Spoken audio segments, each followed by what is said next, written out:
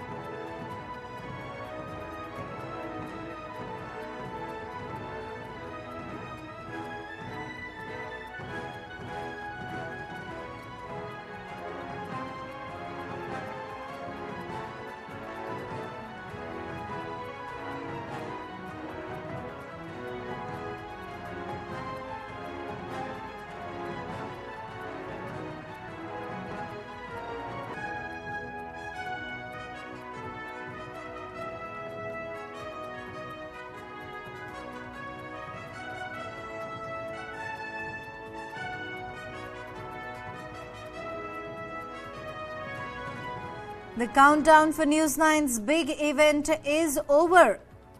The News 9 Global Summit is about the new India that is recognized as a rising economic power and a major global player. The theme of the summit is how India is poised for the next big leap.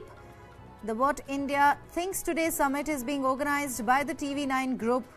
And this edition of the summit is simply unmissable because the keynote address will be delivered by none other than Prime Minister Narendra Modi. The summit starts from today and will continue through the 26th and 27th as well.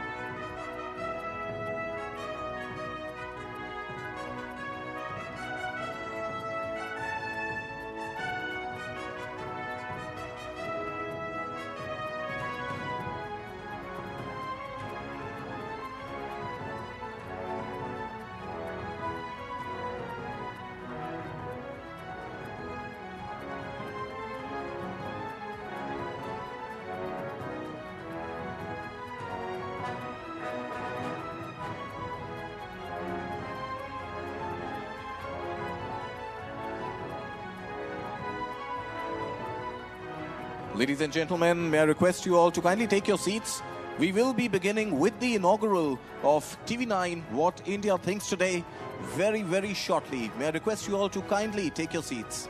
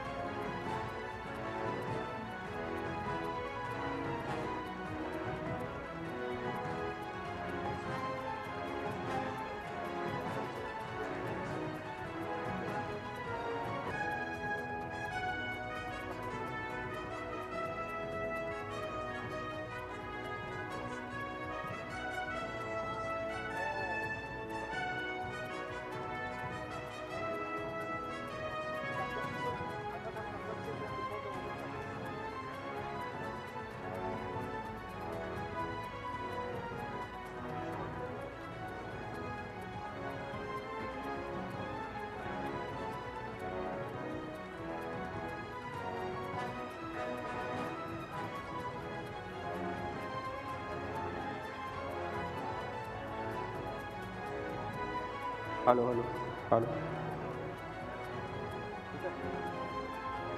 Hello, hello, check. Hello, check. Hello.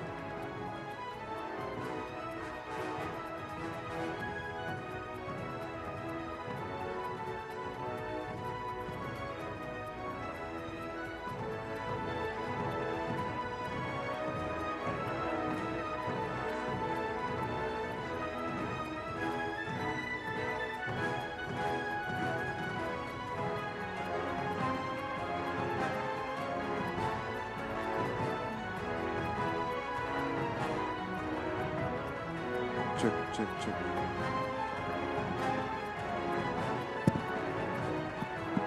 Check, check.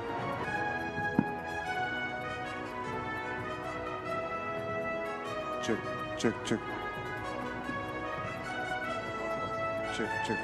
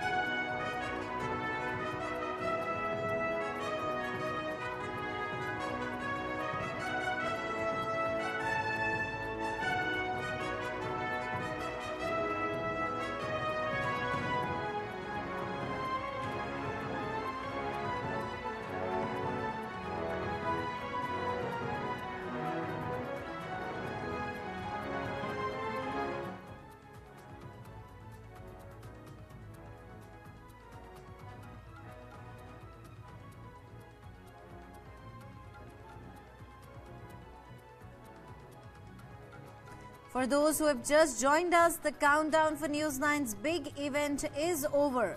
The News 9 Global Summit about the new India that is recognized as a rising economic power and a major global player. Right on your screens, the MD and CEO, Mr. Barun Das, along with Union Minister Anurag Thakur. The theme of the summit is how India is poised for the next big leap. The What India Thinks Today Summit being organized by the TV9 group. This is the second edition, and this edition of the summit is simply unmissable because the keynote address will be delivered by none other than Prime Minister Narendra Modi himself.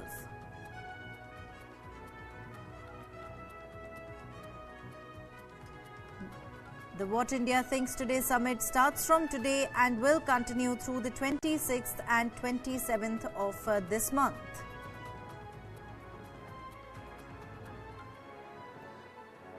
Ladies and gentlemen, requesting all of you to settle down. We will be beginning very, very shortly. Requesting all those walking around to please take your positions.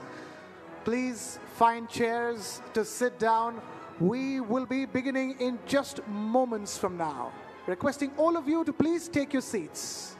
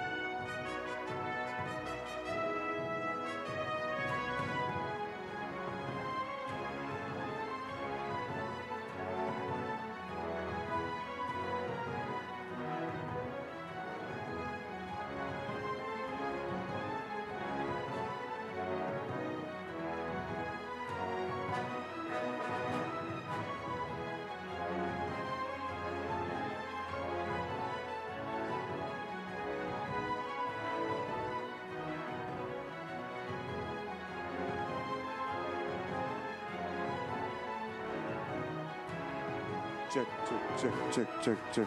ठीक है? Check.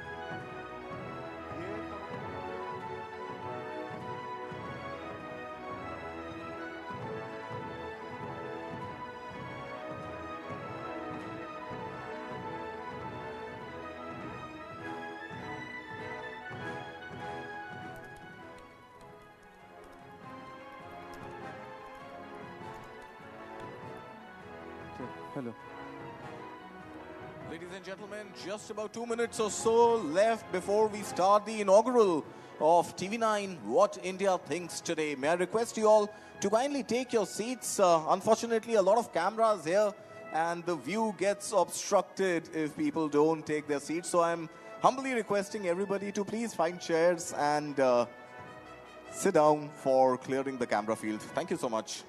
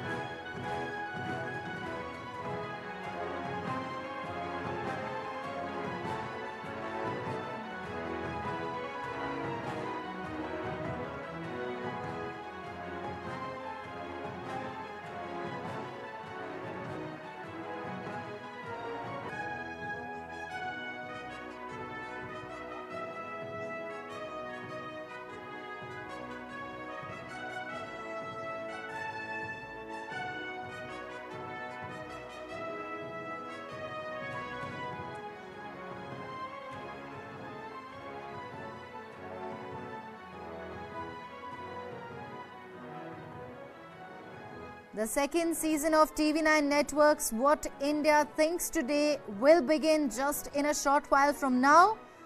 The theme for this year is India poised for the next big leap.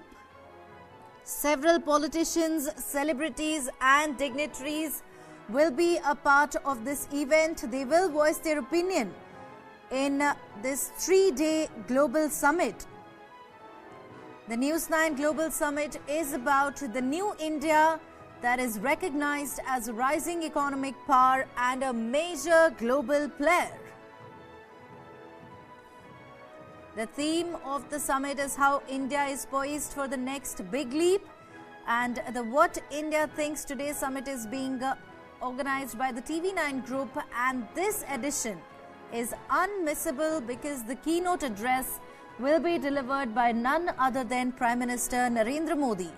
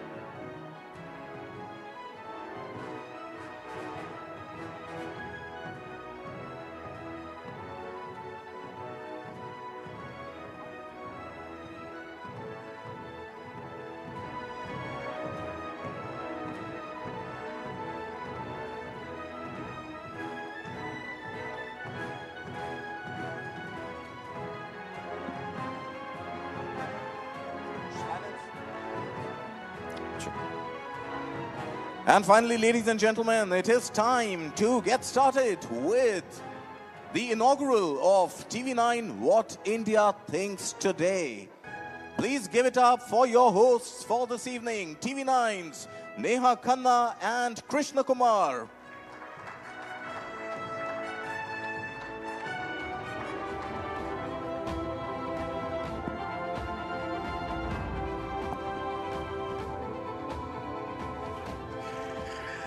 Ladies and gentlemen, a very warm welcome to the second edition of TV9 What India Thinks Today. India's mega thought fest is back indeed, and it's bigger, bolder and brighter this year, mirroring the new India story, really, isn't it, Neha?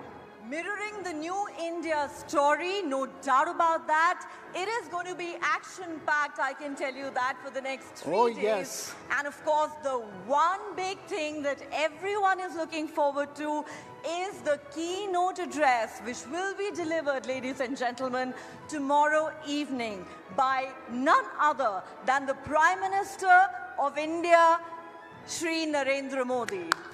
Ladies and gentlemen, huge round of applause for that. Of course, we're all building up towards that, but let's not forget, we have some very special guests already in the house. We're going to get them on stage, get him on stage to be specific. But quickly, before we go for that, we are going to tell you what India Thinks Today is all about. What India thinks about is very important at a time like this, which is a moment of greatness for India. India is on the cusp of greatness, and it is thought platforms like this, global thought platforms, hosted by none other than the biggest news network of the country, isn't it, Neha?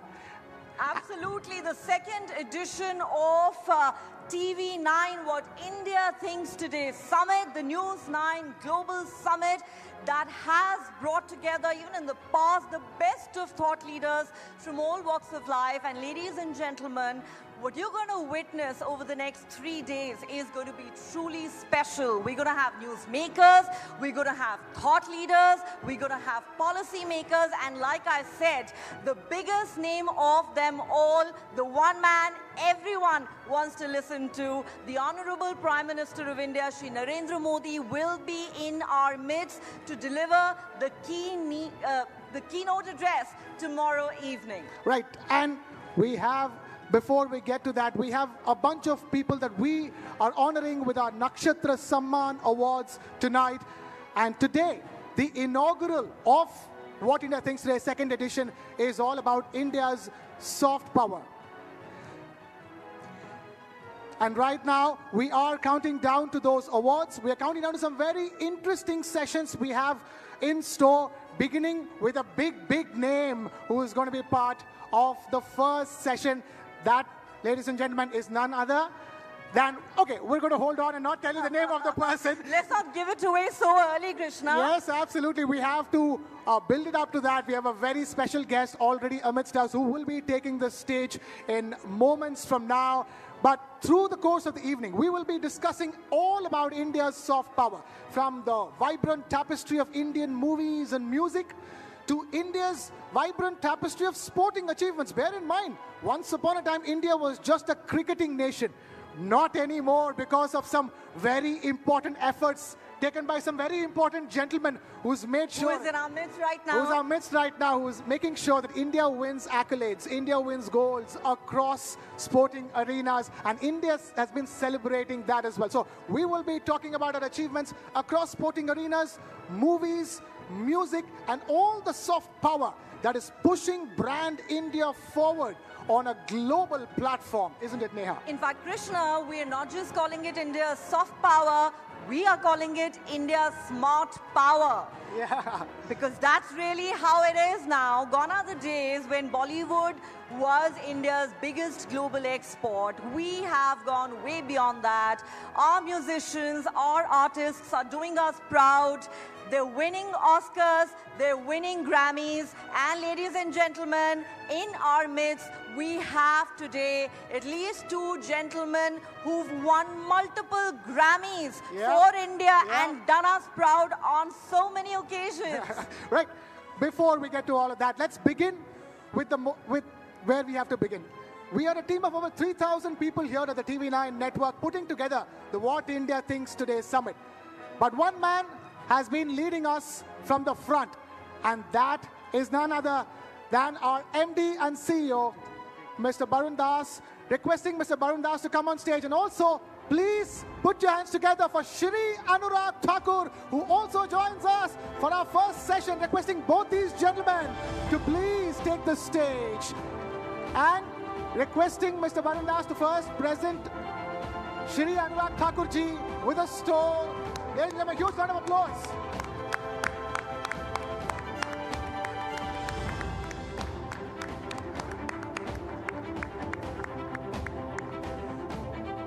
Right. Please, requesting Shri Anurag Thakur ji to please sit down, and requesting Mr. Barun Das to please deliver our welcome address for the second edition of What India Thinks Today. Barun ji, all yours.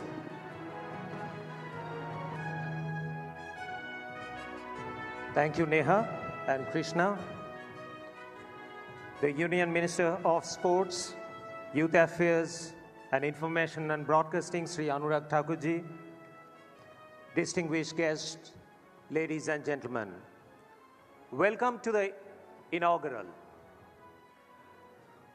Today is the curtain raiser of the second edition of TV9 What India Thinks Today Summit.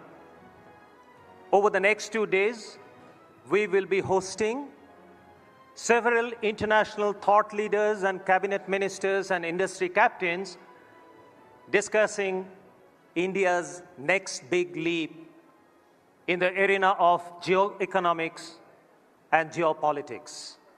And most notably, we have the summit keynote scheduled for tomorrow evening at 8 p.m., which will be delivered by none other than the Honorable Prime Minister Shri Narendra Modi ji. But this evening, we are here to celebrate the curtain raiser with a subject very close to my heart. I must mention that this evening is going to be special because apart from glamour and glitch, it will be an evening of gravitas. You must have already spotted in the hall many well-known faces from the world of sports and entertainment. They are here tonight for a purpose. They are here tonight to discuss a bold vision for India, not as an economic or military power, but as a soft power. Our deliberations this evening will focus on the idea of soft power for hard gains. So what's soft power? A phrase used extensively these days. The American political scientist Joseph Nye defines soft power as a country's ability to influence others through attraction and persuasion rather than coercion and force. As he says, seduction is always more effective than coercion. Like the American dream is sold across the world to a large extent via Hollywood. Similarly, countries like Brazil and Argentina, they have earned a name for themselves in the world through their excellence on the soccer field. That is the context of soft power this evening. India has always been known as a land of yoga, Vedas, and Ayurveda, and more recently, as home to some most spectacular cinematic storytelling in the world. The home of Bollywood, but of late also Sandalwood, Collywood, Tollywood, all hail Nattu Nattu.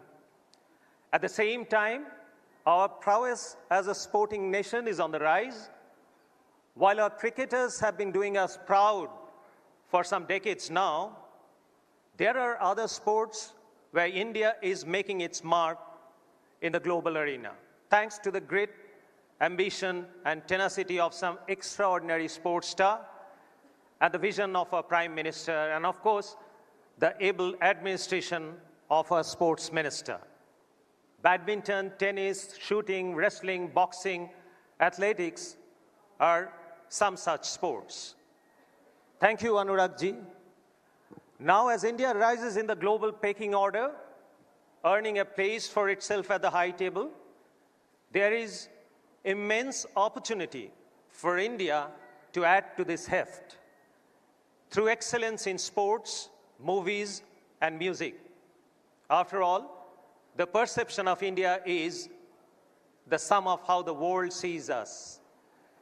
If we as a country create more winners, like powerful cerebral content and winning champions, then we can rise faster in the world order. We can make greater hard gains, be it trade of goods or services. Let us not forget that in 2016, when Israel and Palestine agreed to give peace a chance, it was at the behest of celebrities like Roger Waters of Pink Floyd, John Bon Jovi, and Cristiano Ronaldo. The peace may not have lasted, but people-to-people goodwill remains a far better alternative to bombs and guns.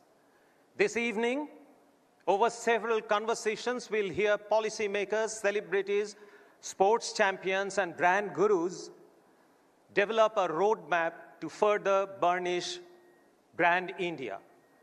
Of course, no evening like this one can be complete without some celebrations. So therefore, tonight we will also be honoring a few extraordinary men and women from the world of sports and entertainment with TV9 Network's Nakshatra Samman Awards. So ladies and gentlemen, we have an exciting evening ahead of us. Let's kickstart it right away. Thank you once again for being us here. Namaskar.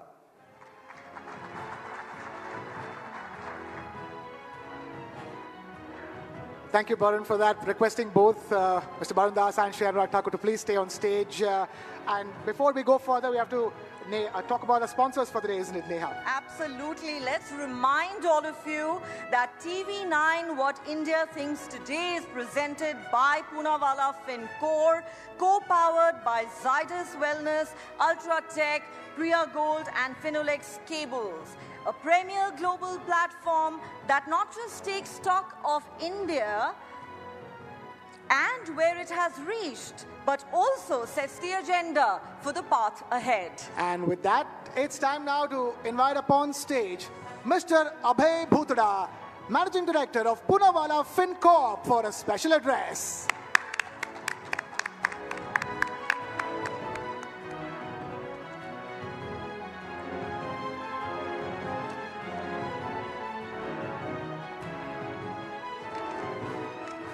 Good evening, everyone.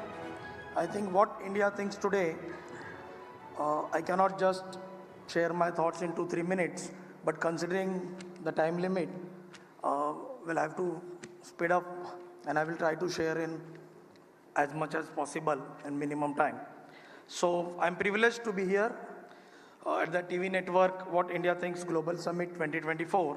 I express my gratitude to Shri Anurag ji Thakur ji, the Honorable Minister for Information and Broadcasting and Youth Affairs and Sports, for gracing this occasion with his esteemed presence. I also express my gratitude to Shri Barun Das ji and his entire TV9 team for organizing such a special and unique event. This is a great initiative by TV9 which brings all the visionaries, policymakers, influencers from around the globe under the one roof to have a constructive dialogue for the growth and development of our nation. Under the visionary leadership of our Honorable Prime Minister Shri Narendra Modi ji, India has undergone a profound digital transformation, creating a market for digital and tech solutions. Honorable Prime Minister's far-sighted approach has propelled India to be a global hub of innovation and technology, harnessing the power of digital solution to drive inclusive growth. India is prominently re-emerging to regain its place on global economic platform and on its way to become the third largest economy. India's digital revolution, led by path-breaking initiatives like Digital India, has transformed the nation into a digitally empowered society and knowledge economy with more human-centric approach to the development. The Atal Innovation Mission has prompted a culture of innovation and entrepreneurship, driving job creation and economic growth. With the focus on digitization, innovation, building digital infrastructure, and adoption of emerging technologies, I am confident that we will be able to achieve the vision of Vikasit Bharat by 2047. Apart from providing conducive business environment, safety and security of individuals is very important to us. No nation can progress without robust law and order. I acknowledge and appreciate the strong leadership of our Honorable Home Minister, Shri Amit Shah ji, for his bold steps to protect the nation and its citizens for maintenance of security, peace and harmony. I also acknowledge Shri Anurag Thakur ji, who has been instrumental in creating awareness amongst the youth for various other sports. Under his guidance, Khelo India initiative and Target Olympic Podium scheme has revolutionized India's sports landscape and increased participation amongst the youth. These initiatives have helped in identifying deserving athletes who can win the medals in the Olympics and increase our medal tally. Digital payment ecosystem in India has also shown significant growth in recent years, driven by a combination of government initiatives, rise of e-commerce, increase in internet, smartphone usage. Key initiatives such as Pradhan Mantri Dhan Jana Yojana, UPI, BHIM have emerged as a game changer in the digital payment landscape. These initiatives have enabled seamless real-time digital transaction, paving the way for a cashless economy. Various digital initiatives of our government are positively helping every fraction of our society to aspire, grow, and fulfill their dream. Let me share with you, I also come from a place like Latur. I have witnessed the digitalization, how demolished the barriers and given the wings to every small town citizen like me to grow and contribute towards the nation building. To me, this is a real testament of Sankalp Se Siddhi, and millions of Indians like me feel confident than ever that we as a nation has all the potential to become the Vishwaguru. At Punala FinCorp, we believe in having complete transparency in our dealing as we understand and value the trust of the customers upon us. Through deep investment in technology and innovation at the core, we strive to create endless possibilities each time and partner in the growth journey of our customer. Trust, integrity, transparency, and excellence are at the core of our institution. Our long-term corporate goals focus on enhancing shareholder value and safeguarding stakeholders' interest. As I conclude, I am confident that dynamic leadership of our Honorable Prime Minister Shri Narendra Modi ji will reaffirm India's status as a global powerhouse with a focus on innovation, entrepreneurship, and capital development. Once again, I thank you TV9 team for conceptualizing this event and allowing me to share my thoughts. Jai Hind, Jai Bharat.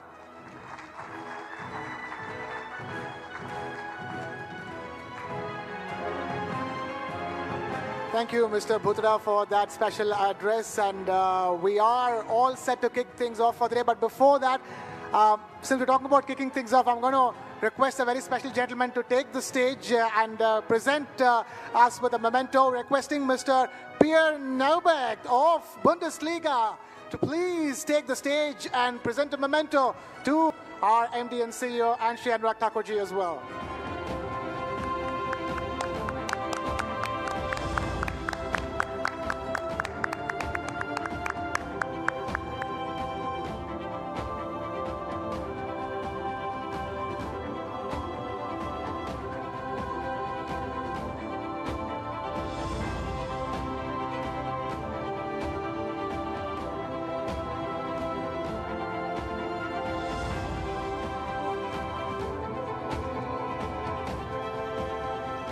Thanks very much for that.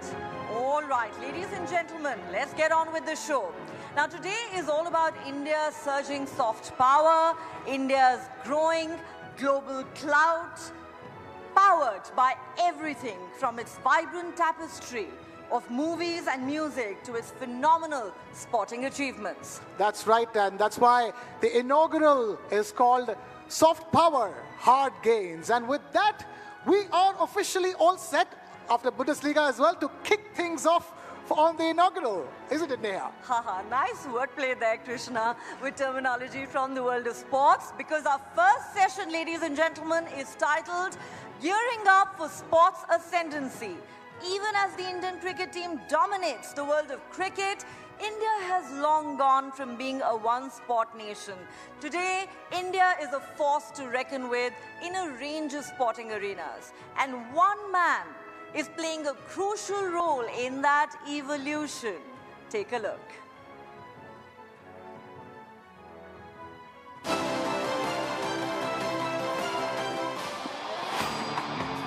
One spear can pierce through the world. One fall can...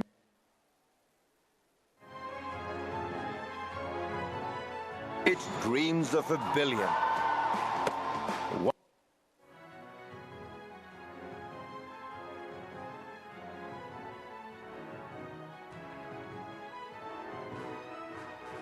Right, we will, pretty much get on with things because we have the two gentlemen on stage already who are going to be the main gentlemen of this session who will be telling us all about it. That is Mr. Barun and of course, Shri Anurag Thakur. Ladies and gentlemen, once again, a huge round of applause. Requesting TV9 Network, Sir Meha Bharadwaj and Sumaira to please take the stage and conduct this session and get the ball rolling. Ladies, all yours.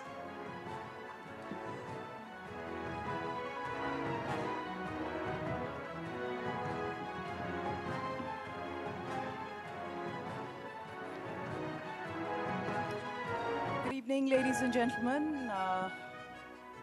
It's the first session, so it better be good because it'll set the tone for what's to come. But in our experience, when we're talking about sports and entertainment, it's never dull. So we're gearing up for sports ascendancy, and who better than Shri Anurag Thakur, somebody who understands sports, somebody who is, who's played cricket himself, and also now somebody who is the sports minister of the country. I also have our MD and CEO, somebody who understands the business of sports, Mr. Barun here. So without further ado, let me get straight into this conversation. There's Pulela Gopichand here as well. At some point, we are going to involve him in this discussion as well. But let's start with Mr. Thakur. Sir, the buzzword today is soft power. Mr. Thakur, and sports is an integral part of it, sir. Cricket, we know, is already a superpower in the country. How can we bring in the lessons that we've learned from cricket to make other sports as successful? Thank you for starting the session. And let me just say this, that if you look at 1983, before that, even in cricket, you didn't have enough money.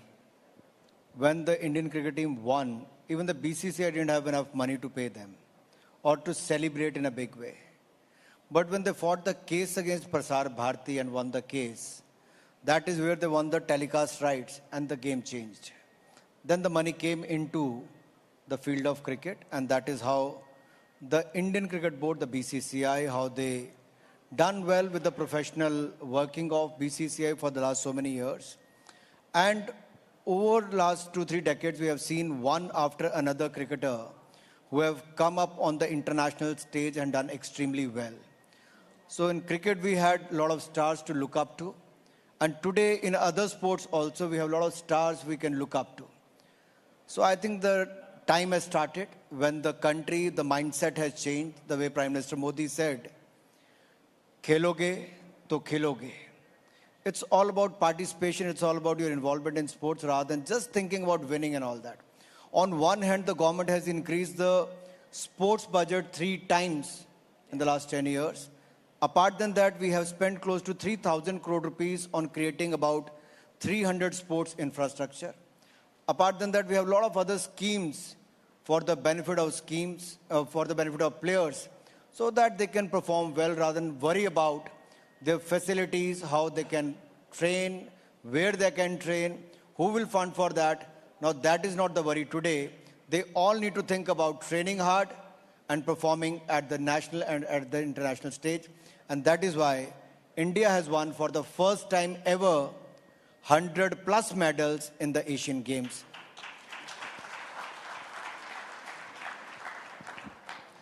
Anurag ji, क्योंकि soft power की बात हो रही है और वो buzzword है आज का, तो इसी से जुड़ा एक और सवाल ये कि हमारी भारत की जो इस समय दुनिया में जो स्थान है, जो जगह है और जहां हम पहुंच रहे हैं, जहां हम पहुंचने का लक्ष्य रखते हैं, सॉफ्ट पावर से हार्ड गेन्स संभव है? मुझे लगता है गेन के बारे में क्यों सोचते हो? मैंने एक शब्द अपने पिछले उत्तर में कहा, खेलोगे तो खेलोगे। आपको तो अपना कर्तव्य निभाना है, कर्म करने, बाकी फल की चिंता नहीं करनी है। और आज का भारत अपने कर्म कर रहा है, फल अपने आप मिल रहे हैं। कहाँ 10वीं लड़खड़ाती चरमराती अर्थव्यवस्था थी, आज दुनिया की 5वीं सबसे बड़ी अर्थव्यवस्था हम बनकर खड़े हो गए हैं। और जब मोदी जी तीसरी बार आएंगे तो will become the 3rd largest economy in the world. So हमें अपने एफर्ट्स में कोई कमी नहीं करनी चाहिए। इसलिए मैं कई बार खिलाड़ियों से भी कहता हूं कि आपको अपना जो पार्ट है वो प्ले करना है, मुझे अपना करना है। एक समय था जब खिलाड़ी को लगता था कि परिवार में अगर कोई रिक्शा चलाने वाला है, मान लो पिता कोई चाय बेचने वाला है, कोई सब्जी बेचने वाला है, तो उसका बच्चा यहां तक कैसे पहुंचेगा। आज मैं आप सबकी जानकारी के लिए बताना चाहता हूं, आज खेलो इंडिया अभियान के बाद, टॉप स्कीम के बाद, टारगेट ओलंपिक पोडियम स्कीम में बोर्डिंग, लॉजिंग, ट्रेनिंग सारा खर्चा भारत सरकार वहन करती है। और जो एलीट एथलीट है उसको 6 लाख रुपया साल का जेब खर्च अलग से देती है खेलने के लिए, ट्रेनिंग करने के लिए। और इसी तरह से जो डेवलपमेंट एथलीट है उसको 3 लाख जेब खर्च अलग से देती है। और बाकी सारा बोर्डिंग, लॉजिंग, ट्रेनिंग देश और विदेश का सारा खर्चा भारत सरकार करती है। फिर आता है खेलो इंडिया एक्रेडिटेड एकेडमी। मान लीजिए पुलेला गोपीचंद की एकेडमी चलती है, वहाँ पे किसी खिलाड़ी को जाके सिलेक्शन होकर ट्रायल दिया, खेले, तो उनको 5 लाख रुपया बोर्डिंग, लॉजिंग, ट्रेनिंग के लिए और 1,20,000 रुपया जेब खर्च के लिए अलग से मिलता है। ऐसे 3,000 खिलाड़ियों को प्राइवेट एकेडमीज में भारत सरकार फंड कर रही है ताकि पूर्व खिलाड़ी उनको अच्छी ट्रेनिंग दे सकें और भारत के लिए खेल सकें। लगभग 23 नेशनल सेंटर ऑफ एक्सीलेंस बना दिए हैं, 69 साइट ट्रेनिंग सेंटर हैं। और आज़ादी के जब हम 75 वर्ष मना रहे थे साल पहले, तो मैंने कहा था 750 हम खेलो इंडिया सेंटर बनाएंगे। आज मैं इस मंच पे कह रहा हूँ 750 नहीं, 750 नहीं, 1075 1075 हमने पूरे कर दिए। So that is the speed, size and scale at which we are working today. अभी बहुत आगे जाना है। राज्य की सरकारें भी अगर, क्योंकि स्पोर्ट्स इज स्टेट सब्जेक्ट, अगर राज्य की सरकारें थोड़ी मदद करेंगी, थोड़ा और अच्छा करेंगी, तो भारत जैसे देश में 36 स्टेट्स और यूनियन टेरिटरीज में से अगर 20 भी अच्छा कर लें, तो मैं कह सकता हूं जो लक्ष्य मैंने 2036 के लिए रखा है कि इंडिया दुनिया की पहली 10 मेडल विनिंग कंट्रीज में से एक हो और 2047 तक हम दुनिया के पहले 5 देशों में हो जो मेडल जीतने वालों में हैं। Now, we'll talk about that bid for Olympics for 2036, sir, but let's also get Barun to talk to us about soft power. You had that in your keynote address, sir. I want to ask you, what is the role that media can play in building a brand for India when it comes to that being used as soft power? Thank you, Meha. I think fundamentally, media exists without any specific objective. Media is supposed to be a social catalyst. I mean, if you talk about news media. So we reflect the society and we act as a social catalyst. But as part of the largest news network of a country, what I see is that as far as sports and entertainment is concerned, it's an exciting time for India, like in many other spheres. First of all, I think the winner is first born in the mind, and then you have to have an intent to win, which is what I think the Prime Minister's leadership and Anurag's guidance had happened and instituted in India, where Indians want to win, which is what, as a media custodian, as a largest news network, we should try and reflect. There are excellences which we are saying. Obviously, what keeps coming to my mind is Gopi, who's sitting here, good friend. He's shown that he was possibly the second All England champion after about 29 years or so. He won it all by himself. But then he decided that he'll create many champions. So he set up that academy. And then, as Anurag ji said, that the nation is supporting the administration and the government is supporting that. So this acts as a very, I think it's a self-fueling positive spiral which will only grow from now. See, as far as the media is concerned, let me add something to that. When I used to play cricket, rather than the money or the cash prize, it is the next day news in the newspapers, which is to encourage like sports person like us, कि अच्छा अखबार में नाम छप गया, अब देश में हमें लोग जानते हैं. तो मीडिया एक बहुत बड़ा रोल अदा कर सकता है, वो पैसों से बहुत बड़ा है, आपको पहचान दिलाने का. Right. Sir, I will just, absolutely. This is a very good point that unless and until we bring that to limelight, we celebrate those successes, the successes will remain confined to some corners here and there. So that definitely is a role that media has to play.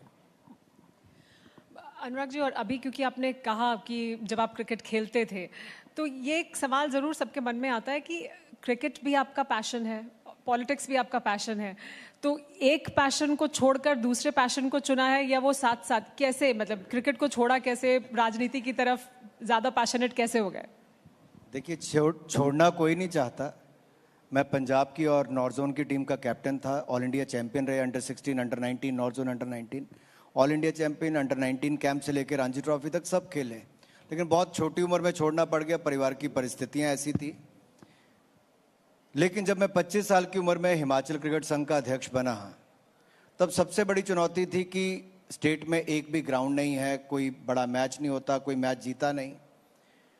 Eight the age of 26, I built that Dharamshala Cricket Stadium without any government, without even a single penny from any government, neither central nor the state government. तो एक जुनून था कुछ करने का, वापस game को देने का. और जब वहाँ अच्छा किया तो उसमें राजनीति आ गई, राजनीति लोग आ गए. और मैं जो राजनीति से 100 कदम दूर था, मेरे लिए भी राजनीति के द्वार खुल गए. आज मैं आपके सामने चौथी बार का लोकसभा एमपी बैठा हूँ. वो स्टेडियम नहीं बनाया होता तो शायद यहाँ नहीं होता. तो ईश्वर ने आपके लिए कहाँ लेके जाना, उसके रास्ते बना के रखे हैं. आपको केवल अपना कर्म करना है. मैंने पहले भी कहा, मैं क्रिकेट खेलना चाहता था. मेरे पिता मुझे फौजी बनाना चाहते थे, वो खुद प्रोफेसर थे. मेरे दादा परदादा फौजी थे. मैं तीसरी बार सांसद बना, तब जाके मैंने 2016 में टेरिटोरियल आर्मी में मैं लेफ्टिनेंट बना. अब मैं कैप्टन हूँ. अब मैंने मेजर का एग्जाम दिया, देखता हूँ पास हो गया तो थोड़ी दिनों में मेजर भी बन जाऊंगा. तो आप कहाँ जा सकते हो कोई पता नहीं चलता. तो जहाँ पे भी आप हो, वो आप काम अच्छे करते रहें. Sir, Paris Olympics is 5 months away. This is a headline question now. What are you expecting from our Indian athletes? Are we going to better Tokyo? If you look at Tokyo Olympics, we were facing the COVID-19 pandemic at that time. It was very hard to train the players locally or maybe overseas. But we provided them all kind of help. Look at Mirabai Chanu. She got injured in India. Yeah. Within 24 hours, she was given the US visa. We sent her coach and physio with her. After that, the visa was stopped and the entry was banned into US also. So she trained in US for 6 months. Many of our athletes were training overseas in Europe. She flew directly from US to Japan in Tokyo. And the first medal won for India at Tokyo Olympic was by Mirabai Chanu. Yeah. So that is how the government of India helped her with funding her recovery and everything, and she won us the medal. So मैं यही कहता हूँ कि तब आपने सोचा नहीं था, लेकिन हमने आज तक के सबसे ज़्यादा मेडल टोक्यो ओलंपिक्स में जीते. उसके बाद कॉमनवेल्थ गेम में हमने 61 मेडल जीते. उससे पहले पैरालंपिक्स में 19 मेडल जीते, डेफ ओलंपिक्स में 28 मेडल जीते. और जब हम एशियन गेम्स में जाने लगे, तब मैंने कहा था इस बार 100 पार. तो सबको लगा नेता है, नेता जैसा भाषण दे दिया, इस बार 100 पार होगा नहीं होगा. बट मुझे विश्वास था मेरे खिलाड़ियों पर, जो हमने सुविधाएं दी थी. और इस बार भारत ने 107 मेडल जीते हैं एशियन गेम्स में. और जब पैरा एशियन गेम्स में हमारी टीम गई, तब मैंने कहा एबल एथलीट्स का रिकॉर्ड तोड़ोगे? Can you break the able athletes record? They said of course yes. और उनका कॉन्फिडेंस लेवल देखने वाला था। और हमारे पैरा एथलीट्स ने पैरा एशियन गेम्स में 111 मेडल जीतने का काम किया है। तो मुझे तो विश्वास है, मैं आपके दर्शकों से पूछ लेता हूं, आपको विश्वास है पेरिस ओलंपिक में टोक्यो ओलंपिक से बेहतर जीतेंगे awards? I will take the liberty, क्योंकि अनुराग जी मौजूद हैं और अनुराग जी ने कहा कि उन्होंने 100 पार का स्लोगन दे दिया था, तो क्योंकि आप यहाँ हैं तो राजनीति से भी जुड़े दो एक सवाल जरूर पूछ लूँ मैं आपसे। 400 पार का नारा भी दे दिया है अब की बार, लेकिन वो जो सामने गठबंधन है वो जो लग रहा था कि इकट्ठा नहीं हो रहा है, अब इकट्ठा होता हुआ दिखाई दे रहा है। गठबंधन दिल्ली में भी हो गया है, आम आदमी पार्टी और कांग्रेस के बीच में गठबंधन, बाकी गुजरात में हो गया है, हरियाणा में हो गया है, ऐसे ही इकट्ठा होते जा रहे हैं। लग रहा है पश्चिम बंगाल में भी शायद कुछ बात बन जाएगी। तो ये इकट्ठा होने में कुछ फर्क पड़ेगा वो 400 पार के नारे पर?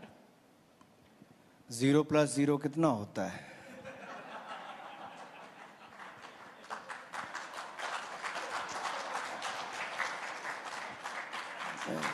ये कोई पहली बार इकट्ठे हुए हैं? ये कोई पहली बार इकट्ठे नहीं हुए। मैं आपके याद करवाऊं, 2017 में उत्तर प्रदेश का विधानसभा चुनाव था, 2022 में यूपी का विधानसभा चुनाव था, 2019 का लोकसभा चुनाव था। ऐसे कई चुनावों में ये महागठबंधन जो काफी ठग, यानी कि जिनके बाकी तरह के आरोप भ्रष्टाचार के लगे हैं, कोई बेल पर है, कोई जेल में है, वो सब लोग इकट्ठे हुए हैं। लेकिन ये चाहते क्या है? They want to scratch each other's back just to support them because they are facing the corruption cases. और ये भ्रष्टाचार के आरोप जो सह रहे हैं, और श्रीमान राहुल गांधी जी, सोनिया गांधी जी भ्रष्टाचार के मामले में बेल पर हैं। अरविंद केजरीवाल जी जो सबको ईमानदारी के सर्टिफिकेट बांटते थे, वो 7 बार ईडी के समन आने के बाद भी आज जाते नहीं। लेकिन जब राजनीति में नहीं थे तब ज्ञान बांटते थे कि कांग्रेस वालों को भ्रष्टाचार के चलते बाहर करो। जितने ईमानदारी के सर्टिफिकेट इन्होंने अपने हेल्थ मिनिस्टर को दिए, वो 1.5 साल जेल में रहे। इन्होंने अपने शराब घोटाले वाले मंत्री को दिए, वो जेल में है। उप मुख्यमंत्री वो हैं, अपने सांसद को ईमानदारी का सर्टिफिकेट दिया, सब लोग जेल में हैं, किसी को बेल भी नहीं मिली। तो आप लोगों के पास मोदी के खिलाफ क्या लेके जा रहे हो? क्या आपके पास ईमानदारी है?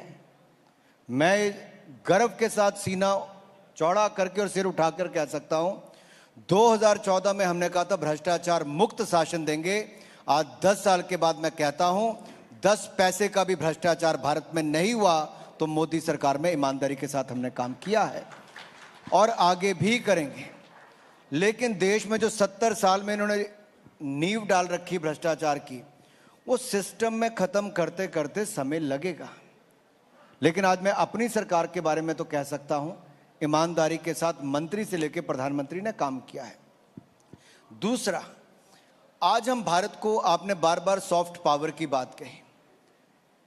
आप किसी भी पावर की बात कर लें, सॉफ्ट पावर की बात कर लें, हार्ड पावर की बात करें, इकोनॉमिक पावर की बात करें, आज हर क्षेत्र में भारत आगे जा रहा है। सॉफ्ट पावर में स्पोर्ट्स से लेके सिनेमा तक, कल्चर से लेके स्पेस तक हमारा बहुत बड़ा योगदान है। हमारी फिल्में, हम दुनिया के सबसे बड़े फिल्म निर्माता वाले देश हैं, लेकिन बड़े पर्दे वाली फिल्में हमारी दुनिया में जाके अच्छी नहीं करती थी। But there is nothing regional today. If your content is good, it quickly becomes from regional to national, then to international, and that is how RRR has won the award. That is how Elephant Whisperer has won the award at the Oscars level. एक नहीं अनेक platform पर भारत के content ने अपनी धूम मचाई है।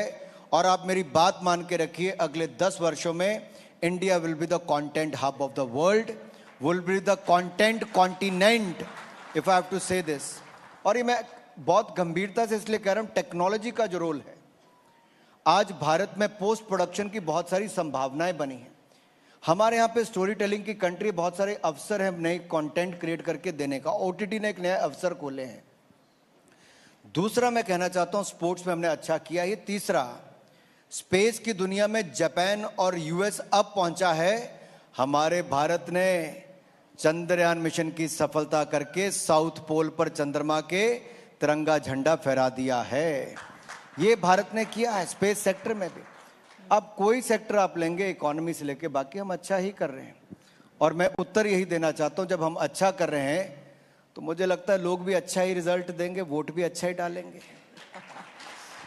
So you monitor what we watch as the Minister for Information and Broadcasting. What is it that you watch? आप एक युद्ध से दूसरे युद्ध चले जाते हो, कभी यूक्रेन कभी इजराइल का दिखाते हो, लेकिन मैं यही कहता हूं युद्ध के समय भी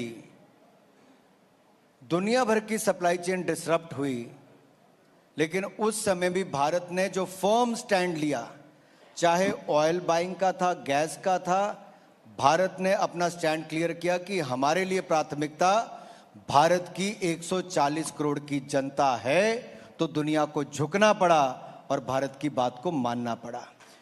दूसरा, कोविड-19 पेंडेमिक के समय दुनिया के ऊपर अगर हम निर्भर रहते तो शायद 140 करोड़ भारतीयों को 220 करोड़ वैक्सीन नहीं लगती. आज अगर 220 करोड़ वैक्सीन मुफ्त में लगी है और 80 करोड़ लोगों को मुफ्त में अनाज मिला है, और अगले 5 साल की गारंटी भी मोदी की गारंटी है, और 4 करोड़ पक्के मकान, 10 करोड़ बहनों को रसोई गैस का सिलेंडर, 12 करोड़ शौचालय टॉयलेट्स मिले, 13 करोड़ घरों को नल से जल मिला, 60 करोड़ लोगों को आयुष्मान भारत के 5 लाख का इलाज हर साल मुफ्त मिलता है, तो मैं ये कह सकता हूँ ये तभी होता है जब सरकार डिलीवर करने वाली आती है. और आपका कंटेंट मैं टीवी पर देखता हूँ, आप अच्छी स्टोरीज भी दिखाते हैं कि मोदी सरकार ने कैसे अच्छा काम किया है.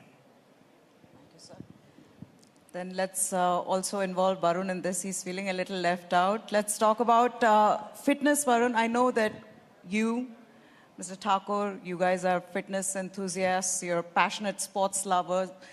I've got to ask you this. India being one of the youngest populations, right? Average age of an Indian is 29. How can we make sports an intrinsic part of our culture across age groups? Barun, your thoughts on that? It's a difficult question. I haven't thought about it. Let me just think on the go. I think sports is not really a discipline. According to me, sports is an attitude. Like some time back, even today, if I have to recruit even a top management person, in his resume, I look through whether he's played any games and sports or not.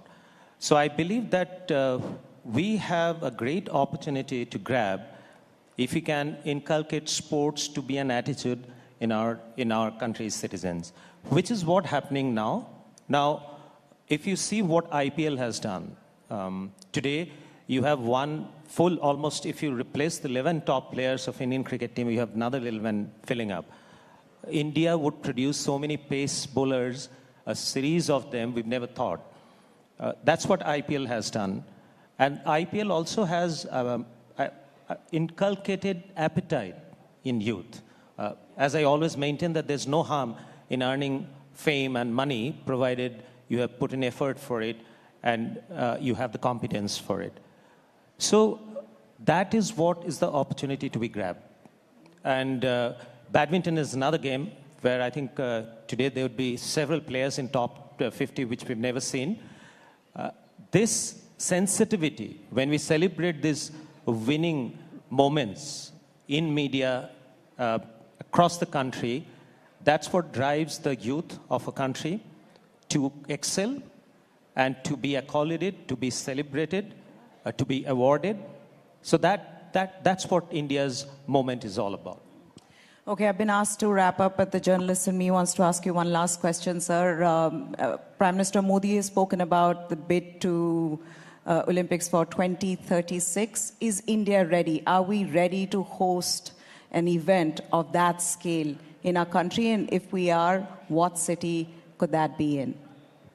I think Prime Minister Modi made it very clear during the IOC session in Mumbai that India is very serious to host the 2036 Summer Olympics, and before that we want to host the 2030 Youth Olympics. And I have a reason to say so.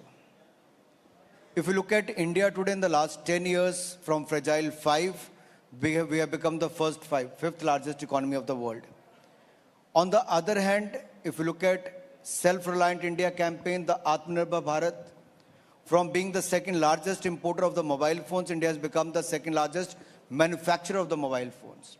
From 85% of the toys being imported from overseas, now India has 90% of the toys production made in India and exporting to the world. From being the largest importer of the defense equipment, India has 1 lakh crore defense production last year, and which had 16,000 crore rupees export as well. So if you look at sector to sector, India is doing extremely well. Economy-wise, we are the 5th largest. In the next 5 years, we're going to be the 3rd largest.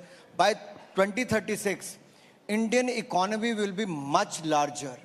On the other hand, in India, if you look at the capex, the investment on the capital expenditure, it has gone up. Last year it was 10 lakh crore rupees. This year it is 111 crore rupees. That means 11 lakh crore plus will be spent to create infra. On the other hand, the cities are growing, the infrastructure is growing. From 74 airports, we are 150 airports today. The sports infra is also becoming better and better with each passing day. We have the 1.4 billion population, out of which 65% is below the age of 35 years. That clearly shows 1/6 of the humanity, the 1/6 of the total population of the world lives in India. So what could be a bigger market? We have 1 billion mobile phones, smartphones. We have 1 billion internet connections. We have the largest population to see the Olympic sport last time. And this time it makes more sense for the IOC to give 2036 Olympics to none other than Bharat, our India. So that will be a very serious bid.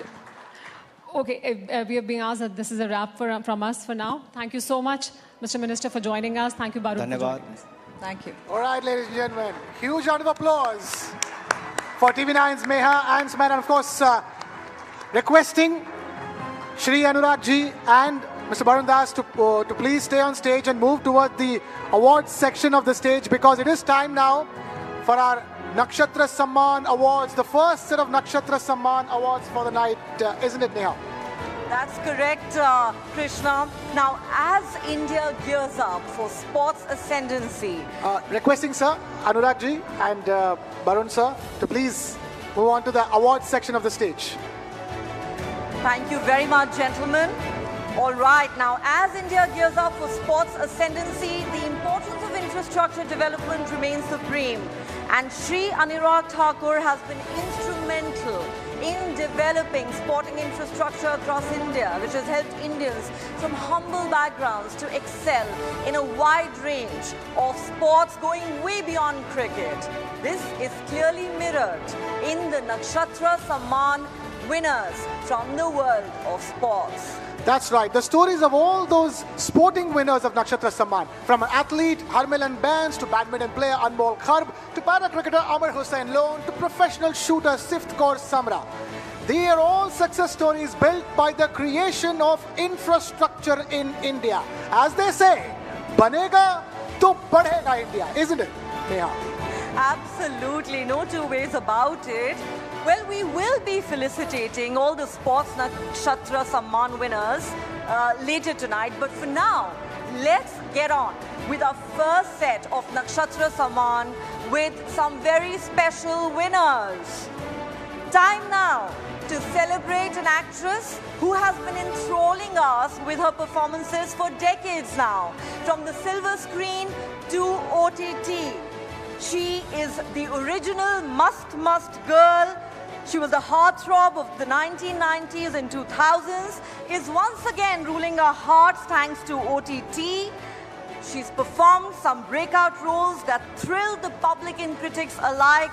She's given power-packed performances, and now she is reinventing herself for the new age entertainment space. Ladies and gentlemen, the TV9 Network Nakshatra Samman goes to the ever-shining star, Raveena Tandon. Ladies and gentlemen, huge round of applause for Raveena Tandon, requesting her to please come on stage to collect the award from Shri Anurag Thakurji and Mr. Barun Das.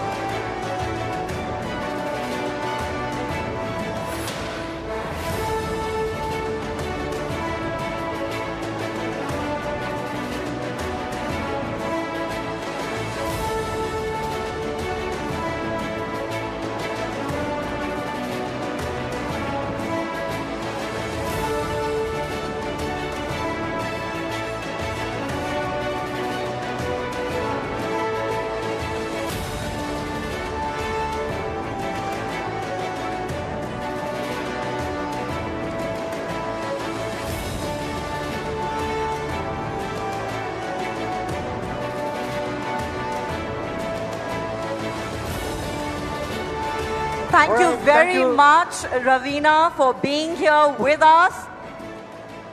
All right, if we can ask her a quick question. Yeah, she has a mic. She has a mic. Okay, she has Ravina, we have a quick question to ask you. You know, just realized you've been winning an award from your first performance. You won a Best Debutante award. From then for the movies to now OTT. And now this is the Nakshatra Samman. Can you tell us what does it feel like to keep coming up on award stages like this all the time? First of all, thank you and a very good afternoon and a good evening to all of you here. I was just partially sitting there and hearing this very interesting conversation happening right now on stage, and I'm looking forward to my session as well. But nonetheless, thank you very much for this honor, and it always feels great from then, like you said. Anuragji just said that why are we relegated to only 1990s heartthrobs, whereas we women now are still very relevant, You still very working, much a heartthrob even and today, still leading. Ravina. We are very much there, and we're here to stay forever and ever. But nonetheless, thank you so much for this, and it feels great always to be appreciated, whether it was the first debut award or it is now this very ever-shining star award. I just completely love this, and thank you again.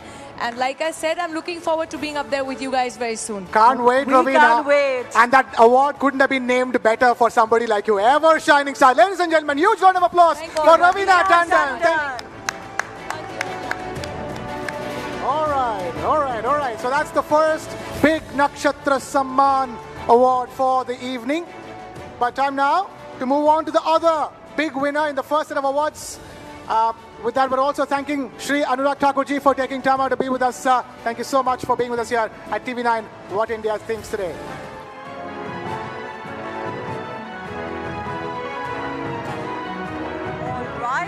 Thanks very much once again to Ravina Tandon, to Barun Das, and to Shri Anurag Thakur for being here in our midst. Of course, everyone's looking forward to Ravina's session.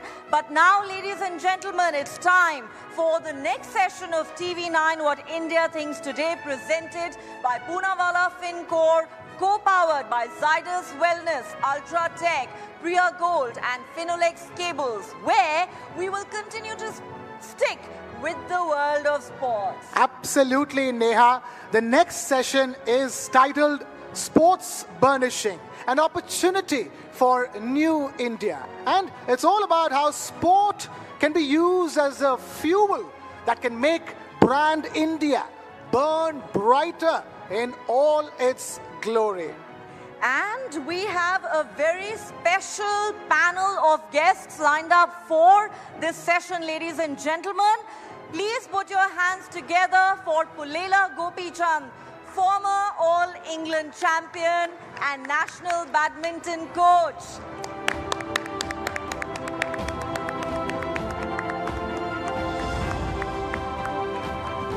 Please take a seat, sir.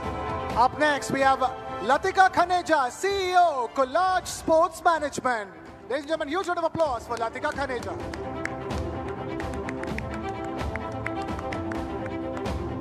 All right, next up, we have with us Pierre Norbert, CCO, Bundesliga. Ladies and gentlemen, huge round of applause for Pierre Norbert.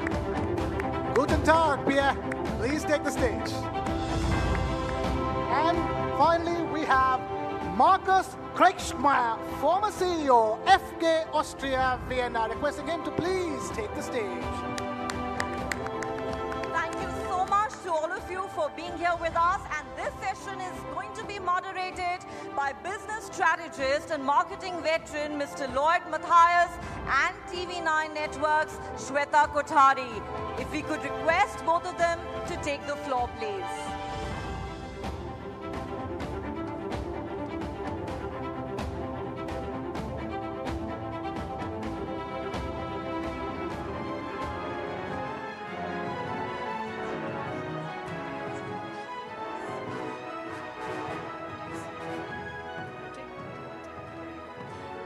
All right, I think before we begin, may I also please call on Subhranshu Singh, Chief Marketing Officer, CVBU at Tata Motors.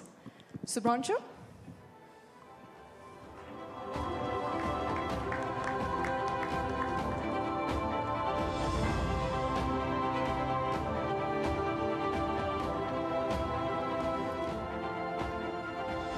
Thank you very much. Ladies and gentlemen, absolute pleasure to be here. But before I kick off on what is in the session, I am a storyteller. I'm a journalist. So I'm going to begin with a story. There's a boy I know about 300 kilometers from here who wanted to be a footballer.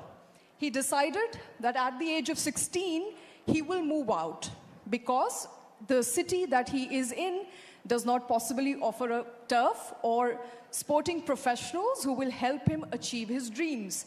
He comes from a middle-class family, so he moves to the next best possible place, which is Chandigarh. From Chandigarh, he gets trained. Now, it takes money, of course, to be trained. If you want to be a footballer in India, you know that there's not enough coaching facilities available, and he gets that right kind of coaching and the right kind of turf in Chandigarh. At this time, he's trained. He's told he has potential. So then he decides to go to Bengaluru.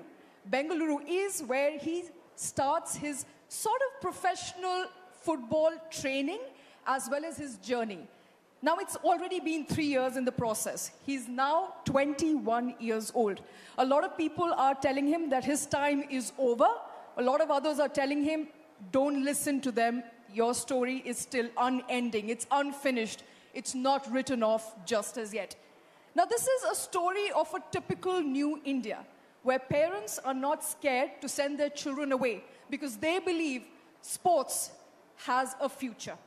At the same time, this is also a story of an audacious young person who is willing to put off his studies because he understands that his home city does not offer him that kind of facility and move out of his comfort zone to different cities at a very young, tender age of 16 years old. Now, this happens to be my brother, and I'm very fortunate to be sitting here. But this, as I said, is also a story of every other young Indian family, as well as a person who has willingness to do something, perhaps is not able to do so in absence of enough facilities, even though he has potential. As I said, his story is still unfinished, so we don't know. He may just be a professional footballer. But as we kickstart this session, the first big question I believe we have in front of us is that we want sports to have to be synonymous to brand India. I want to come to you, Lloyd, and since you're my co-panelist, and I think maybe you can take it off to other panelists here, how close are we to achieving that dream of India going beyond cricket and also building an image of a sporting nation? Thank you, Shweta. And I think we've got a great set of panel who should be answering this. But if I could just say one thing, I think the last decade truly has seen Indian sport come of age. As many people would say, for a long time we were a one-trick pony, right? Cricket was Indian sport.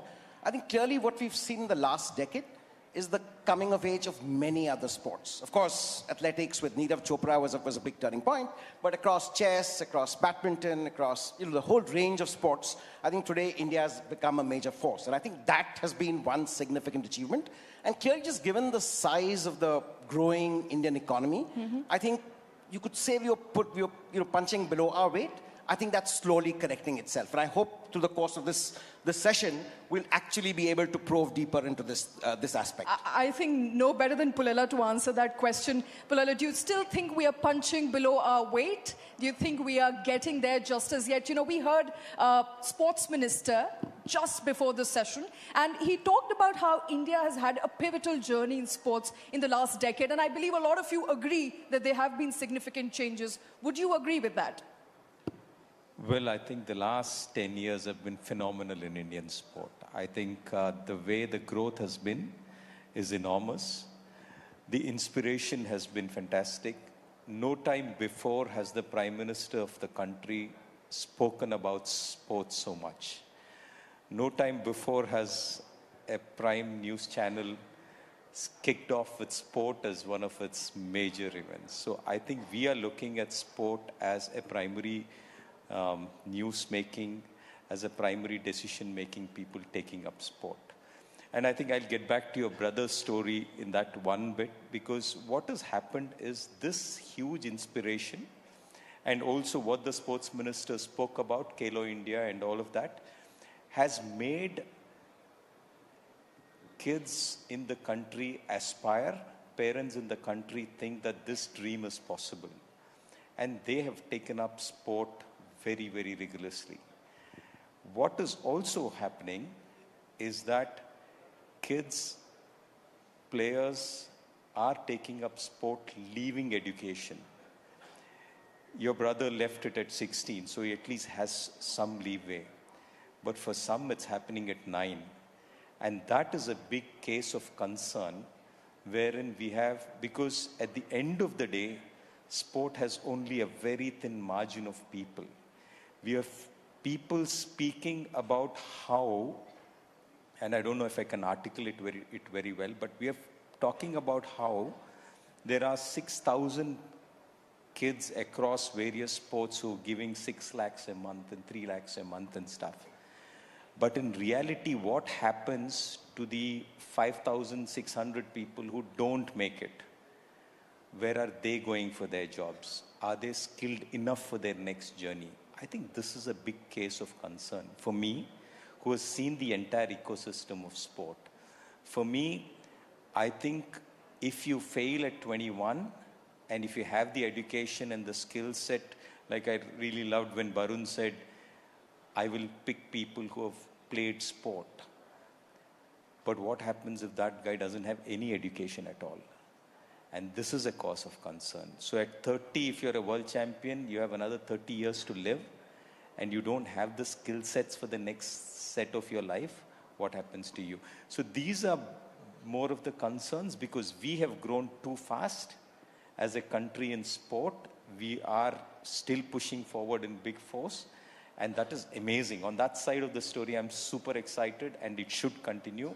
But I think we need to look at the entire ecosystem, because all it takes is one generation of failed sports person to show that the society, to show to the society, or the society will see it and say, there's no use playing sport. So you don't want that to happen. So great to know that things are changing, and thank you for sharing that candidly, Gopi. I want to go across to Latika, and I know Latika from a different era, the late 90s, when I headed marketing at Pepsi, and we used to go to Latika because she managed a whole bunch of Super A cricketers. Virendra Sehwag, I remember a long conversation with her. And then somewhere in the mid-2000s or 2005 thereabouts, she got into other sports. You, I think, signed on Abhinav Bindra and then subsequently other sports. So Latika, is it really changing when it comes to support to other sports? Or are we still predominantly a one-sport nation? Well, fortunately, nothing ever happened to the primary sport. It only grew in size, stature. The leagues came on and gave a livelihood to so many more cricketers. So in every possible way, it's given money to coaches, to professionals, to marketing people, to people who genuinely wanted to make a career in sport. So let's not denounce cricket at the cost of other sports. We can definitely have everything coexisting. And in the 2 odd decades that I have been involved in this, definitely other sports have come a very, very long way. So I don't think we can say that other sports do not get their recognition. They definitely do. And I think it's all a part of the evolution. The boost has to come from private participation. The boost has to come from media, from channels, from various formats. And the more people who are involved in sport, the more are these solutions going to come out, because the sportsman has to play his sport. For everyone else to figure out how to make a livelihood for them, that is the job of marketing, of business. And I think everyone needs to redirect their energies, and examples of that would be the ISL League, the Pro Kabaddi tournament, the various other tournaments that have come up in the country, because we are a huge population and any amount of entertainment is never going to be enough. So we need to work on that. Absolutely. Pia, thank you for coming to India. My pleasure. Well, I think as a country which is known for its cricketing fanfare and the currency that it has, the biggest sporting currency that it has, and it has continued to bank on it for a very long time, is cricket. We want to change that image. We want to go beyond cricket, and we are moving those strides. I mean, we've discussed all of that, and we will continue to. But as far as football is concerned, as you have been associated with one of the biggest football leagues in the world, how do we build an ecosystem where we can help nurture talent from the very grassroots level? So first and foremost, thanks for having me, and really impressed by this event. It's a great experience. And secondly, we should maybe touch base on your brother's career path for the future. Coming back to your question, how to build an ecosystem. Frankly, having tried to dig a bit deeper into the current situation of India's sports and your youth development system, I think let's say the foundation and the idea is exactly right. Looking at the idea of the Kilo India system, this is exactly what makes, I think, European sports successful. And then speaking maybe for Germany, because representing the second biggest football league in the world from Germany, this is how we build our ecosystem in terms of football, but also in sports. But it took a long time, right? It started right after World War II, like, you know, it took us several decades in order to, you know, lay the foundation of something we then, you know, were able to earn the credits from at a later stage. So I think that's the one part. The second part is, as Barun and the Minister of Sports exactly pointed out, it's about the events, getting the right events in. And yes, I think the ambition to have the Olympics 2036 is perfect, but there are so many other major events you could have and which could really help and make India benefit from. That's exactly the right way to do in order to get the attention from international, but especially also to build fandom and talent nationally. Thank you. Do you know, sorry, Lloyd, as far as fandom is concerned, with a show of hands, how many of you watch football? Religiously watch football? All right, I think those are half the hands down, but a lot of people are football lovers in the country. Even then, for some matter, and I spoke to my, sports editor right before I got on this panel, because sporting is a self-admission, not something that I've done for a very long time. So she said that despite repeated efforts, for some reason, it just does not make enough money. So, there is the value proposition, there's the economic sense to it, which happens to be missing. And we were discussing this before, we came on the panel, that it's a classic chicken and egg situation to me. What do you do first? You pump in money, but then you also need enough reception, you also need enough revenues. But when the revenues only will come in when people are actually interested in watching. How do you break away from that conundrum? I think never an easy situation, and a great question that, Shweta. I think the challenge is that today, with an increasing activist economy where shareholders want good returns, I think business leaders are tasked with ensuring they put their money where they get the best returns so that their companies prosper and shareholders get returns. Having said which, I think one big change that has happened is the government of India mandates that every company spends 2% of its post-tax profits on corporate social responsibility. I think where corporate India or India Inc. needs to look is virtually none of that gets into sport. Sport is considered too much of a, shall we say, a nice to do or a luxury. A lot of it goes into important issues like education and health. But I think the enablement of 2% of post-tax profits of a company for sports, I think is a great step in that direction. Absolutely. I think for that, the government needs to be applauded. Absolutely. Maybe I would like just to add, looking at the stats we are working with, we see that almost 25% of the Indian population is interested in football, of which more than 40% are between 16 and 34, which means that, I don't know if everybody is within that target or age group, but it seems like that football is, heavily growing in the younger target groups, which is great for us. We see our ratings on Sony more or less doubling each year. So you could sense an increasing demand for football, obviously in a very cricket-dominated market. Absolutely. We have a very diverse group here, but I want to come to you, Marcus. I understand you are actively engaging with India to facilitate, young people especially, who want training in football to have a free flow from one country to another where they can get the right sort of training and then come back and perform in India. Talk to us a little bit about what you're doing with the government and with Indian institutions. Yeah, thank you for the invitation. Great to be here. It's my first time in India and I'm really impressed. Yeah, we started in last June with one of my companies. I was for nearly 24 years CEO of an Austrian football club. We played also international. But then I started my own business and we said, okay, how can we support also other countries in this kind of soccer? And together with a friend from Switzerland and Germany, we founded a company, and we have as a project 3 issues, because the one you said, and I guess this is the key for the Indian population, is the young population, young people working on sports, training in sports in school. And what we want to provide is that regularly, not only one time, Indian kids who are selected here, who are trained here, can come for, let's say, 2 weeks to Austria, to Germany, to Switzerland, have training there, play there against youth academies, with the support like German Bundesliga, but also we talk to Austrian Bundesliga, to Swiss League, to give them a goal. And the second thing is also coach the coaches, bringing also coaches there, giving them the possibility to support. And don't forget, sports is a business, sports is an industry.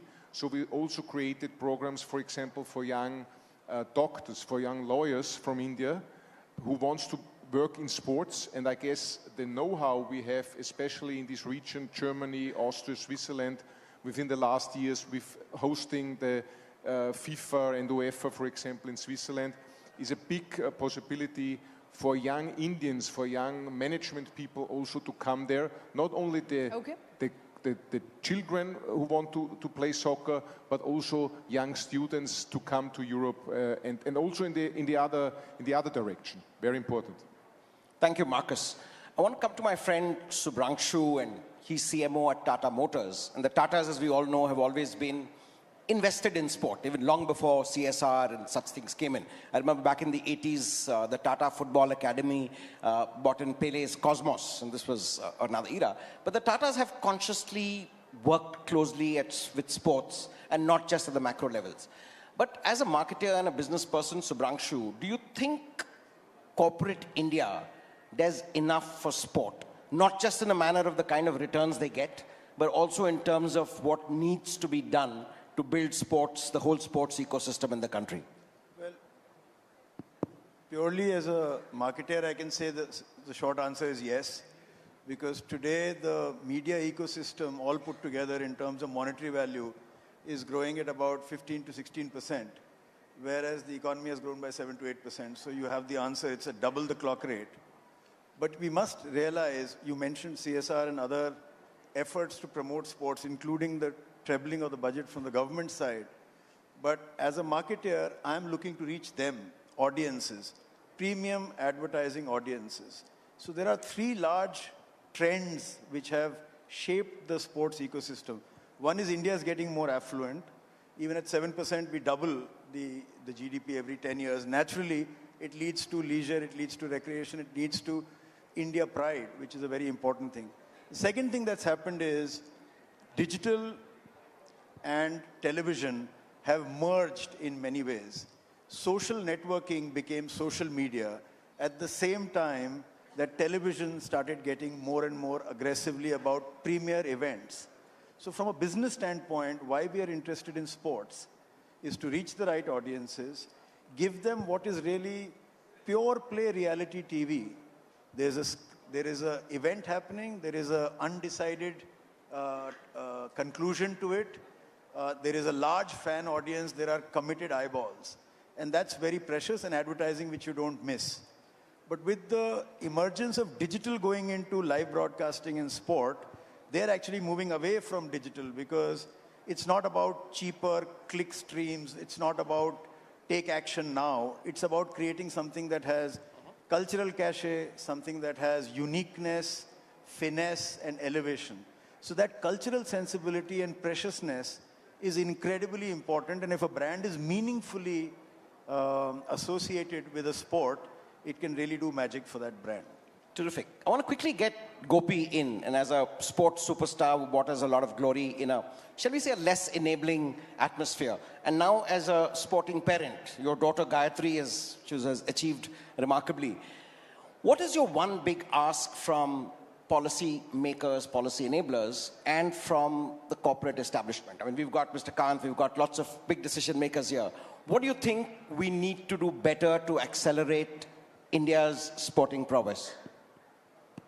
I think from policymakers, there is one, maybe two things which I would think is important. And way back I had heard about Modi ji talking about a bridge being made. He said somebody who's making the bridge is different, somebody who owns, like the municipality owns it, the railways has to build it, the roads have to be, they're different people. So in a similar sense, for performance, there are too many people involved. There is associations, there's government, there's private parties, there's managers, there's the whole lot of ecosystem. So I think that needs to be streamlined. Because on one side is the corporate side, the marketing side, the entire ecosystem of very different things.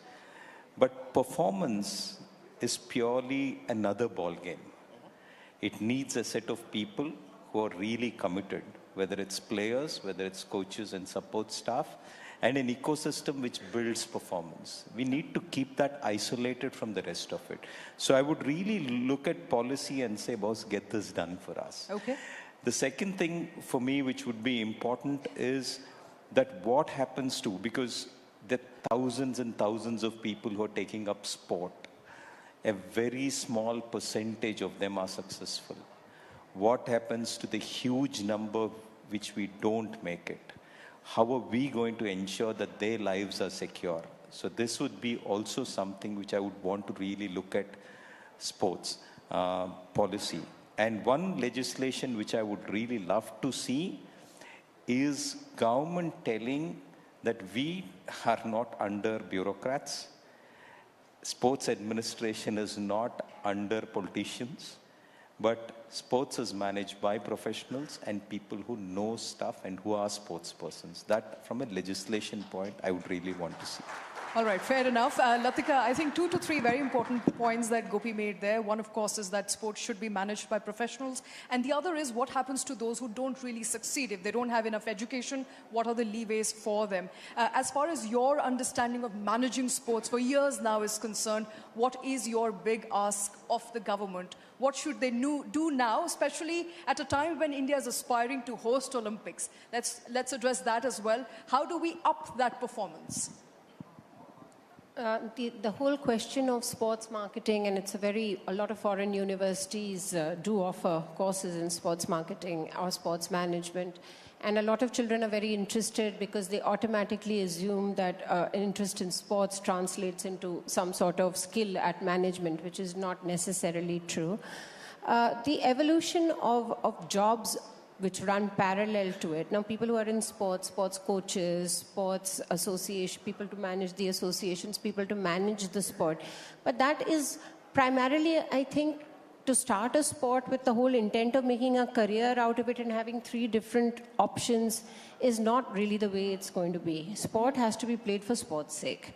And then as opportunities come up, I mean, to have a policy where you say employ a whole lot of people and say the sports ministry and all of that is a very counterproductive thing to do. I think everyone has to play sports without the intention of turning into an elite sportsman. Play sports for the many, many psychological, physical, emotional benefits it gives you. And if from there you find that it carves out a career for you, I don't think the government can get involved in actually mapping IPL was like, okay, they were elite sportsmen, some of them made a career in IPL, and now there is 100 different leagues all over the world where they can participate. Right. But that comes from the love of the sport. This generation that is playing these leagues and all today in Australia and Bangladesh and Sri Lanka, they didn't know these opportunities were ever going to come up. Absolutely. So play for the sake of playing, enjoy your sport, excel at it as much as you can. But if you really think that there has to be a second grade to the whole thing, most old sports people become coaches, they become administrators, all my boys have become commentators now, which was unknown in the 90s. I mean, that they would have a career in commentary. Let life take you where it goes. I mean, to make a policy and say if you don't make the League A, you'll do this, you'll do that, things will sort themselves out as they go along. Thank you very much for that. Unfortunately, we've run out of time on this session, but thank you very much, all of you, for taking time out, for being here with us today. An absolutely wonderful session on what the future of sports is looking like. It is nice, it is bright. There's a lot of work that has been done in the last 10 years, perhaps lots more to do upcoming in the next 10. Thank you very much, all of you, for being a very patient audience. Thank you. All right, requesting all the panelists to please stay on stage because we will be presenting them with a stole and a gift from Da Milano. Requesting all the panelists to please stay on stage. And of course, ladies and gentlemen, a huge round of applause for all the panelists on stage. And of course, Mr. Lloyd Matthias and TV9's Shweta as well, for all of them. Requesting the presentation of a stall and Da Milano right away, please. We can click photographs until then, please. Could we request to all the guests, the speakers, to come forward for a photo op?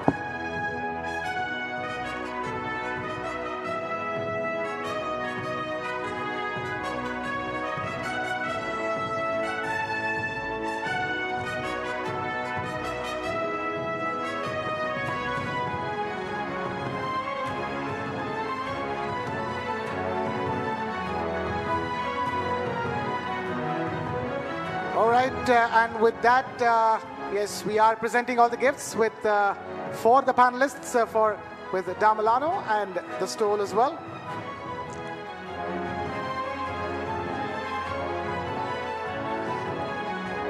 A little something for all our speakers to remember this evening by. Yes, of course.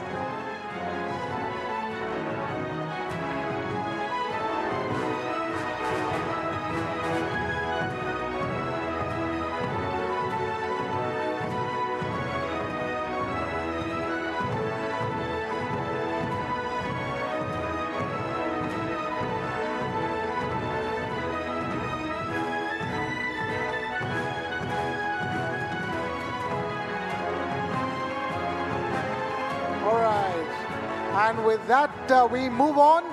And we're requesting Mr. Pullela Gopichand to please stay on stage to present the next set of Nakshatra Samman winners. And some of them are from the world of sport as well.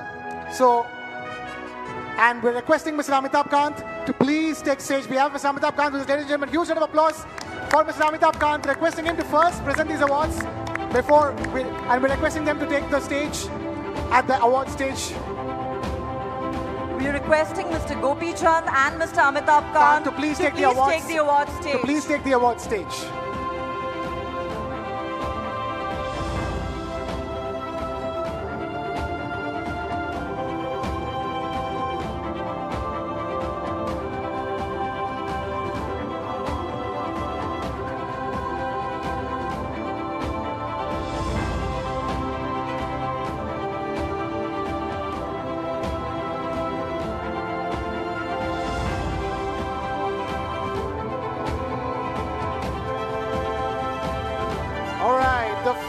Nakshatra Samman winner in this set, since we have Mr. Pullela Gopichand on stage, is somebody from the world of badminton. India's next smash hit prodigy is making her opponents sweat.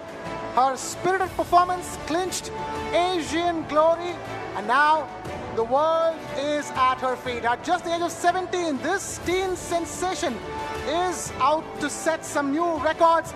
Ladies and gentlemen, please put your hands together for Anmol Karp.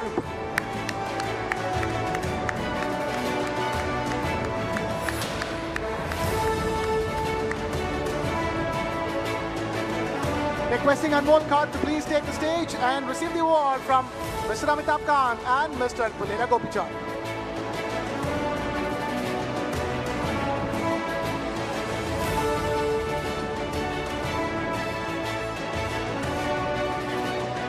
Ladies and gentlemen, huge round of applause for Anmol Karp.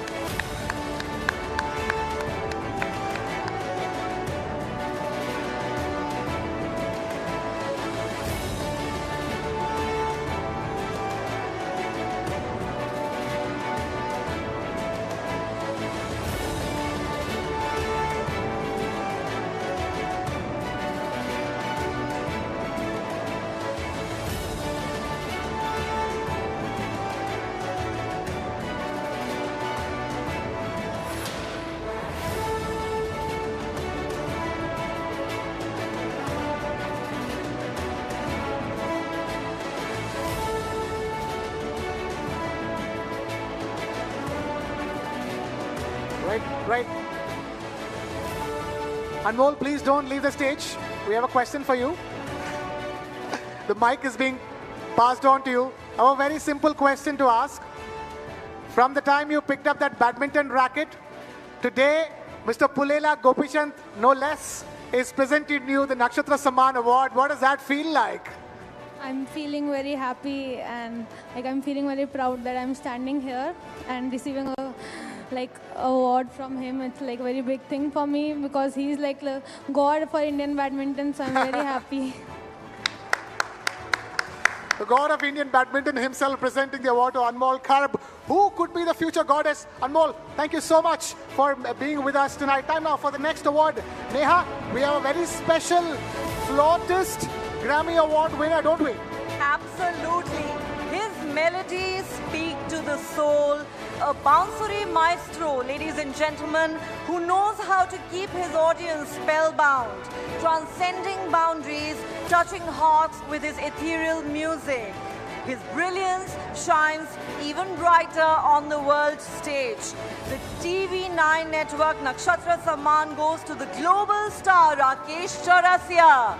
Ladies and gentlemen, huge round of applause for Mr. Rakesh Chaurasia.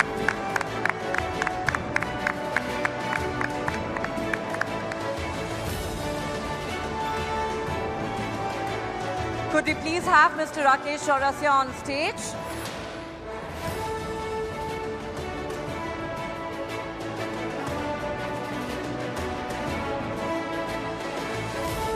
All right. We will be passing on the award to Mr. Rakesh Chaurasia, but we have one more Nakshatra Samman Award to be given, requesting Mr. Pulela Gopichand and Mr. Amitabh Kant to stay with us. And that is, again, from the world of sport, a very, very, very special sporting person, somebody who surmounted all odds to play the game of cricket and play it like a champion. India's para-cricketing champion, Jammu and Kashmir's para-cricket team captain. Our next Nakshatra Samman goes to Amir Hussain Lone. Huge round of applause for Mr. Amir Hussain Lone.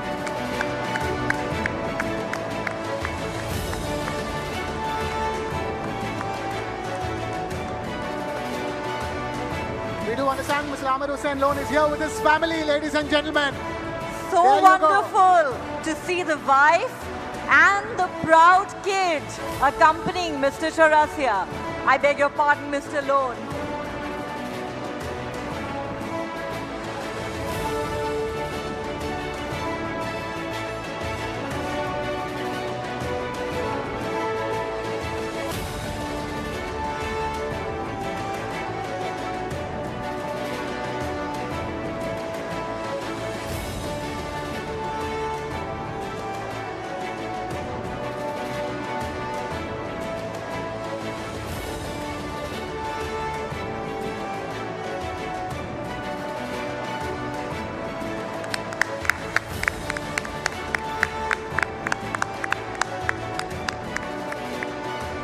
That's a great family picture and indeed a very, very special moment.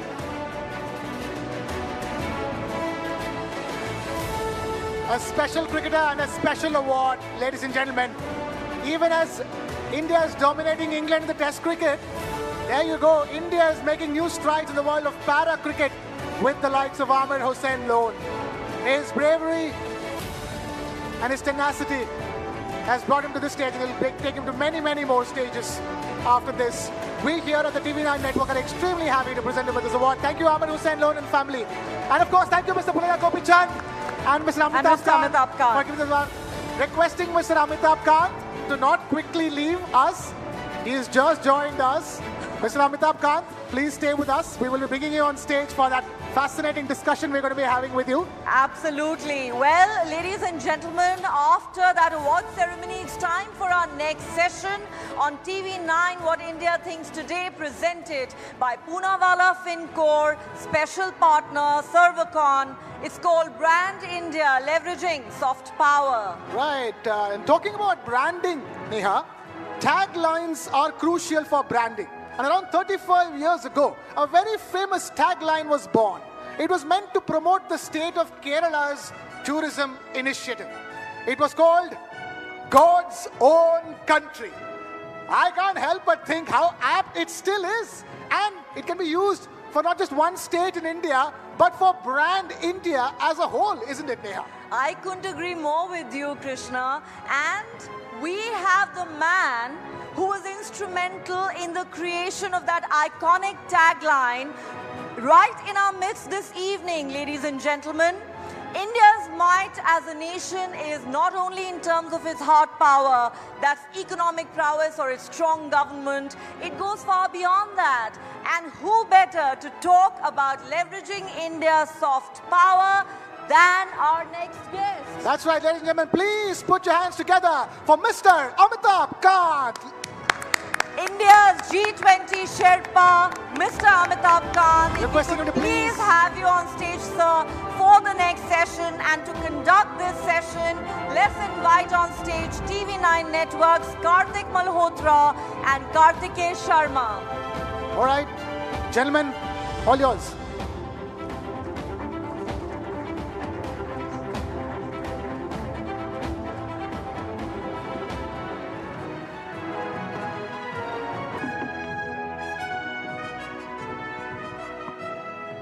You know, as the name of the session is Brand India and Soft Power, I will not waste time and straight away ask questions to Mr. Kant.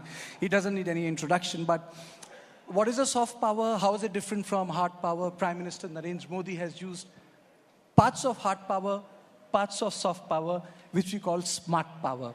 Is it Vasudev Kutumbakam? Is it Incredible India, the man who is sitting here who made the campaign? Or is it about Samman, Samvad, Samriddhi, Sanskriti, Evam Suraksha, which is part of our approach? Is it spirituality? As Barun very rightly pointed out, is it about that attractiveness, pride in India's ancient past, which is part of the Prime Minister's public diplomacy? Is it cultural circuit? Is it Ramayana circuit? Is it diaspora politics? Or is it plain, simple developmental work of Indian government, which is making schools, dams, not putting boots on ground? It's democracy, not dictatorship. So let me begin straight away, sir. You shepherded G20. Was it soft power? Was it hard power? Or was it smart power? I think it was a blend of both the soft and the hard power. The soft power in terms of doing the G20 in over 220 different cities of India, doing it in several states of India, almost all the states and union territories of India, going back and using all our inherent cultural content. Every state brought its great art, culture, music all together, and ensuring that we are able to improve our cities during G20 in terms of drainage, sewage, solid waste, and also project India as Vasudev Kutumbakam, that is one earth, one family, one future. Because of our civilizational strength, that is, we may be, you know, the whole world may have different political ideologies, may have different political leanings, different geographical boundaries, but we all come from one cosmos. And that cosmic power we use to really differentiate India from the rest of the world during G20.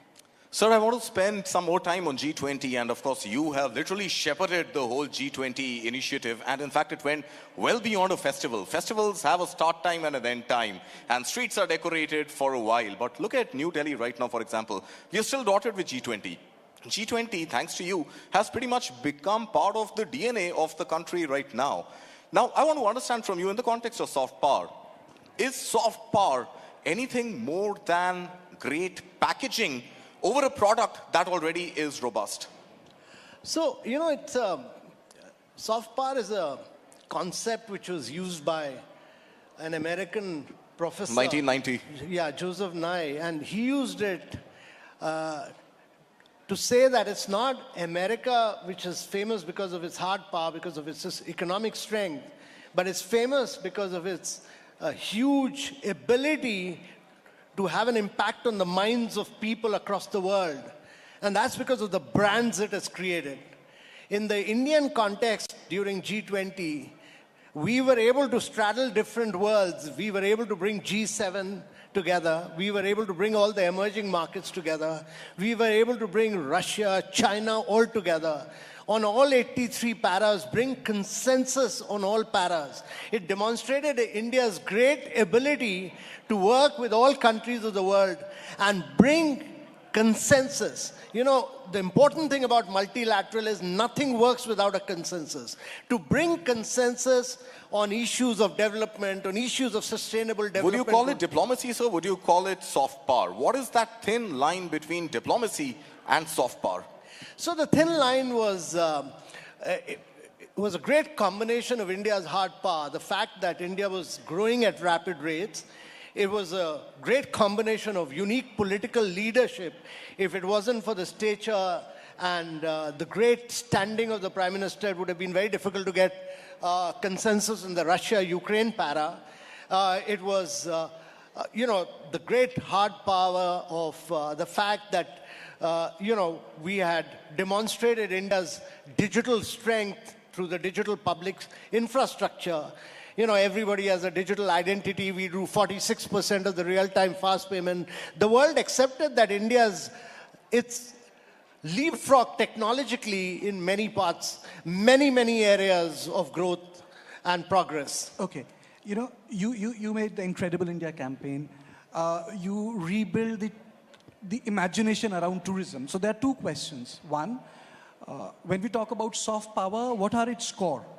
And the secondly, do you feel that we have gone beyond chicken tikka masala in context of, you know, imagining India in terms of food? Because ultimately food is also part of, you know, greater lifestyle cultural projection when it comes to projecting the attractiveness of a country. So, you know, the important thing is that you need to differentiate yourself in whatever you do. So when I started working on Kerala as a destination, Kerala was known for one product, and which was the Kovalam beach. And we went back to... And the banana chips, sir. Yeah, banana chips at that time. But Since you mentioned chicken tikka masala. We went back to the roots of Kerala. We went back to its traditional products. We went back to the inherent strength of its backwaters. We went back to its houseboats where not a single nail is used. We went back to Ayurveda. We went back to its mother of martial arts, Kalripet. We went back to its traditional architecture, Nalkittam, houses which have a unique spiritual strength. We went back, we restored all its traditional art forms from Tayyam to Kathakali to Mohiniyattam. And later when I came here and did the Incredible India brand, we went back to Ayurveda, we went back to yoga, we went back to meditation. So you need to there are 250 destinations competing with each other in the tourism marketplace. How do you differentiate yourself from the rest? You can never do it by aping the West. Sir, but in the context of India, sorry to cut you short, is that an opportunity or a challenge that we are so diverse? Is it easy, or, I mean, I'm sure it's not easy, but is it even plausible to create a unique identity for brand India given the diversity? Yeah, so the challenge is that India is bigger than 24 countries of Europe, plus another so is it a challenge or an opportunity? So the challenge is that actually every state of India, every single state of India and the union territories of India have a unique opportunity to create their own brands in the global market space.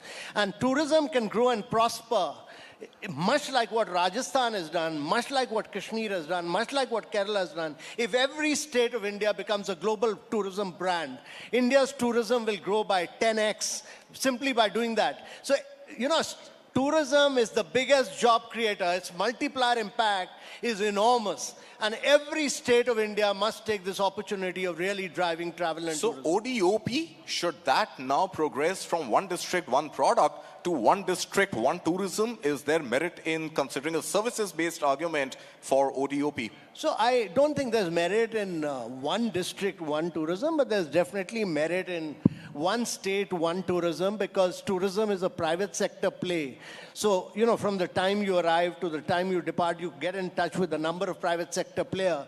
So you need to work in cohesion with all of them, and therefore you need to create state brands. And these are very large states. I mean, look at Uttar Pradesh. If it was a country, it would be the 5th largest country in the world. So, you have enormous strengths of, Bihar, for instance, can be a great Buddhism destination. UP can be a great Ramayan circuit. Even Chhattisgarh, Jharkhand have tremendous potential. Mr. Kant, can you take us through the distinct effort made by Prime Minister Modi? A lot of prime ministers have addressed the issue of diaspora. There are two types of diaspora: economic opportunity diaspora, and one diaspora is result of colonialism, indentured labor, Mauritius, Suriname, even Myanmar. These are the places where people remember what it meant to be an Indian in India, in Bharat. So when we look for the Bhartiyata, and I'm not using the word Indian, Bhartiyata, Prime Minister Modi made a special effort in the last 9.5 years of his tenure to marshal that diaspora. How has that worked for creating a new brand Bharat and for marshalling those resources for betterment of Bharat? So one, let me first say that there's been an enormous, huge effort by the Prime Minister on his every single trip to mobilize, to actually communicate one-to-one with India's diaspora and create a sense of pride, great sense of honor, a great sense of giving them the feeling that what India has achieved in the last 9 years. And it's important to convey to them what India has achieved. That we've done, it's important to understand what India has done in terms of size and scale. We've done 40 million houses in the last 8 years, which is like making one Australia. We've done 110 million toilets, which is like making one Germany. We've done 253 million piped water connection, which is like providing a piped water connection to everyone in Brazil. We've done 80,000 kilometers of road. That's 3 times the diameter of the earth. And we do 46% of the real-time fast payments in the world. We did last year, we did 126 billion real-time fast payment on the mobile, on the go. Without going to a bank or without using an ATM machine. China was next with 26 billion. That was the difference. The difference was 105 billion between India and China. Now, how do you convey this? The Prime Minister's used this opportunity to actually communicate directly with Indian diaspora, and they've now understood how India has grown and prospered. And that is why the Bank of International Settlement said that what India has achieved in the last 8 years would have actually taken India 50 years to achieve. Now, you've conveyed that to the Indian diaspora through this communication, direct communication between the Prime Minister and the non-resident Indians. So is that soft power? I want to come back to the subject. Does soft power have the potential to exist minus hard power? And that brings me back to the packaging analogy that I had given you earlier. You've got to have a solid product that you can package and you can communicate. So is the role of soft power limited to communicating the story of our achievements? So the important thing to understand is what the Prime Minister is saying, that we need to grow rapidly into a $10 trillion economy by 2035, become a $35 trillion economy by 2047. This is important. That's right. That is, economic growth is critical. Economic growth is critical because you need to raise the per capita income of every individual. When you do that, automatically your hard power grows. Soft power is critical because you need to converge and integrate your hard power with your culture, your civilization, your music. Look at what has happened in the Grammy Award. You had 5 Grammy Awards this year. Look at what Ricky Cage has done to India. Zakir won 3 awards. Ricky Cage has been winning Grammy Awards. So these are the people who add to India's soft power. They are really the brand ambassadors of India. Prime Minister has also defined, I want you to take us through that, because the Prime Minister's understanding of soft power is also around India being a civilizational state, a young country and an old nation. It also centers around great pride in our ancient values. It's about Bhartiyata. Can you take us through that journey? You have been part of the Incredible India Project, Startup India Project, Make in India Project. It rests on one simple word, Bhartiyata. So there are two dimensions to it. First of all, we must understand that we are a very young India. The demographics of India are in our favor. That's our average age of the population is 28 right now.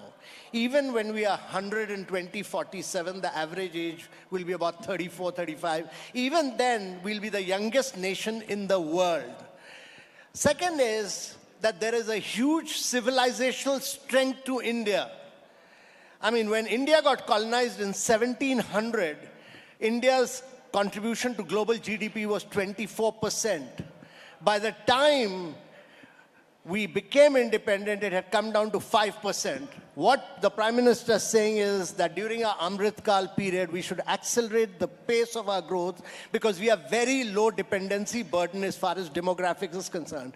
That, to my mind, can never happen till you don't have a sense of pride, a great sense of honor about your own civilizational strength. That can never come from really copying the West.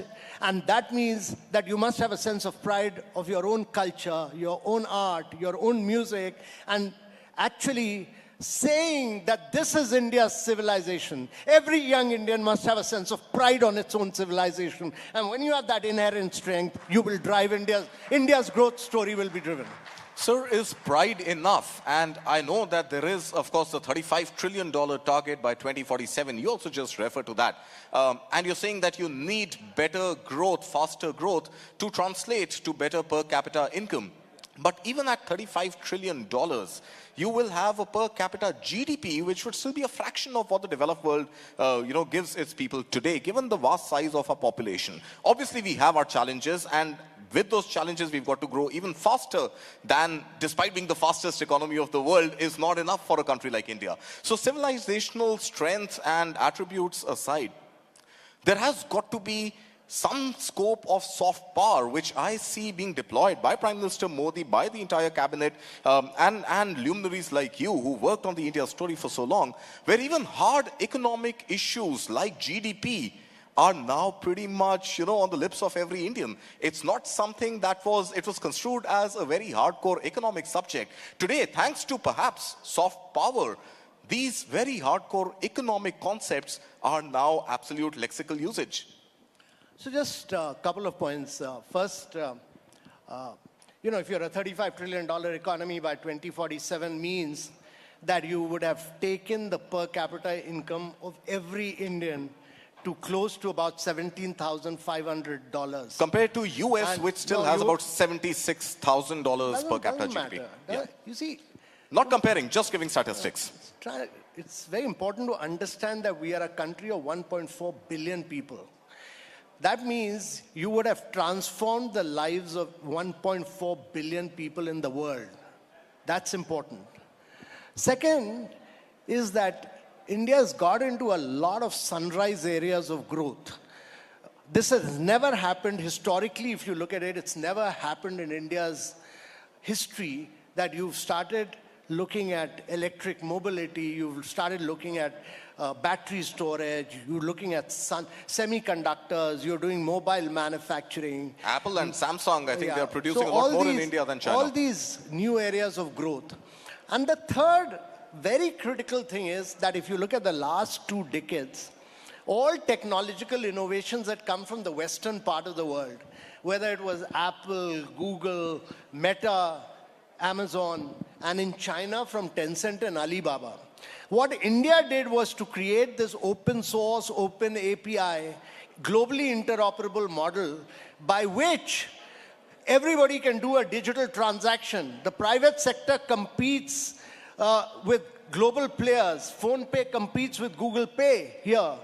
And you have a number of unicorns. You have over 120 unicorns now giving you, what are they doing? They are giving you wealth creation. 35% of your stock market is being created by Zerodha, Growth, Upstock. You have young startups like GoDigit and Acco who are giving you insurance in 1 minute. So what has happened is that in India, on the mobile, on the go, you can do fast payment, you can do wealth creation, you can do credit, you can do insurance, all in 30 seconds to 1 minute. This doesn't happen anywhere in the world. Nowhere in the world does this happen. Okay. And nowhere in the world has any country lifted, what has India done? It has lifted 25 million people above the poverty line in the last 9 years. Nowhere else in the world has this happened. Yeah. Absolutely. Two quick questions. One I have wrestled with. Is soft power a process or a product? And the second thing is, so if you look at the soft power approach of India, often we have seen that the soft power, because we have looked into the potentials of soft power in terms of branding. Second question is also about the challenges. It fails to change the behavior of the neighboring state because of political instability. Look at Afghanistan. We built schools, we built Salma Dam. The behavior did not change. Prime Minister Atal Bihari Vajpayee's initiative of Kashmiriyat, free trade, movement of people, it didn't really change the sentiment of the Pakistani army. Or the Act East Asia policy from Narasimha Rao to Act East Asia of Prime Minister Modi. Now there's a fence coming up because the state is collapsing. So two questions. Is soft power product or a process? And secondly, how do we deal in this context of soft power that just doesn't change the behavior of our neighboring countries? So first of all, without getting into theoretical proposition, let me say that soft power is both a process, because it's evolutionary in nature. To build a brand is a time-taking process. And it eventually becomes a product. So India needs to build a lot of global brands. India's private sector needs to build a huge number of global brands so that they will add value to India's soft power in the long run. And the second, my response to your question is that we should continue to work very hard. We are living in a very complex neighborhood. No other country in the world has the neighborhood which India has in terms of Afghanistan, Pakistan, China. We should continue our efforts in good neighborly relations with everyone. And that is a process which will take time. And you will have political turmoil in neighborhoods all the time. Irrespective of this, we should continue to build person-to-person relationship. Before the session was starting, both me, he's Karthik and I'm Karthike. We were talking about the investment which Prime Minister makes in context of tourism.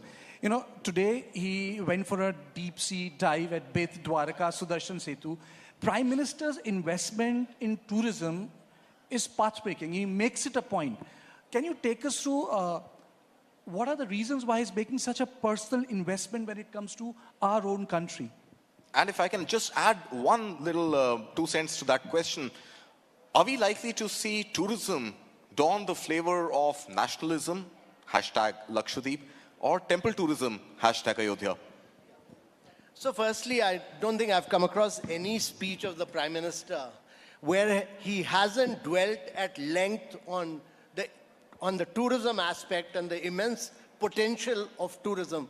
And that is simply because he believes that the cultural strength, the civilizational impact, the tourism products which India has, no other country in the world has. And he believes that this can be the biggest driver of India's growth. It can be the biggest employment creator. For every direct job that you create in tourism, you create 7 indirect jobs. So every state, and I repeat that, it's a biggest opportunity for job creation. India can create 25 million jobs in the next 5 years through travel and tourism sector. This is a potential which Prime Minister believes in, and he's driving the states to push for tourism. And that is why, wherever he goes, his first focus is on travel and tourism. Sir, can't refrain from asking, what is it going to take to literally build Lakshadweep, connectivity to Lakshadweep, the entire infrastructure in Lakshadweep, and really make it a real threatening challenge to a country like Maldives? So first and foremost, Lakshadweep is very, very fragile. It can't be mass tourism. The islands have very limited capacity. So you need to do carrying capacity of the islands, which Lakshadweep Island has done. It has bid out certain islands, defining the carrying capacity of these islands. We cannot make the mistakes which Maldives has made, which Mauritius has made. Right. Our tourism there has to be very, very carrying capacity based. It has to be very high value, low mass destination in these islands. It has to be based around sustainability. And sustainability has very, very high value in today's world. Mr. Kant, we are talking about soft power, and not to talk about cinema would be a crime. Absolutely. It would be a crime not to talk about cinema. So when we talk about soft power, what's the tip of the spear? Is it culture, yoga, Hollywood, food, tourism? How would you rate them, sir? So India's soft power is a combination of many factors. It's cricket. It's India's unique culture. It's Bollywood. It's Tollywood. It's all your great cinema from southern part of India, which is extremely creative and is brilliant. Some of the most outstanding producers, directors, all come from southern part of India, in addition to Bollywood, which is totally astounding. But all this, India's traditional art forms, India's culture, all this combined together makes a very, very powerful soft power of India. All of this put together. And when you combine this with the hard power of India, which is growing at about 7.3% and accelerating to 9 to 10%, this great combination of hard and soft power together is what drives India's growth story forward. Just one final question, sir, on cinema itself. Do you think, again, given the diversity that Indian cinema has, is it in our interest to create a brand India, brand Indian cinema, bereft of the binaries of Bollywood, Tollywood, etc.? No, I don't agree with that. Okay. I don't agree with that because Bollywood by itself is a very powerful brand. The Tamil Nadu film world is a very powerful brand. The Malayalam cinema is a very powerful brand. Telugu cinema is a very powerful brand. So is there no space for creating a unified Indian cinema identity? No, it's like a mother brand being India and allowing the states to build their respective tourism brand, like Kerala is God's own country. The important thing we must all understand that there is a mother brand which is Incredible India, as far as the tourism world is concerned. But we are a very large country. If you're bigger than 24 countries of Europe, the number of products are so vast and varied. Allow the states to build their own brands. And that's important. That's what the Prime Minister is saying when he goes to Gujarat. Allow Dwarka. Dwarka itself is a great brand. Ayodhya is a great brand. Ayodhya can be one of the greatest Ramayana circuit brands in the world. Why diffuse it? So allow each of these brands to be built. We should have the confidence of India to allow brands to be built globally. Competitive federalism in tourism. Competitive federalism in tourism. And on this note, I would like to thank you and say that I think the sum and total of things is that it's the combination of the hard and the soft power which has been done under Prime Minister Modi's tenure, which is smart power, is the most defining thing. Exactly. And, it's never soft power in isolation. It's a combination of both economic growth. We should have the absolute ambition to grow at 9 to 10%, to be for the next 3 decades, to be a $35 trillion economy. We must build on our civilizational strength to build the soft power. And the third point that he made, make the states compete. The first year we did this in ease of doing business, Gujarat came number 1. Next year, Andhra beat Gujarat. Third year, Telangana beat Andhra and Gujarat. But the good thing was that the mineral-rich states of Jharkhand and Chhattisgarh, they scrapped a lot of rules, regulation to come 4th and 5th. And if the mineral-rich states of the eastern part of India start growing, India will grow not at 9 to 10%, India will grow at 11%. Thank you, sir. Yeah. Thank you so much, sir. Ladies and gentlemen, round of applause for Mr. Amitabh Kant. Sir, thank you so much for joining us here on What India Thinks Today. All right, requesting Mr. Amitabh Kant to please stay on stage. We have to present him with some mementos. We have the Pashamkara stole, and of course we have the gift hamper from Da Milano. Meanwhile, the photographs can be taken, requesting the stole and the Da Milano gift hamper to be brought on stage to be presented to Mr. Amitabh Kant.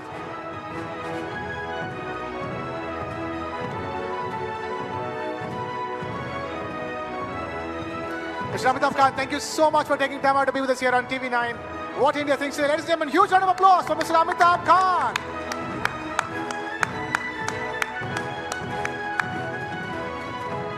All right, Krishna, what do we have next? Well.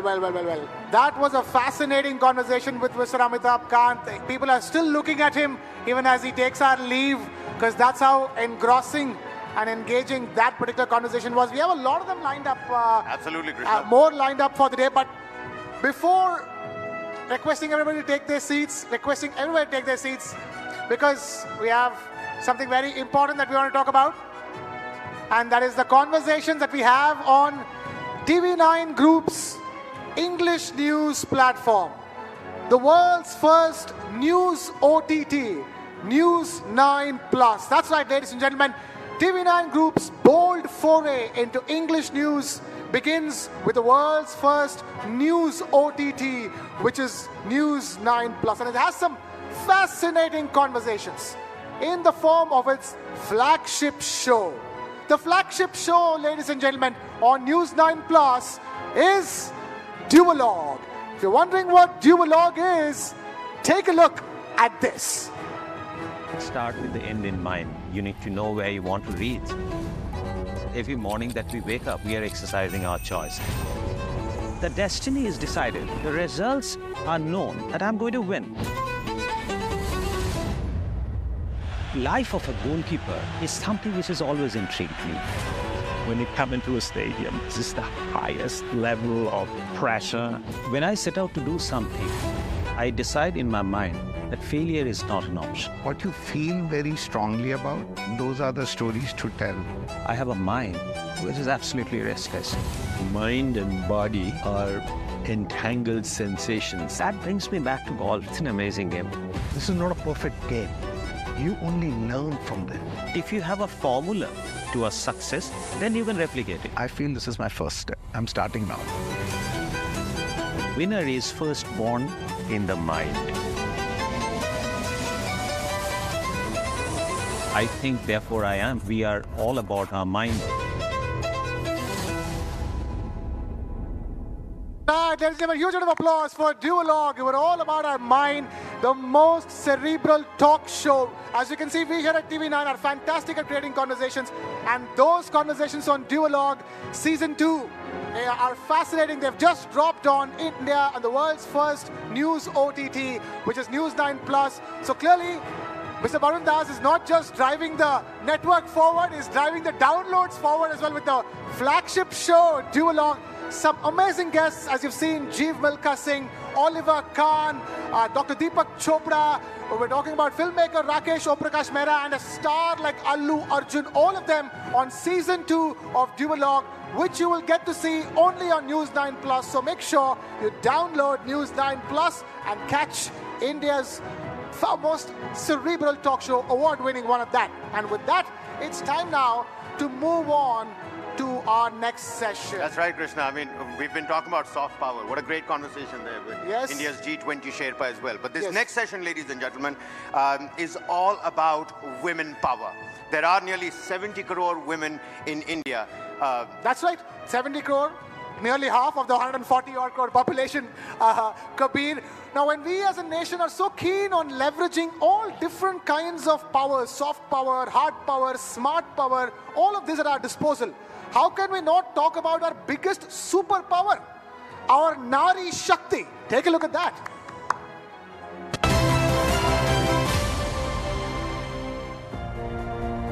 Shattering stereotypes, breaking barriers. The world is coming full circle, where women are taking center stage. A new hero is emerging, rising to the challenge. The female protagonist empowers a generation. As real life gets all too real, and real life gets imprinted in reels, India's new hero shines as a symbol of change. From boardrooms to battlefields, from classrooms to courtrooms. When women begin to rewrite the narrative, India scripts its destiny. Let's salute the female protagonist, the new hero. Yes, ladies and gentlemen, this session is called Female Protagonist, the New Hero, and And there are two parts to this session. That's right. That's right, Kabir. There are two parts to this session. And strangely, it's called Female Protagonist, the new hero, and two men are introducing it, the irony of it all. And the first part of this session involves a very special woman. Ladies and gentlemen, please put your hands together and invite Ms. Raveena Tandon on stage. And to host this session, we have another very special woman. TV9 Network, Sudha Sadanan, please get up here on stage to conduct this session. Over to you, ladies.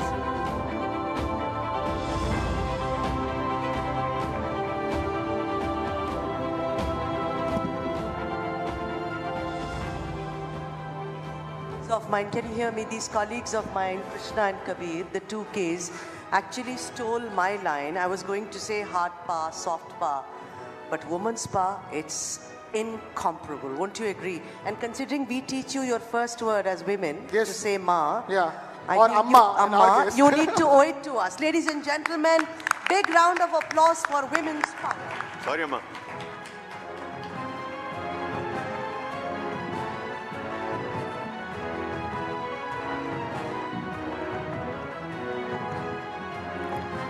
All right. Many congratulations, Raveena, for the Nakshatra Award. And I don't think I would like to slot you in any era. I think you are eternal as an artist. And artists really don't have any kind of from this to this. They live forever, and that's what art is all about. Yes? Thank you. All right. So, generally when we speak about cinema, when we speak about films, we keep it to great directors. Of course, there are great directors. But like I said, our first teacher at home is the mother. Always.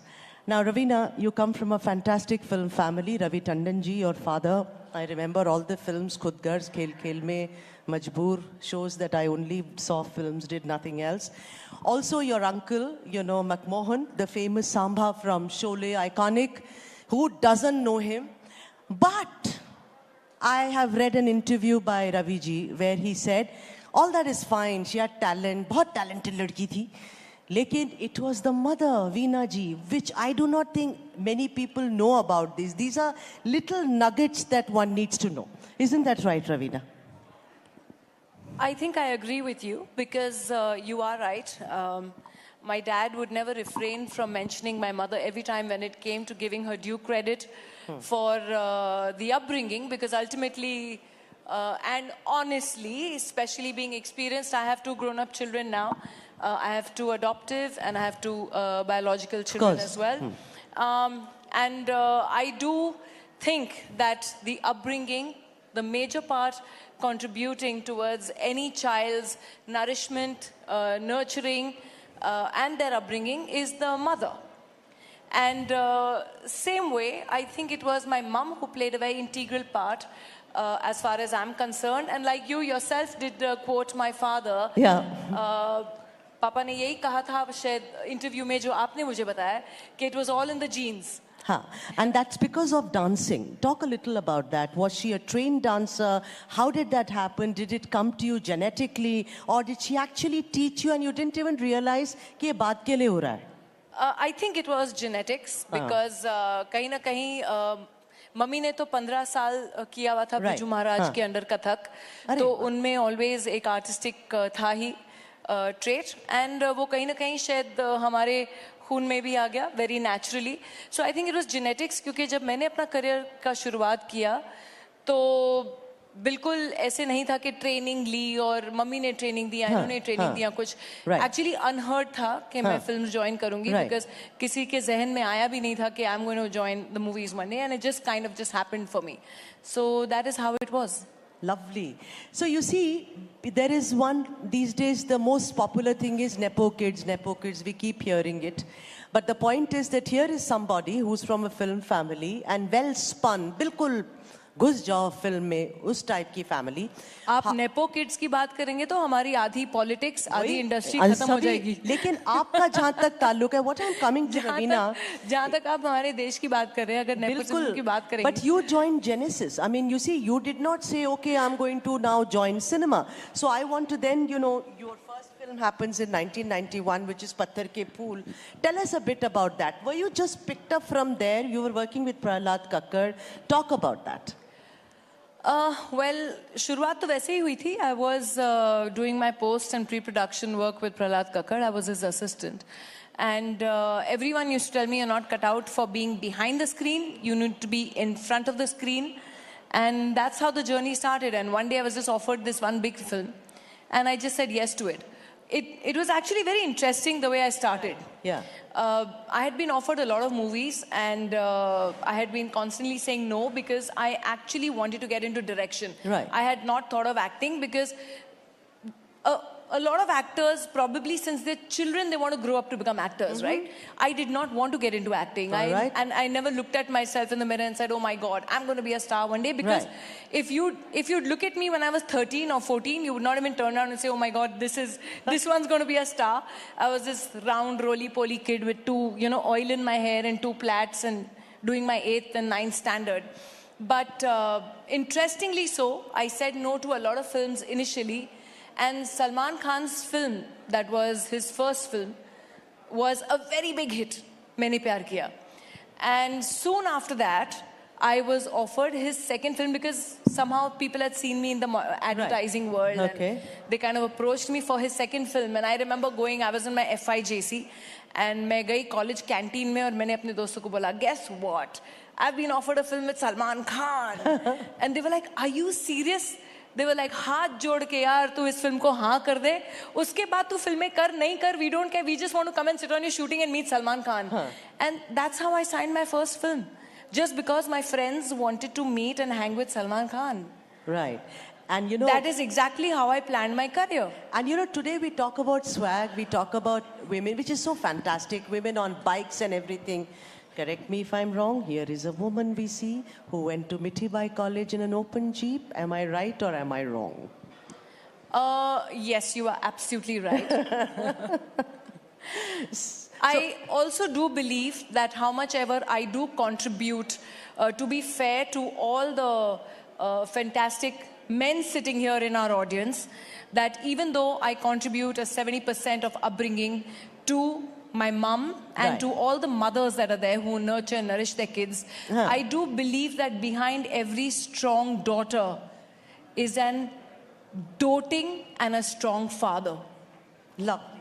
I totally believe, and this is for all the men out here, because it was my dad who taught me literally how to change car tires, to drive, to ride a bike, and I was absolutely allowed to do everything that my brother did. In every way. If he's learning to change this tire and he's going to wash the cars on Sunday, you're going to wash the cars as well. And you're not going to drive a car till you don't know, what is under the hood in that car. Right. Because tomorrow you're stranded anywhere, you're stuck anywhere. I don't want you calling anyone for help. You need to be standing on your own feet or literally, sitting down and changing that tire yourself. You're not going to call anyone. You are going to be there dependent on yourself to do whatever you have to do on your own. Fantastic. And that's how he brought me up. Let's talk about the transition in your craft. So we know, from Mohra, we know Sheher Ki Ladki, we know Andaz Apna Apna, people laughed with you, sat there, Then the transition happened and we saw you in Shool, the wife of a cop. And I can never forget the scene when Manoj Bajpayee, the door opens and you faces him after he's lost your child, lost as in lost forever. Then there is, of course, Daman, there is, of course, Ghulam-e Mustafa, there is Aks. Tell us about that. Did you make a conscious decision, Raveena, that this is, now I'm getting all these female-oriented films where I can be somebody else in every film and I'm going to do it? How did this transition happen? I think in every actor's life, or I think in every artist's life, you evolve along the way. And that's exactly what happened to me. There was a point, yes, where I was playing the young, rich, spoiled brat. And all I changed was not my dialogues, but just my costumes for the next film. So it was literally doing the same role in every second film. Nonetheless, there came a point where I said, yes, now it's the time where I want to do something more substantial. I want to do something that challenges me as an actor, that challenges me as what my craft is. And I'll tell you another very interesting thing. I consciously did it at the peak of my career where I had commercial success. Yeah. And even keeping that in mind, where people thought, oh, if you're, you know, in those days there was the art cinema, realistic cinema, and then commercial cinema. Yes. So in those days it was, oh, if you leaned towards, you know, leaned a little more towards art cinema, you were the arty-farty types, you know, and Yeah. oh, you're giving up on your commercial success. Right. So for me, it was a conscious effort to do that quite in the beginning of my career. And honestly, in the 90s, or a little before the 90s, in the 80s probably, that was, I think, when I was also too young, but one would hear, the generation before me, the heroines and the actresses, they mostly had to hang up their boots, या तो वो retire कर जाते थे जब उनकी शादियां हो जाती थी, क्योंकि हमारी audiences शायद शादीशुदा औरतें accept नहीं करती थी. Right. और जब हमारे heroes जो साथी कलाकार थे, वो उनको वो समय मिल जाता था by the time they were in their middle ages to hone their skills, to become fantastic actors, to Right. master their craft. You know, they got that time to evolve. Right. Whereas when the time came for our women in the industry to be great at their work, to be masters of their craft, they were told to retire. Right. You know, that is something which I never understood. Which now we have the strength, we have the independence, and we have different various platforms. So Ravina, you have, are you saying in cinema or in OTT where you really done very well? We've seen, you know, Karma Calling is one. I've seen promos of that. I'm really waiting. It's coming sometime in March, if I'm not wrong. But you know, what about, you've done a lot of other OTTs as well. Do you think it's OTT or cinema? Both give you the opportunity. I think now. both. Yeah. I think the basic viewpoint or the awareness that is there in our audience Right. today, एक तो exposure इतना हुआ है हमारे audiences को global cinema में through via OTT, via various festivals कि अब हर तरीके के cultures, हर तरीके के फिल्में हमारी audiences देखती हैं, तो accepting ज़्यादा है. I'm sure a lot of my colleagues in this room and ex-colleagues who are now, you know, strong political leaders here, my friend Khushbu's here in the audience, whom I completely love. But she will agree to what I'm saying, that by the time, you know, actresses reached that point where they had to hone their skills, they were asked to retire. But now we have that strength, whether it's through cinema. I did a film called KGF 2. Yes, which today is the 4th highest you know, grossing film in the Indian history of films. Right. So that was a huge hit. Yeah. So whether it is cinema that gave me a role like something what I could do in KGF2, or there was an Aranyak, or now there is Karma Calling. Soon there will be a Patna Shukla. I've just, you know, going ahead with another couple of films now. I've done a Gurchadi with Sanju. I'm doing with Sanju, Sunil Shetty and Akshay, I'm doing Welcome 3.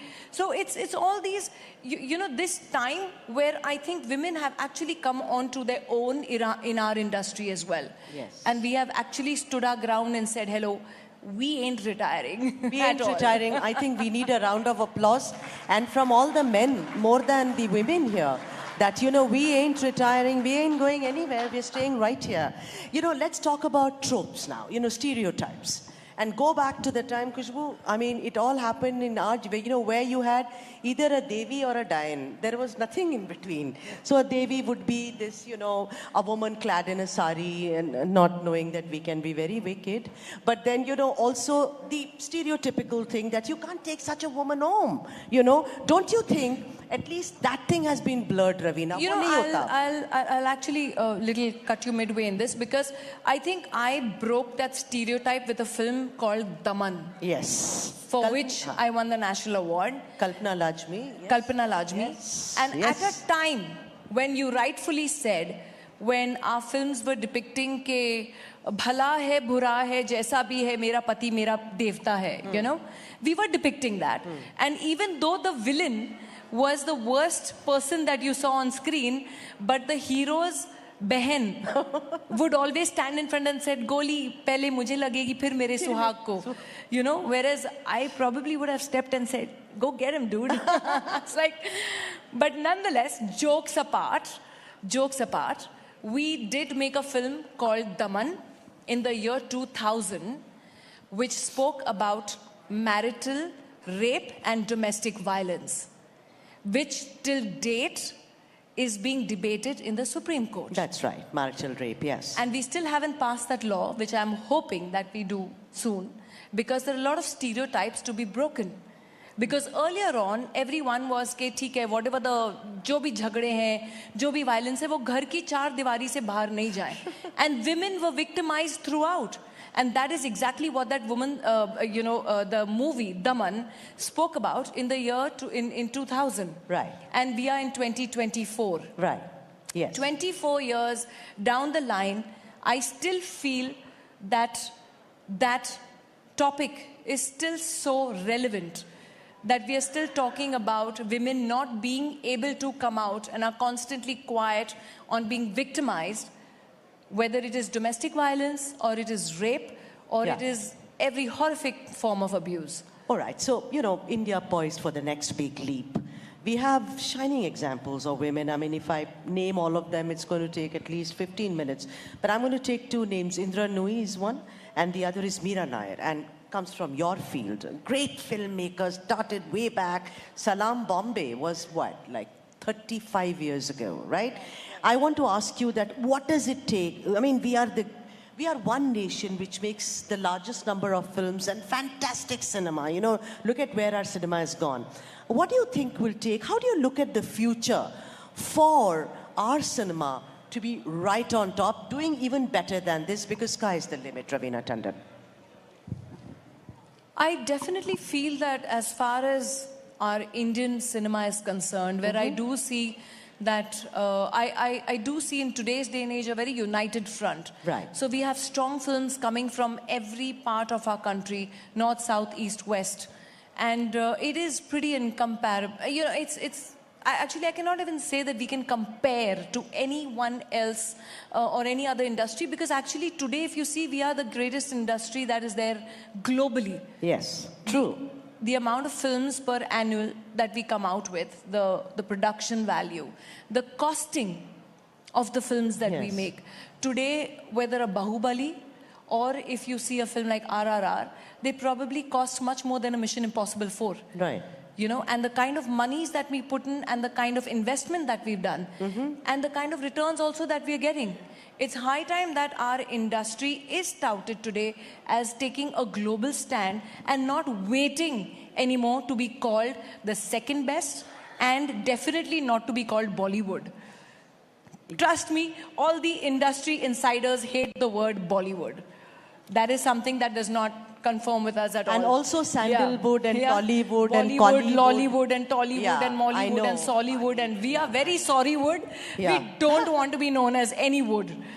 We are the Indian film industry, and that's how we stand at. Absolutely. And give it up for the film industry. Ladies and gentlemen, Raveena Tandon, the eternal star.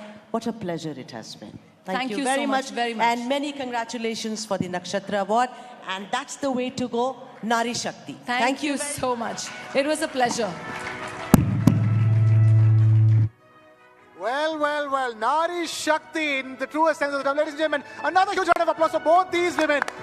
We have more coming up. We have some more special women coming up. So, Nari Shakti, this is just part 1 of Nari Shakti. Part 2 is yet to come up on stage. Expansive version of Nari Shakti. A galaxy of Nari Shakti set to take the stage. Right. Please requesting Sudhaji to please present Raveena Tandon with thank you so much, Raveena ji, for gift hampers gracing this from our occasion. sponsors.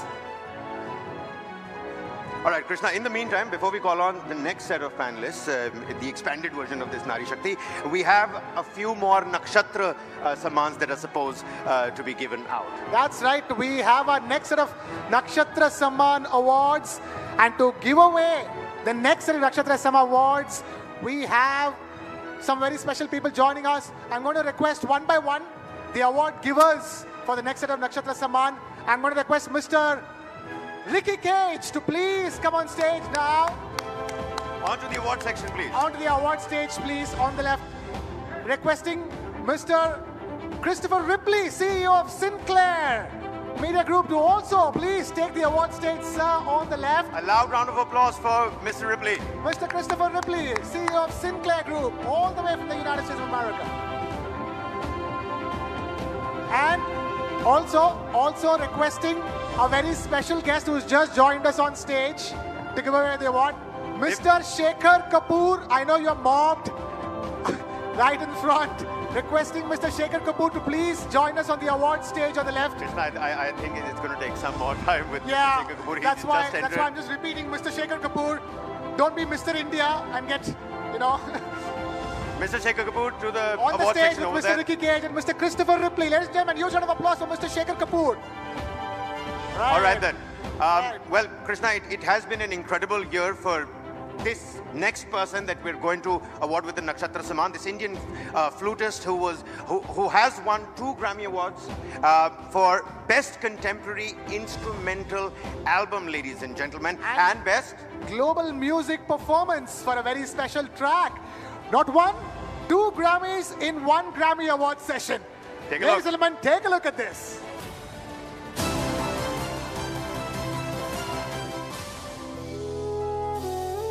His melodies speak to the soul.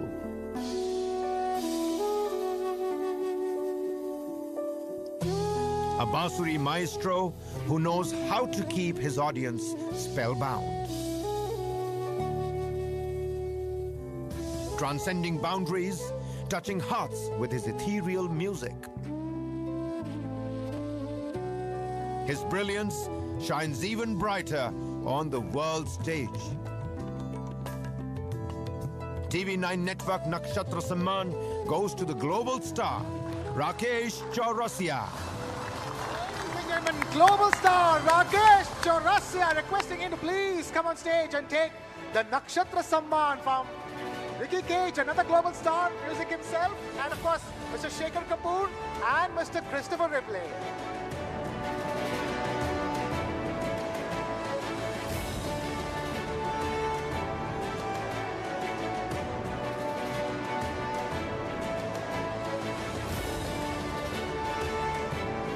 Wow, what a star-studded stage that is, ladies and gentlemen. It sure is, Krishna. Mind if I just go there and get a little picture click with Yeah, I back? know. I want to selfie bomb that stage. All right.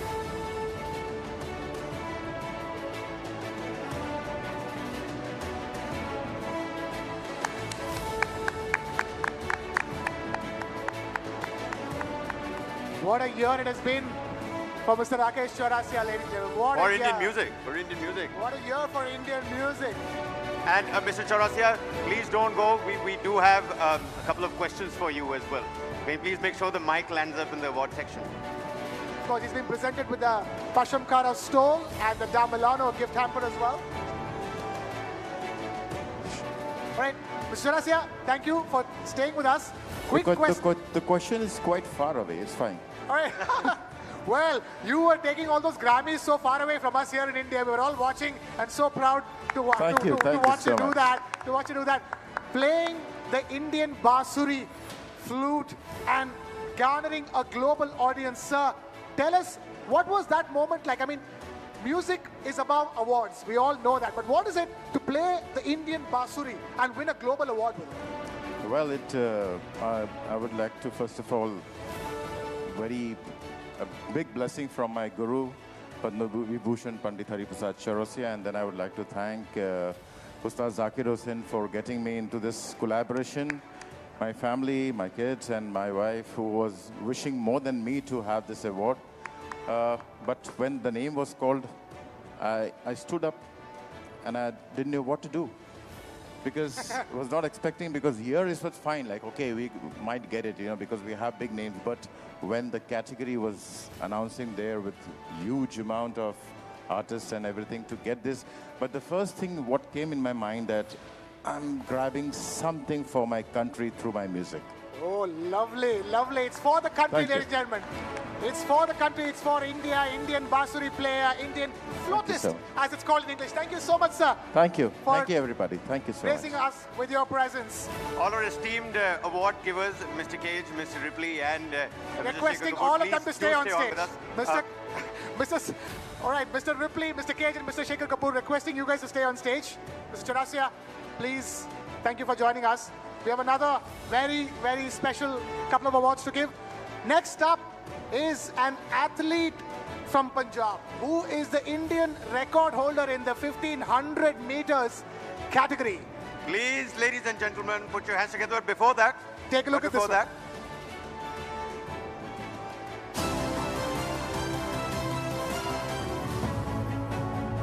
She is setting the track and podium on fire. India's Gen Z athletic queen is on a record-breaking spree. With rich sporting genes, she is born to run with the wind. Aiming to shine at the biggest stage, India hopes to fet a new Olympic hero. TV9 Network Nakshatra Samman goes to the rising star, Harmilan Bains. Ladies and gentlemen, please put your hands together for Harmilan Bains. But there she is. More Nari Shakti to India. Rising star, Harmilan Kaur Bains.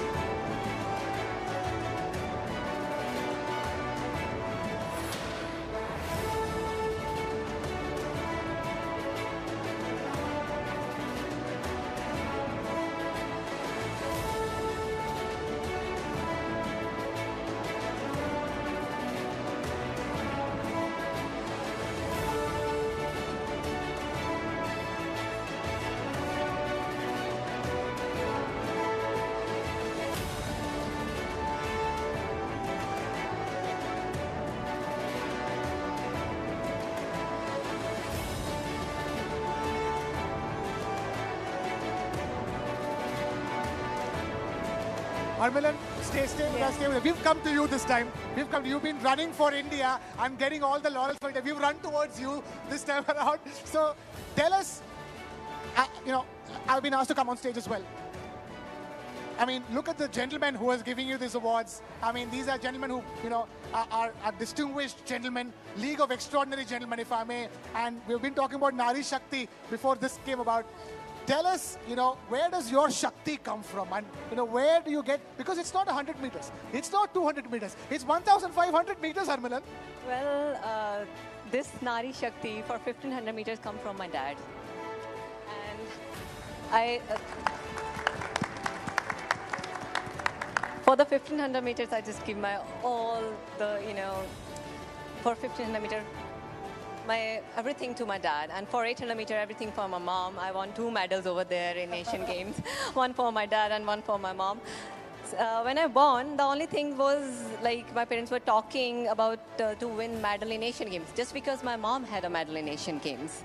And they want me to repeat history, so I did it. But I just took 2 medals, one for my dad and one for my mom. Harmilan, one question that a lot of my friends wanted to ask you as well was that you have some real cool-looking track stars out there, okay? Look at the Usain Bolts and the dreadlock Afro-American runners and track stars, but you have a very cool-looking hairstyle yourself. आपको लगता है कि आपके 1500 की दौड़ में कभी कुछ प्रॉब्लम आती है, ट्रेनिंग में प्रॉब्लम आती है, because it looks really cool. अभी इतना अच्छा लग ही रहा है तो प्रॉब्लम कैसे आ सकती है?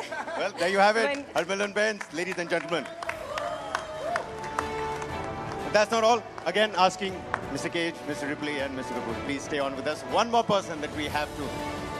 We have one more award, requesting the League of Extraordinary Gentlemen to please stay on stage for just one more award. We have now, after a professional track and field athlete, we have a professional shooter. Ladies and gentlemen, our next Nakshatra Samman winner holds the current world record in women's 50-meter rifle 3 positions, which was set while she won the gold medal at the 2022 Asian Games. Take a look at this.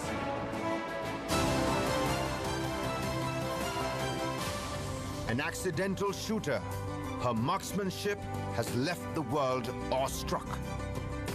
Now aiming for the greatest glory, she has Olympic gold in her crosshairs. TV9 Network Nakshatra Samman goes to the shooting star, Sift Kaur Samra. Ladies and gentlemen, please put your hands together for Sift Kaur Samra, our next Nakshatra Samman winner.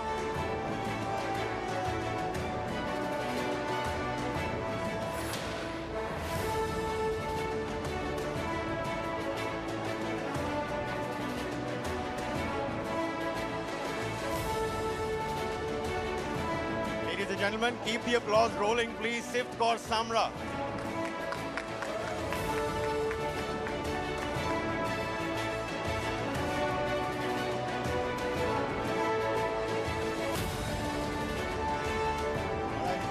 You know, Sif, we have a quick question for you as well. Right in the AV that you just saw over here, it starts with the sentence says an accidental shooter that, you know, her marksmanship is something that the entire world is now talking about. And this is that one little story that might not be, you know, well versed with the common multitude out there. क्या आप बताना चाहेंगे अपनी story के बारे में? Why is it that an accidental shooter today is winning accolades for the country? So when I was introduced into the shooting, and we were not knowing about the shooting because I came from a very small city, Faridkot from Punjab. So there's my dad's friend, son. He's a shooter. He told my dad that Sif should try it. So I still remember it was a June vacations from the school, and I went to his range. He do shotgun, and I tried it. And after the June vacations, I gave my name for the shooting. And my dad called school, and they were like, how she can become a shooter? We don't know anything about it. And the teacher said, okay, no worries, she will get a certificate. The stick, I was alone, and I went for a state. I performed 4th in first time. So from there it started, and my dad helped me a lot. The one thing I can understand is that we've been talking about it over here for the development of sports in this country. Development of infrastructure is very important. The availability of infrastructure, in fact, gives birth to sports people, and especially a sport like yours requires infrastructure, doesn't it? Because as they say, banega to badega India. How important was the fact that you had that shooting range to lead to the fact that you eventually end up sending the world record?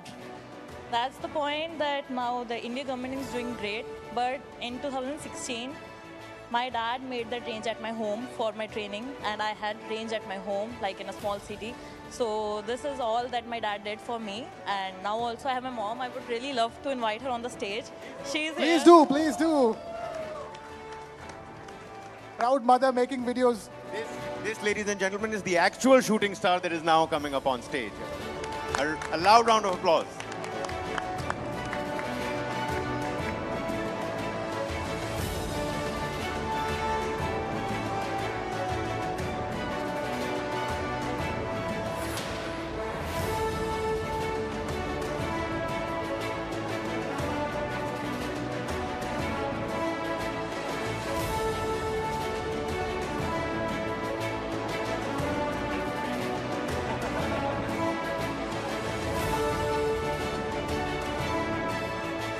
Well.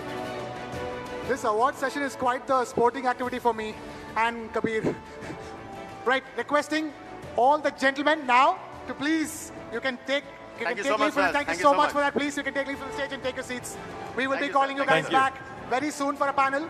Ricky, you know.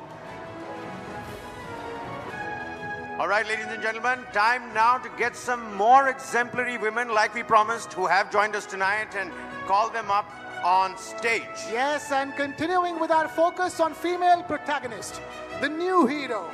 Please put your hands together for none other than Khushbu Sundar, member, National Commission for Women.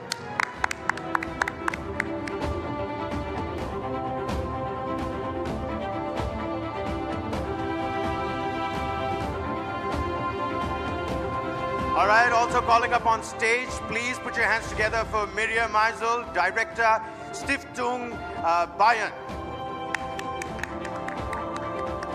Guten Tag, Miriam, guten Tag. Please come on stage. Right, let me also now call upon stage another special guest from Germany, Julia Farr, football evangelist, Borussia Dortmund. Head of Asia Pacific for BVB Dortmund. Very warm welcome to you. Also with us is Ayush Gupta, HR Head for Gale. Please get up on stage, sir. Thank you so much.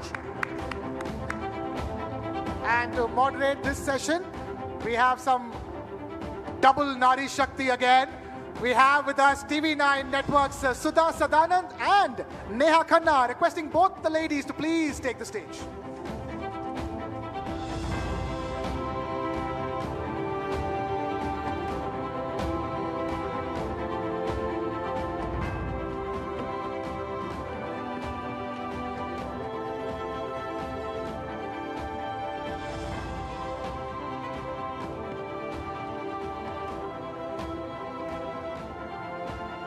All right, so some for more women's power, and I don't think that a panel can look this beautiful, really. I include you, Mr. Gupta, as well. I mean, please. You know. So, if everyone can settle, Kushbu eppadi irkeenga? Nalla irkeenga? Vanakkam, nalla irukken. Thank you. All right. So let's start with you, Kushbu. And considering that, you know, I always have called you, whenever I've spoken to you, as a child woman. You haven't really grown up that way, you know. But from a child artist who started out in Mumbai and from a home where the mother was the main support, emotional support, and a father who was not very supportive, with wonderful brothers around you. Tell us, what made you so strong as a little chut of a girl? We know the story about Hema Malini and how, you know, you've got to meet B.R. Chopra ji, etc. But what made you so strong to face the camera as such a little girl, Kushbu? Hello and a very good evening to everyone here. And there's an echo. Yeah, I think what made me very strong is against every negativity, there's a positivity. There are always two sides of the coin. So when I see, as a child, when I saw my mother going through the kind of abuse at the hands of her husband, and I think that made me very strong, because I think as a child, it was very clear in my mind that I'm not going to grow up as somebody who's very, very submissive, who's going to be Hanji, Bilkul Sahi ji. Like Ravina said, kuch bhi ho jaye, mera pati Parmeshwar hai. So I was very clear right from my childhood that I'm not going to grow up into that abla nari. So I think, you know, in all the negative aspects, and that strength, of course, came to me from my mother, because she never wanted me to be what she went through. Right. So I think it was there with me, within me. All right, okay. All right. That's lovely to hear, Khushbu. Really, you are an inspiration for so many women out there. Let me now bring in some of the other lovely women that we have in our midst today. Miriam Eisel, if I could begin with you. You know, it's 2024. And as educated, independent, liberated women, we would ideally have liked to live in a world where we could take equality, gender equality, for granted. Absolutely. But unfortunately, right? I mean, it should be fundamental to human existence. But unfortunately, it's proven to be very elusive. Now, in your area, you work with a lot of young people. The question I want to ask you is, how do you sensitize them towards treating everyone, especially women, with a sense of equality? Honestly, has that been a challenge? That's really a good question, and to be honest, it's challenging. It's still challenging. I'm coming from the field of education, and I'm coming from the field we want to extend youth exchange, so give everyone a chance to go abroad. And this everyone to have a chance is really difficult, because you really have to focus on the needs of those who are underrepresented. And those are the ones who come from lower education, and those are often also the girls. So we try to really focus on their needs and helping them, that they say, I'm good enough to do exchange, for example. I'm good enough to take part in it. And this needs a lot of time to educate them. All right, and Julia Farr, you look wonderful today. And before we, get into the excellent work that you've done for Borussia Dortmund, what people would like to really know, a lot of questions from the audience who actually ambushed me and said, ask her, what made you fall in love with this beautiful game of football? I would say the fact of being part of a team. I think football always connects people and unites people. And that makes it so special. I remember when I started playing the game myself, I was a very small girl, and back in the days, there weren't many opportunities for girls to play in a girls' team. So I started playing with boys in an all-boy team, and whenever we went somewhere for games, of course, everyone was looking at me, the only girl. But then, as soon as you are on the pitch and the game starts and kicks off, it doesn't matter anymore where you are from, who you are, or what you are. You just play the game, and that's what made me fall in love with it. Super. That's amazing. Okay, Ayush Gupta is, of course, heavily outnumbered on this panel, as you can see. And as the only man on the panel, and since we're talking about Nari Shakti and he represents, the PSUs, the government sector, I'd say let's not miss out on this opportunity to put him on the spot. All right, Mr. Gupta, from newsrooms to boardrooms, I think we can all agree that we need many more women in decision-making and powerful roles. But unfortunately, the reality leaves a lot to be desired. The question I want to ask you is, we all know that it's still a huge challenge for women to smash the proverbial glass ceiling. What are organizations like yours, for instance, doing to level the playing field? And frankly, are they doing enough? See, first of all, being the only man here is making me a bit nervous, and let me admit that. But going forward to your question, and rightly said, whatever we said that we are doing this thing and that thing, the reality remains that still the numbers are very few at the top, and a lot more needs to be done by each and every organization, and not just the organization, I believe by the society at large. Because if we have to see the results, it's not just one organization or one particular sector which we can do. All the stakeholders, be it the educational institutes, academic institutes, be it the family or the society, the family members, or the companies or the organizations, all have to come together to make sure that women will not only reach at the top level or the board level positions. The journey has to start from a very early stage when we are talking of admissions to the educational institutes. So for example, when we talk of an organization like GAIL, which is predominantly represented by 70% engineers. So unless we have a pool of engineers who are passing out from top IITs or the engineering institutes, the representation there of women passing out is still less than, say, 14 to 15%. So the pool itself at the entry level, it's getting limited, and because of which the progression or reaching to the top level gets limited.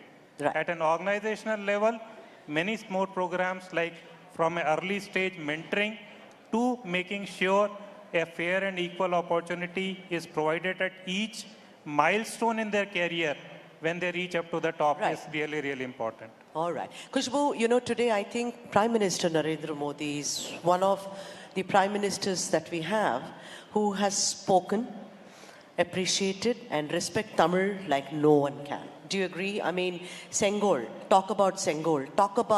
He talks about how Tamil is the most ancient language. He talks about how the culture needs to be preserved. Every speech of his, he has this respect for Tamil. I want to ask you, you were one of the first heroines who goes from Mumbai and starts speaking Tamil like a native. I mean, she speaks the language better than I think look at Selva Ganesh there, all the Tamils, you can't make out the difference. We tell our children, if she can learn it, you can learn it better. Khushbu, talk a little about it. I've heard, correct me if I'm wrong, I've heard that Kamal and Rajni sir, everyone encouraged you that, pesuma, parvalla, vandudum. See, if I speak Tamil very well, I would love to speak in Tamil, address this esteemed audience here in Tamil. But I don't know how many of you will understand, but irundalum Tamil பேசுறதுக்கு ஒரு மிகப்பெரிய பெருமை வேணும். ஏன்னா நம்ம நாட்டுடைய மிக சிறந்த ஒரு மொழி, பழையமான மொழி, and அந்த மொழி சொல்லும்போது நான் இன்னைக்கு தமிழச்சியாக தமிழகத்துல வாழும்போது எனக்கு ரொம்ப பெருமையா இருக்கு, and which translates that though I belong to Mumbai, for me to come to a place called Tamil Nadu and make a home there and speak the oldest language on this planet, I take a pride in calling myself as a Tamilian. Having said that, if I've started learning Tamil, yes, I've had a great help from my co-stars. But I definitely would like to give the credit to my co-workers, especially on the sets. you know, my light men, my production boys, my dancers, my fight choreographers and the fighters, you know, because they are the ones I used to basically converse with in Tamil, and they gave me the encouragement that speak. Even if it's wrong, it's fine, we will correct you, we will not make fun of you, but you speak the language. I remember my very first day shoot for my first Tamil film, Dharmathin Talaivan, where I was paired with Prabhu sir and Rajini sir and Suhasini were paired together. It was a remake of Kasme Wade, where I played Neetu Singh, to make it very simple. And I went to the set and I was zero in Tamil. So I was conversing with Rajini. So the very first day I had shoot with everyone. And Rajni sir was speaking to me in Marathi, then all that, you know, rattling off in Marathi. I was so comfortable. And over the, you know, the entire day while we were shooting, I was watching people where they were talking to each other and said, hey, vada, hey, poda, and all that. So I was like, okay, it means something with a lot of respect. And when Rajni sir was leaving, he said, Kushbu mi zaunit. And I said, poda. And the entire set just froze. And I'm like, okay, where did I go wrong? And then immediately Prabhu came forward and he said, you're not supposed to say poda. I said, why? He's saying it doesn't mean that you're saying with respect. It's in a very respectful manner. You say, okay, jao. And I'm like, okay. But Rajni sir was very gracious enough where he came, he patted my shoulder because he knew that I don't understand the language. So he patted my shoulder and he laughed and he said, it's okay, you will learn the language. So yes, my journey has been different, but I think I definitely would give the credit and to my driver, who was my driver then for a very, very long time. So I think I give the credit to all my co-workers more than my co-stars. I would give the credit to my co-workers for encouraging me to speak the language and for standing by me and tolerating my terrible Tamil that I spoke back then. So I think I owe it to them. And just a little bit of clarity, you don't say poda to someone, you don't say it usually, you can say it to a child, but you don't say it to somebody who's older, who's much respected, you say ponga. Like in Bengali, you say Jan. So that's the difference. We follow that protocol when it comes to Indian languages. Neha. All right, a fascinating discourse that about languages. I mean, you know, such a lovely reminder of the cultural diversity of this country. As they say, many Indias in this one India.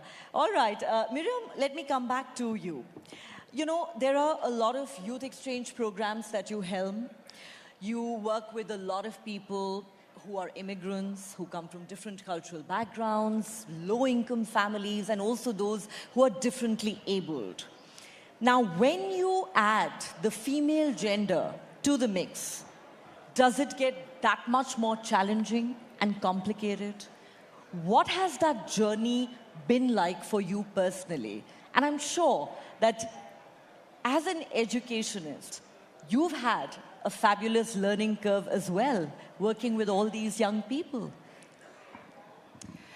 Well, I think, as you said, it's a journey. And it's a journey we started, and it will continue.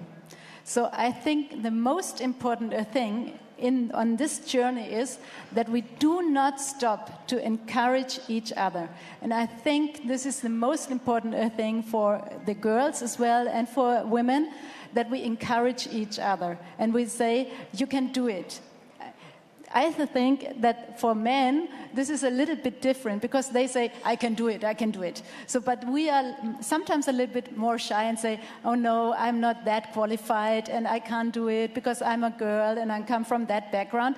But to challenge them really to say, you can do it and you are brave enough. And so we encourage the girls, for example, in special programs where we teach them in different sessions that also if they are coming from a migration background, from low-income families, they have the ability to achieve it. All right, Julia, you know, talking about football and how Pvt Ltd became such a household name, the transition of the journey, as it were. We remember in 2019, you know, a banner, which no one can forget, is football is for everyone, women's team now.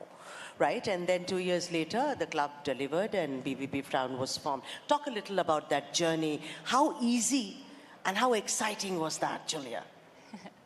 You did your research. No, yeah, I think that was a very special journey that we started in Dortmund. We had always the men's football team. There was a women's handball team, but never a women's football team. And I think, yeah, the fans gave a bit of pressure to the club to look into this more curious, and that's what the club did.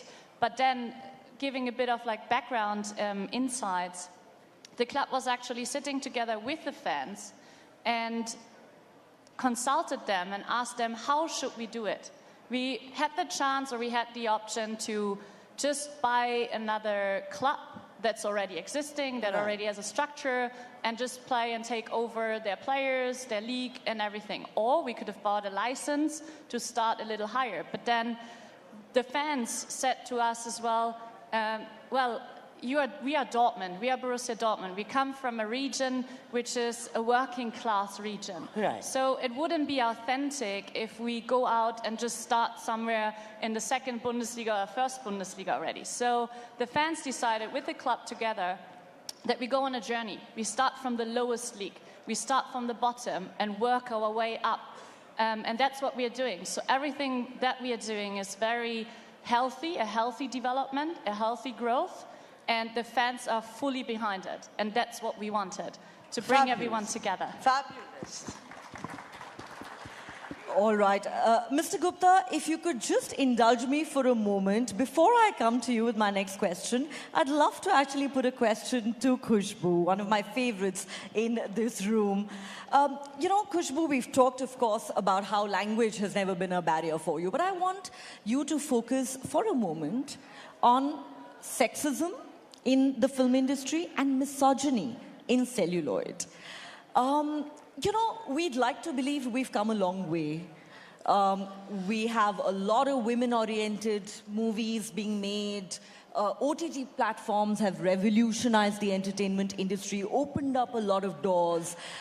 You know, Ravina was here some time back talking about how you know, she's in a way started her second innings and is getting to play some wonderful roles.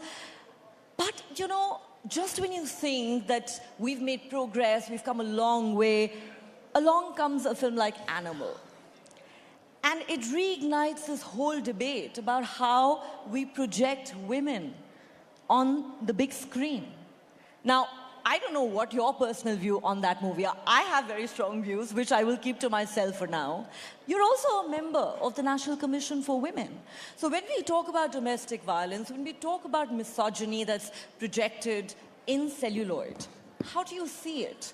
Have things changed? All right. First thing I would like to tell in this room that I haven't watched the film Animal because that's not my kind of a film. So I haven't watched that film. That makes two of us. Okay, great. Well, yes, as a member of National Commission for Women, it becomes very difficult when we have the cases which talks about dowry, harassment. We still have cases about, though triple talaq is abolished, we still have a lot of cases which keeps coming in about triple talaq. The talaq being announced over a phone or through a letter or just by words at home. We do come across a lot of problems about like what Ravina was also discussing earlier about marital rape and any kind of abuse, whether verbally or sexually. And I think, you know, we talk about moving forward. Our Prime Minister has been talking about Beti Bachao and Beti Badhao, where the Prime Minister keeps talking about from women empowerment to women-led empowerment. It's very saddening to see that in many areas of our country, in especially a little lower states, we get a lot of complaints which talks about the basic problem of women. And this is something which we need to address. Fortunately, we at National Commission of Women, we have been given a free hand where we have been taking up cases very, very aggressively, and we have been working on it. But as far as the mindset goes, I mean, if a film like Animal continues to bring in moolahs, bring in as one of the biggest box office grossing film, then we really need to think about the mindset of the people who go and watch such films. What about them? More, because these movies are blockbusters. Yes, and they are blockbusters. Even before that, we had a major issue with Kabir Singh. and which was in Telugu, it was Arjun Same Reddy. director. Yeah, okay. I mean, I don't blame the director because I think for him it's the success which is going to count.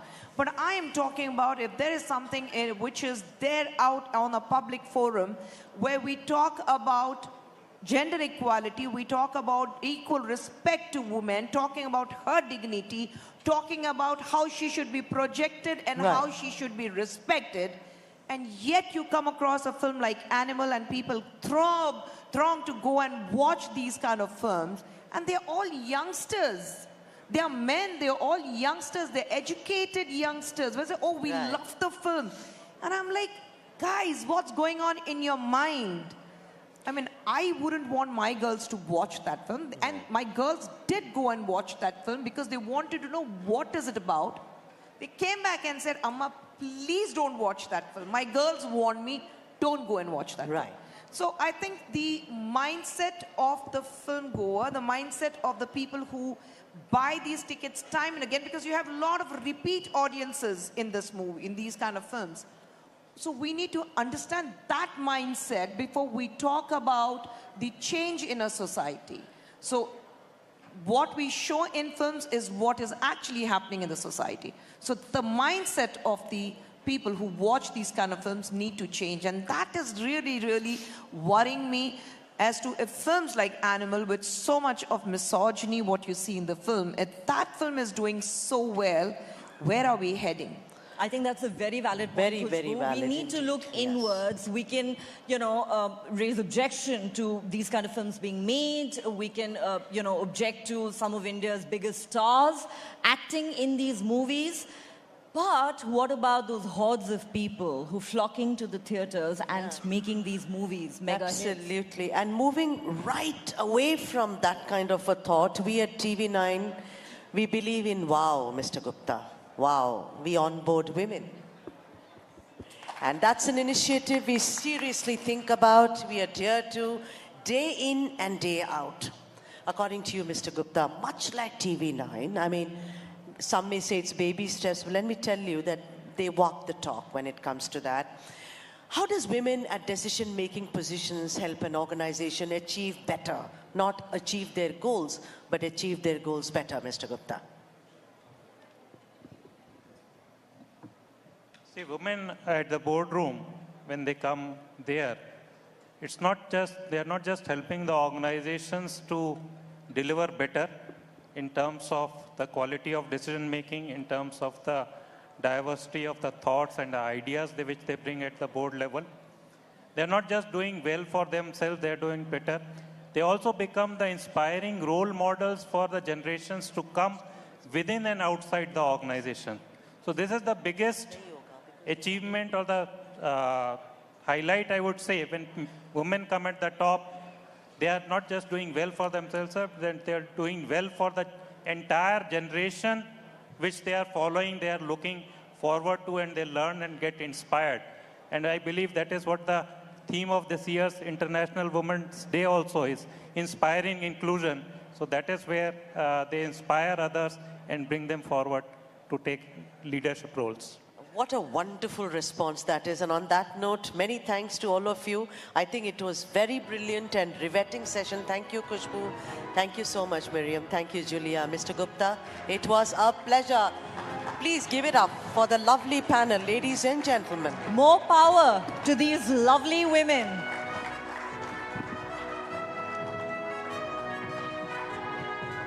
Thank you so much to our panelists. Thank you so much, Sudhaji. Thank you so much, Neha.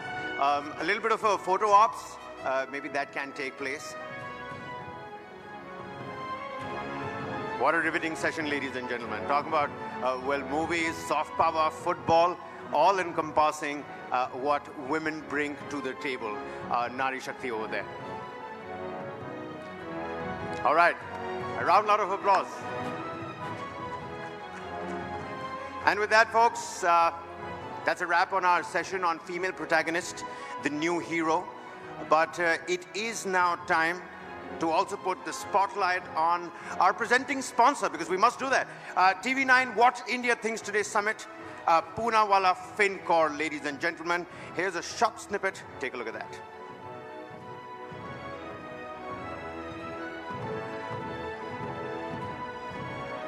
Every once in a while, a success story comes along that redefines and reshapes everything. Welcome to the world of Poonawalla FinCorp, where upwards is the only way to go. We operate on a simple philosophy and vision to be the most trusted financial services brand and to help individuals and businesses to achieve more by offering the best-in-class customer-centric products and solutions. In short, to be a pillar of support to people from different walks of life with a focus on ethical, transparent and end-to-end digital lending. Our products, service and philosophy resonated with the customers, allowing us to script a historic business story. With a record-breaking turnaround time in the history of financial sectors in India, the current valuation of the company stands at over $4 billion. 2023 has witnessed an exponential rise in our business valuation. In just 2 years, Poonawalla FinCorp has managed to race ahead faster than any other player in the finance sector. Behind this phenomenal growth story is a hard-working team, led by leaders with a razor-sharp vision, who are bound by our values of credit. Every team member involved in this success is valued at Poonawalla FinCorp. Through everything we do, our values and culture shine through. With a relentless passion for excellence, we are on our way to enabling dreams for millions of Indians. Poonawalla FinCorp, enabling dreams. Well, all right, ladies and gentlemen, a big round of applause for Poonawalla FinCorp as well. And before we move on to our final panel session discussion of the day, we are again breaking that up with another set of Nakshatra Samman, ladies and gentlemen. Our next Nakshatra Samman winner is a world-renowned percussionist, a film music composer, and also a Grammy winner. Take a look.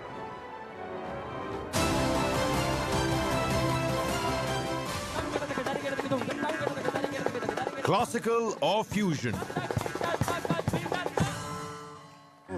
He can hit a high note in both worlds. The virtuoso's artistry knows no limits. Beats, rhythm, jugalbandi. He isn't just a percussionist. He is a storyteller who speaks through the universal language of music. TV9 Network Nakshatra Samman goes to the global star, V. Selva Ganesh. That's right, ladies and gentlemen. To present the award, let me please call on stage whole-time director, TV9 Network, Mr. Hemant Sharma. Please, would you please grace the occasion and the award section over there. Also joining him, can I please request Pierre Norbert, the CMO for Bundesliga International, to please come on stage onto the award section over there to hand over the award to our Kanjira King, V. Selva Ganesh, right here present amongst us. Ladies and gentlemen, put your hands together for V. Selva Ganesh, our next Nakshatra Award winner.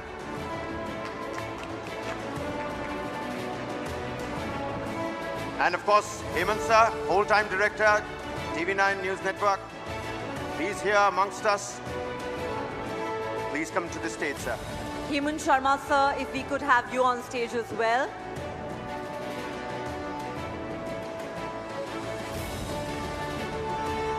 We're all right.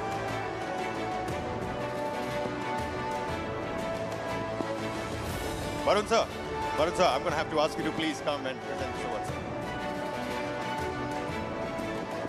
Ladies and gentlemen, Barun Das, MD, CEO, TV9 Network. V. Selva Ganesh, ladies and gentlemen.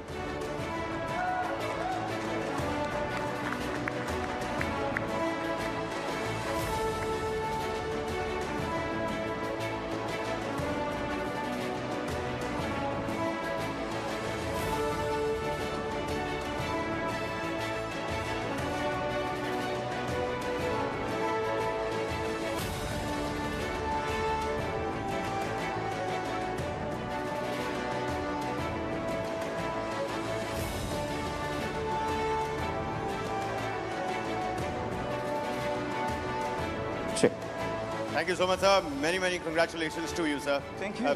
I know this doesn't come close to a Grammy, but I'm telling you, this means a lot as well. Thank you. At that, fruitful moment, let me ask you this. People have been reading up about this award, have been reading up about Shakti, have been reading up about your interviews where you've said that this is a historic moment for India. It's a major, major moment for India. But 46 years, and then another album comes. What has it been like working with these phenomenal people? I mean, Ustad Zakir Hussain Saab, you've got fantastic violinists and guitarists as part of Shakti. Uske bare mein bhi kuch bataiye, sir. You forgot the mention singer, Shankar Mahadevan too. My apologies. First of all, I would like to thank TV9 for this great, and what a proud woman. As you were saying, like 3 weeks back, I was holding something similar like this in America, in Los Angeles. So you were talking about Shakti. Like recently, I mean, if you see it, that was the Shakti, human power. So similarly, like, Shakti is like a power.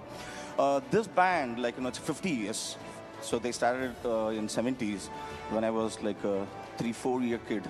The first music which I heard, that was Shakti, because my dad was part of that band. Wow. So original member. So getting onto stage to play with them, it's itself a biggest task for me. And it's all a learning process. Each and every moment I learn from John McLaughlin, Zakir Bhai, or Madeline Yushinivas was part of it too. And Shankar Mahadevan and everyone. Like so this was like my family. So Shakti is like my family. Thank you. That's a great, a synonym for family as well. That is Shakti. Many thanks, sir. Thank you so much for gracing us at this event and the occasion. Congratulations on the Nakshatra Samman as well.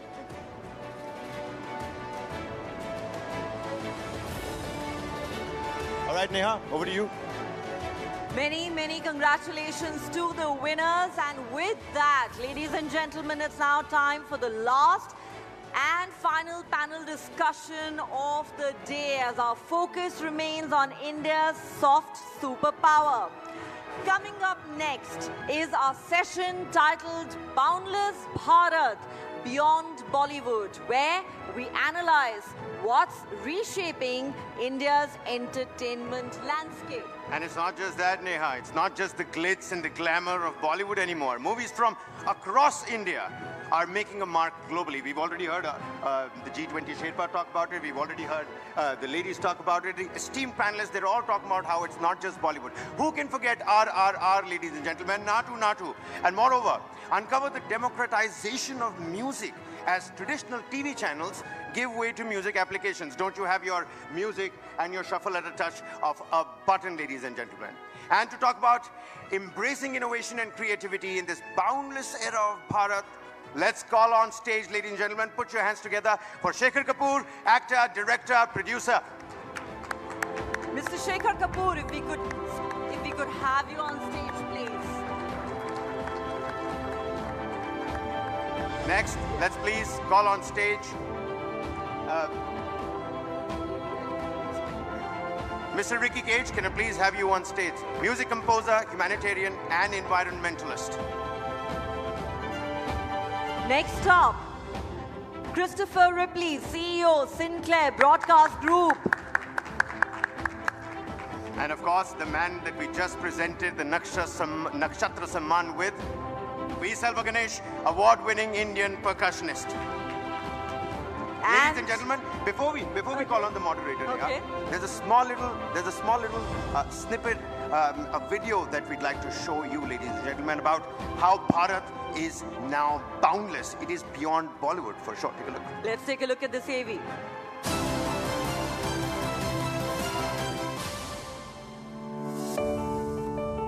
Neither boundaries nor language, bereft of the binary of caste and creed. Art unites a global family like no diplomacy does. Indian maestros are making the world dance to their tune. Reverberating through every soul, India moves from Bollywood only to Bollywood and. In this cosmic harmony of art and culture, the world is finally beginning to take note. Let's reaffirm the potential of boundless Bharat beyond Bollywood. An August gathering this is of some legends that we have in our midst tonight, ladies and gentlemen. Shekhar Kapoor, Ricky Cage, Christopher Ripley and V. Selva Ganesh. And in conversation with these amazing men will be my colleague, TV9 Network's Krishna Kumar. Thank you, thank you, thank you. It's been a wonderful evening. It's been such an exciting evening, such exciting conversations. And we're going to take this to the next level with this last panel discussion. Thank you, gentlemen. Again, I'm going to refer to you as a league of extraordinary gentlemen who've taken time out to be with us. I'm going to begin with a man who's been extraordinary for so long. When we look at things like Hollywood, who goes out from India and makes Hollywood movies and wins Oscars?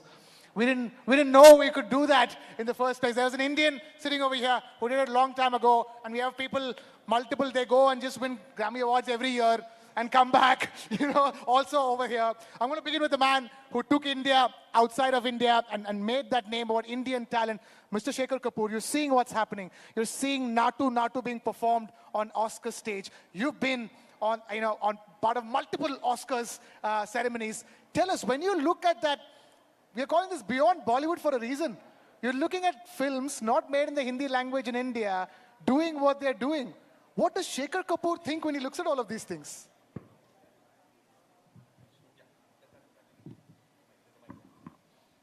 Can I say something about the previous session on Nari Shakti? Please go ahead. I don't know how many of us know that 65% of the agricultural labor force in India are women. And that they come to the fields, they work all day, they go home, they look after the babies, they look after their homes, they cook for them, they send their kids to school if they at all go to school, they come back. Without them, we'd all starve. So how can you not worship women in this country? We would starve without them. So let's get back to Wonderful Bollywood. message, sir. Wonderful message, sir. Absolutely. That's the reason why we spend so much time on Nari Shakti here at the inaugural of What India Thinks Today summit. For a reason we had that. We had such exemplary women on stage. So thank you for putting out that message. Just to take the conversation forward, women are our soft power, superpower. And so is our movies, our music. We make so many movies, such great movies in so many different languages. We make music, classical music, folk music. Music Ricky Cage makes, which usually people from America make, and that we Indians are winning awards for. But talking about a true global Indian, taking India outside, and now when you've already taken India outside with your great talent, but I really want to come back to that. Who here knows what is the biggest, what is the one Indian film that is the biggest hit internationally so far? Biggest international hit Indian film. Adjusted for box office and inflation, the biggest hit to date is Avara.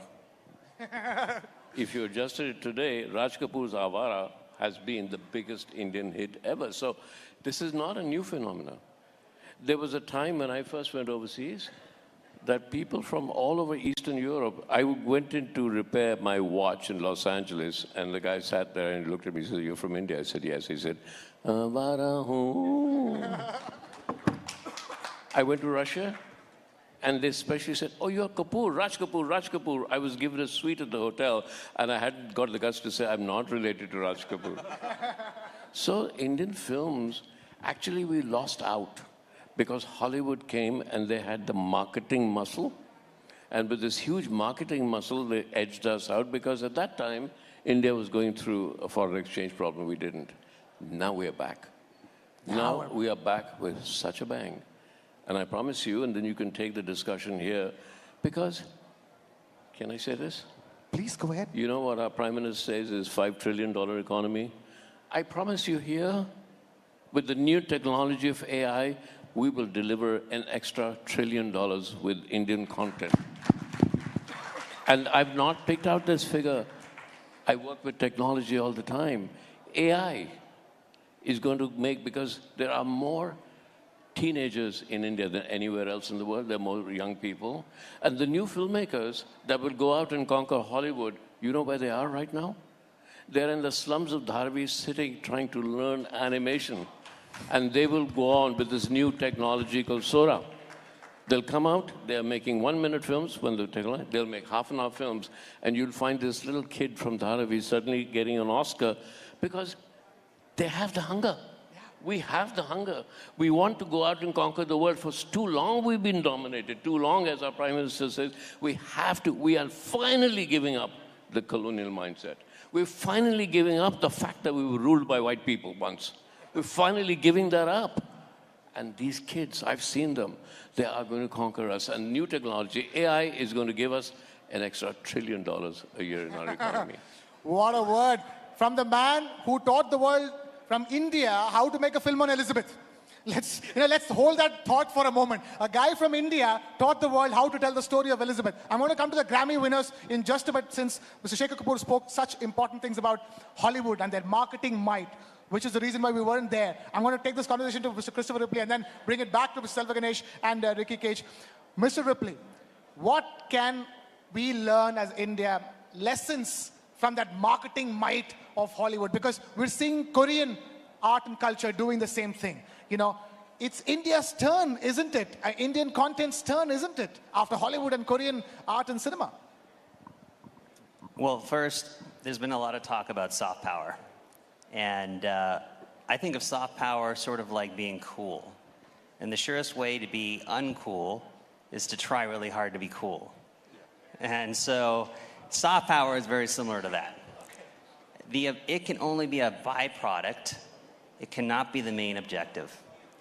The main objective is great content, great culture, great production value, being the best in your genre.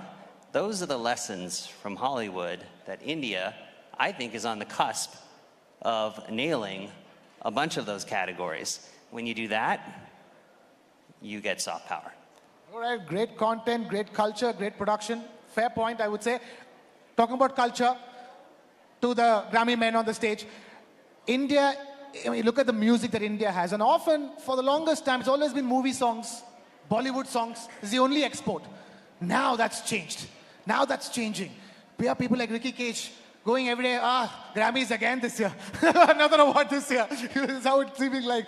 So, Ricky, what has changed in the way the world is perceiving Indian music? Because as in India, we have Carnatic music, Hindustani music, Dhrupad in classical forms, and then a plethora of folk music, from Rajasthani to Tamil folk to, all kinds of folk music in Eastern India, Bengal, Bauli music, tons of different kinds of music happening. Tell us, has the world woken up to the fact that India has so much to offer in terms of music alone?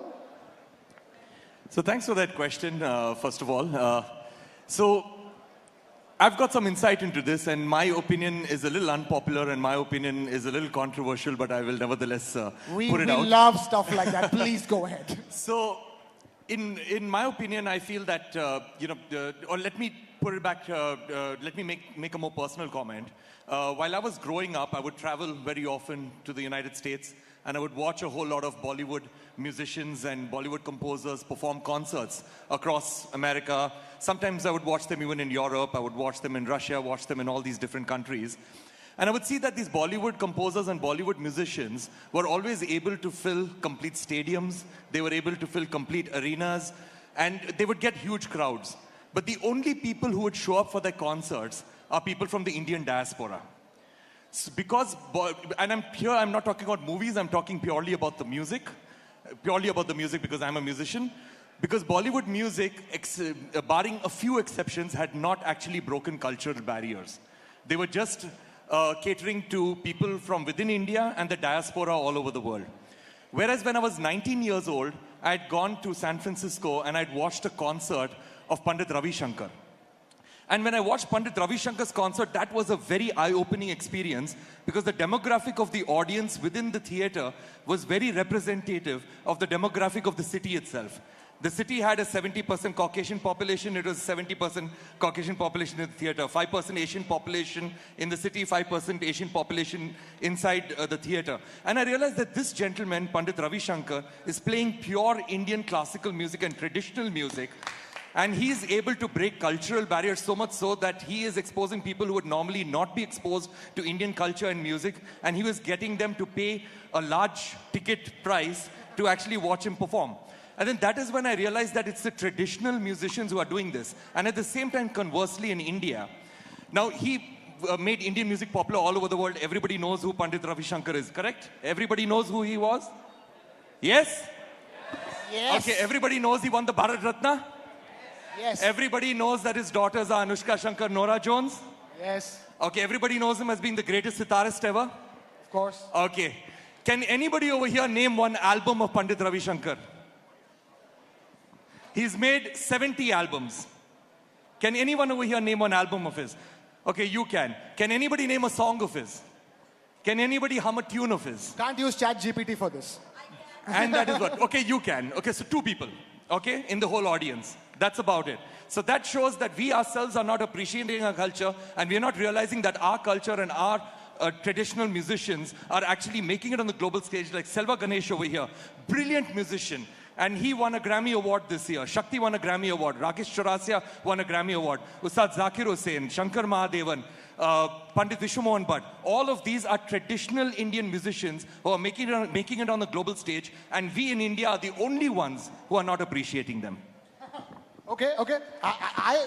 I'm right here going to appreciate Mr. Selva Ganesh right away before I come to Mr. Shekhar Kapoor. You know, the question here is that it's all about showcasing that Indian music, isn't it? That, you know, your beats, the beats are universal.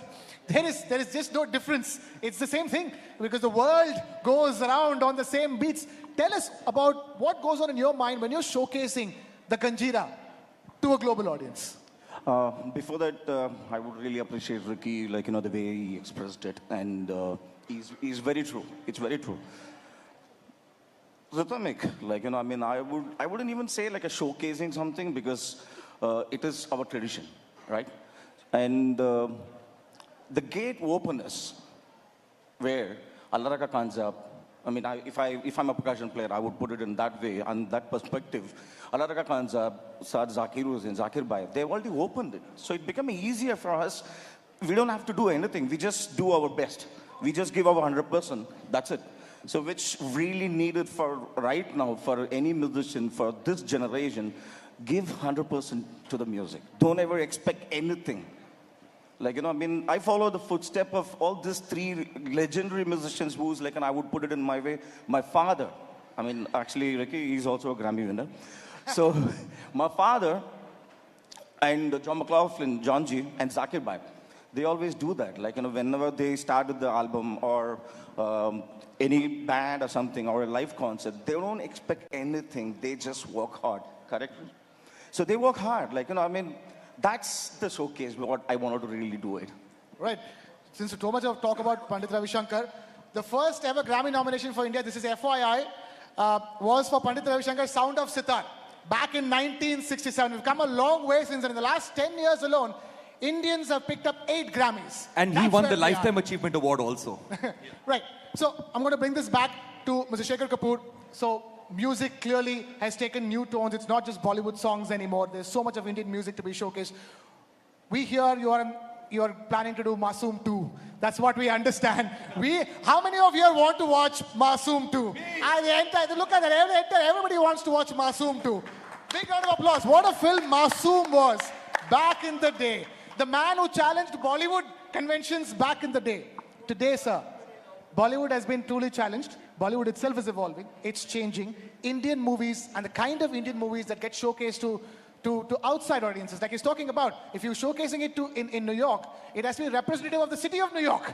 So when they watch it, when people from, Mr. Ripley's nation watch it, you know, they're watching different Indian cinema right now, isn't it? Okay. Just one thing. Do you know where flamenco comes from? The dance flamenco? From Rajasthan. Yeah. So Indian forms and Indian traditional music has traveled for centuries. And it only stopped in Spain because it couldn't cross the ocean, right? And that's why flamenco stayed there. What was your question? Question is that, like the way you challenged Bollywood conventions back with Masoom and Mr. India. You know, one of the things is something we need to take advantage of. The West has plateaued. The West has run out of stories. And one of your questions is, why are the Koreans doing so well? Because the East is a whole repository of stories. It's time for us to tell our stories. It's time for us to find the confidence to go out. And there's no greater repository of stories than India. I mean, there's one book that nobody's heard about called Mahabharata, right? Anybody heard about Mahabharata? No, okay. It has every story possible in the world inside that one tale of Mahabharata. So we have the stories, and the West has run out of stories. So it is time for us to go out and conquer the world with our stories. And I say conquer the world, there's a very big reason. When I was a kid, I was in university, what did I want to do? I wanted to wear jeans because they sold me jeans. I wanted to go to Harvard because they sold me Harvard. I wanted to speak American accent because they sold me the American accent. That day's gone. Those days are gone. We no longer are dominated, created by the West that had this incredible marketing machine. But they don't have any more stories. We're the ones. Now we have to go out and be very forceful. It's not just going to happen. And what is on our side is, number one, India. It's a young people's game, right? India has the largest number of teenagers anywhere in the world. Technology is a young person's game. AI is coming in, changing the world.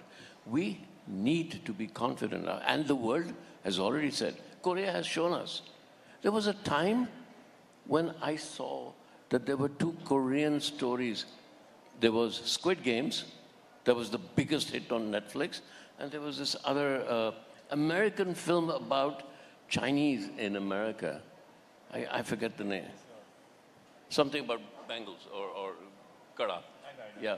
But the interesting thing about it is there was not a single white American in that film. There was only white man, one white man, and guess what that white man was doing? Yes, boss.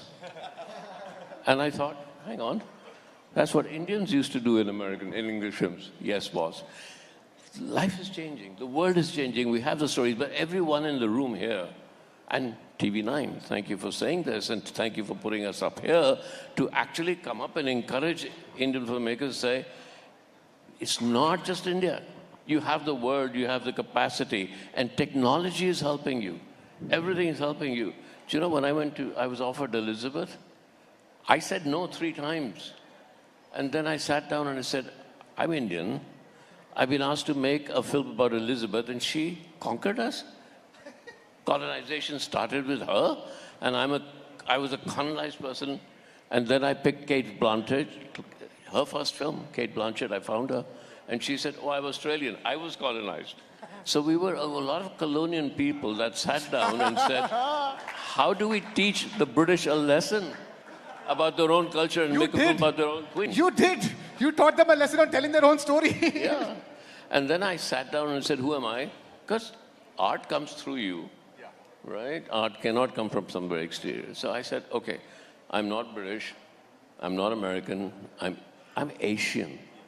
So we all sat down, we hatched a plan, and I called Richard Attenborough. I said, I want you to play a part in it. He said, oh, I don't have the time, they're not paying me enough. And I said, Mr. Attenborough, we allowed you to make Gandhi in India. You have to allow me to make Elizabeth, and you have to be part of it.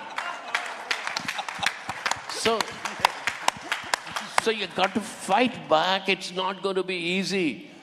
Colonization, you know, our country, Gandhiji and everybody, and our Prime Minister said, get out of that slavery mindset, get out of the colonial mindset. Our film industry has to get out of, hum to sirf India ke liye film banate hain. We have to get out. The world's our oyster. You went out. All of you guys went out. I went out. The world has to follow. For years, I waited for another filmmaker to come. Nahi ji, India bahut acha market hai. 1,000 crores? Hang on. There's a film in America that just made $1.5 billion. What are you talking? Right? And so look at it, Bobby, about a doll. So we can do that. I'm saying this because you've given me this platform to tell people, get out there. Just get out there. Be the first people to go out and colonize the world with your stories. We were colonized by their stories. Now let's go colonize with our stories. Yes? So let's go. Recolonize with our stories. What a message. Ricky, I'm going to come to Mr. Ripley, the talented Mr. Ripley, to talk about technology and the part that it could play. You're laughing so much because that's what you're doing with the kind of awards you're winning. You know, like, you know, when an A.R. Rahman wins a Grammy, it's again for a movie made by somebody who's technically Scottish, and he's trying to do an Indian Bollywood kind of a music for that. And the kind of music for which you won Grammy Award is usually not the Indian Asian types, right? The category in which you won. So in that sense, you're also teaching the world a lesson that Indians can now do this, that what they've been doing all this while. I would look at it from that perspective, actually. Oh, come on, you were just clapping along for what he was talking about. No, I wouldn't look at it from that. I wouldn't look at it from that perspective. But you know, at the end of the day, you know, that we are talking about the Grammys a lot over here. But the thing is that the Grammys is the only international award for music that exists today, and that is a little bit of a problem right there because it's an American award, and so basically, why did we, as an international community, give the onus on awarding an international award to an American organization? So that is where the problem lies, you know. That so what we should be doing is that the Global South, we've got musical forms that actually predate the West. Like, for example, it's always considered that Western music is the paradigm, and all other forms of music, that is Indian, Celtic, Native American, first generation, Irish, not even that, that's also Western, but Japanese and Korean and African music is considered to be ethnic and exotic music and fringe music, you know. So that paradigm needs to change, because when you think about Western classical music, everybody think about, when you think about classical music, everybody first think about Western classical music. And Indian classical music is exotic. When you think about devotional music, it's always gospel music first when it is the West. And then all other devotional forms of music is again exotic music. So that paradigm needs to change, because our music actually predates the Western forms of music. So I guess what needs to happen is that we need to figure out a way to award the world, you know. Absolutely, we need to own up to that. And set our own narrative. We need to own up to that, as Mr. Kapoor is also talking about. Mr. Ripley, so then Mr. Kapoor also talked about artificial intelligence. I'm going to take off from that, actually. Technology is important. In fact, you are, you know, in the thick of things, bringing a very important piece of technology like direct to mobile to India. That changes the way Indians consume their own content. That's what Ricky is talking about. How many people know which album that Mr. Pandit Ravi Shankar was nominated for? So talk to us about how technologies like direct to mobile can reshape the way people consume content. Indians consume their own Indian content, and obviously the way Indian content is consumed across the world. Well, yeah, technology is going to have a massive impact. AI was already mentioned. Streaming globalized content in a big, big way. AI is going to be having a huge impact. Just an example from my company, we operate here in India with the Tennis Channel. We have the Women's Tour Association there, so if you like the WTA, please tune into Tennis Channel. And we operate in many other countries around the world. We are now taking our programming, and with AI, we are versioning it for each one of those countries at a touch of a button. Okay, that's pretty profound. You don't have to create content for each language in each country. So that's pretty significant, and that's sports-related content. Okay, I'm not talking about entertainment content, but I know all the major studios in the US are looking at versioning this way, right? Netflix does a pretty good job of dubbing, but this is going to be something entirely different. You're going to see people talking in your perfect local dialect with your mouths moving exactly as it is. It's going to be quite profound. And that's just the beginning of what AI is doing. I do think technology will benefit incumbents at first. Well-financed incumbents. And I think India, quite frankly, is an incumbent right now. You look at Hollywood, Korea, India, I do think it will benefit India in a big way. And eventually, it will also democratize content creation. At first, it will benefit the bigger, more sophisticated players, but as the technology moves down to the masses, it will democratize content creation. That's been the trend that we've seen. And just to touch on, you mentioned direct-to-mobile broadcast. That is a new technology. I'm sure not a lot of people know what it is yet. It hasn't rolled out yet. Tell us all about it. It is, think free dish for mobile phones. Doesn't require any data plan, doesn't require any subscriptions. Allows for targeting and interactivity. So it democratizes content distribution to the phone. And it will inevitably spawn new content types, open up new avenues to content creators. And it should be coming to India soon. And in fact, it will be first in the world here in India. Wow. So, Mr. Kapoor, you wanted to say something? I Please was go going to take up on AI because Go ahead, sir. I was sitting with somebody in the Singapore FinTech and they say, well, what about everybody's jobs? Everybody's jobs will change. And I looked behind me and there was a cleaning lady who was cleaning, and obviously she was older and she had arthritis in her legs and she was in pain. She wanted us to leave the restaurant so she could get on with the job. And I said, okay, you think AI is all about jobs, and you also said it'll go with the big players. I don't agree with that. I'll tell you why. Because here, everybody told me there'll be a big digital divide. Soon a beggar will come with a Paytm machine to you or whatever and say, hey, just have that. It was like that. The digital divide, there was no digital divide. India caught on like that. Everybody's on it. So AI will be the same thing. But let's look at that lady. I said, ask her, are you happy with the job? She'll say no. Do you want change? She'll say yes. I said, that's 97% of the population of the world. You 3% are sitting on the top and saying, we don't want change because you're sitting on the top. What AI is going to give is that 97% of the people will have a chance to express themselves, to find different things about themselves, to find different ways of living, to expand their consciousness. And when consciousness expands, it moves like that. And that's what AI is going to do. So now you have an organization which is a pyramidal structure. What are you going to do when the cleaning lady has exactly the same tools, the same knowledge through AI as the CEO does? Who's going to run the company? That's the existential change that is coming. Now, I'm a content filmmaker. I'm saying, I know where my competition is coming from a kid sitting in a slum somewhere saying, I can do better than this guy. And AI has given the tools to them. That's my competition. And that's the kid that millions and millions of kids in India are going to go out and make films, and they, through your technology and through streaming and everything, they have the ability to put it out to the world. We're on a roll. It's going to be an exciting world. It's an exciting world. Selva Ganesh, where is your next competition coming from? Considering you have direct to mobile coming, technology coming, artificial intelligence literally, invading all of our lives. Where is the competition for Selva Ganesh coming from? It's actually bad for musicians. No, just imagine, when I grew up, there was a cassette, right? So then it became a CD. Then it became now everything is on the phone. And now you cannot fool around. You can just say this. People say, no, you're wrong. It's there. I'll tell you who did what.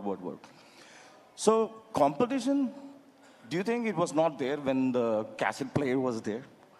It was there all over. So that's why I said you just work with your mind, with your heart. Music is more like that. So I go with my heart, what it says, and then I just do it. And so there is no competition for that. I would definitely say there is no competition. Right. So Indians should actually believe in the power of AI, in their ability to take their art to the world, isn't it? Yeah, so again, my view on AI is very simple. A few years ago, maybe about 24, 25 years ago, you could actually create the sounds of musical instruments, which we do now very regularly. You can create the sounds of musical instruments using a computer. You can play a keyboard and you can get the sound of a violin, or the sound of a khatam, or the sound of a sitar, or the sound of a piano. You can get all of these sounds. And the sounds were of such high quality that everybody said that this is going to destroy the livelihoods of musicians, and musicians are going to no longer be required, and composers can just create the music using the computer. But that did not happen. What happened was that the musicians who were the more generic musicians, who were not creative, they're the ones who went obsolete. But the musicians who were creative and the musicians who would give a composer more than what the composer required were the musicians who survived. And that is why you have musicians like Selva Ganesh who are doing extremely well because they're extremely creative in what they do. And that is why everybody wants to work with them.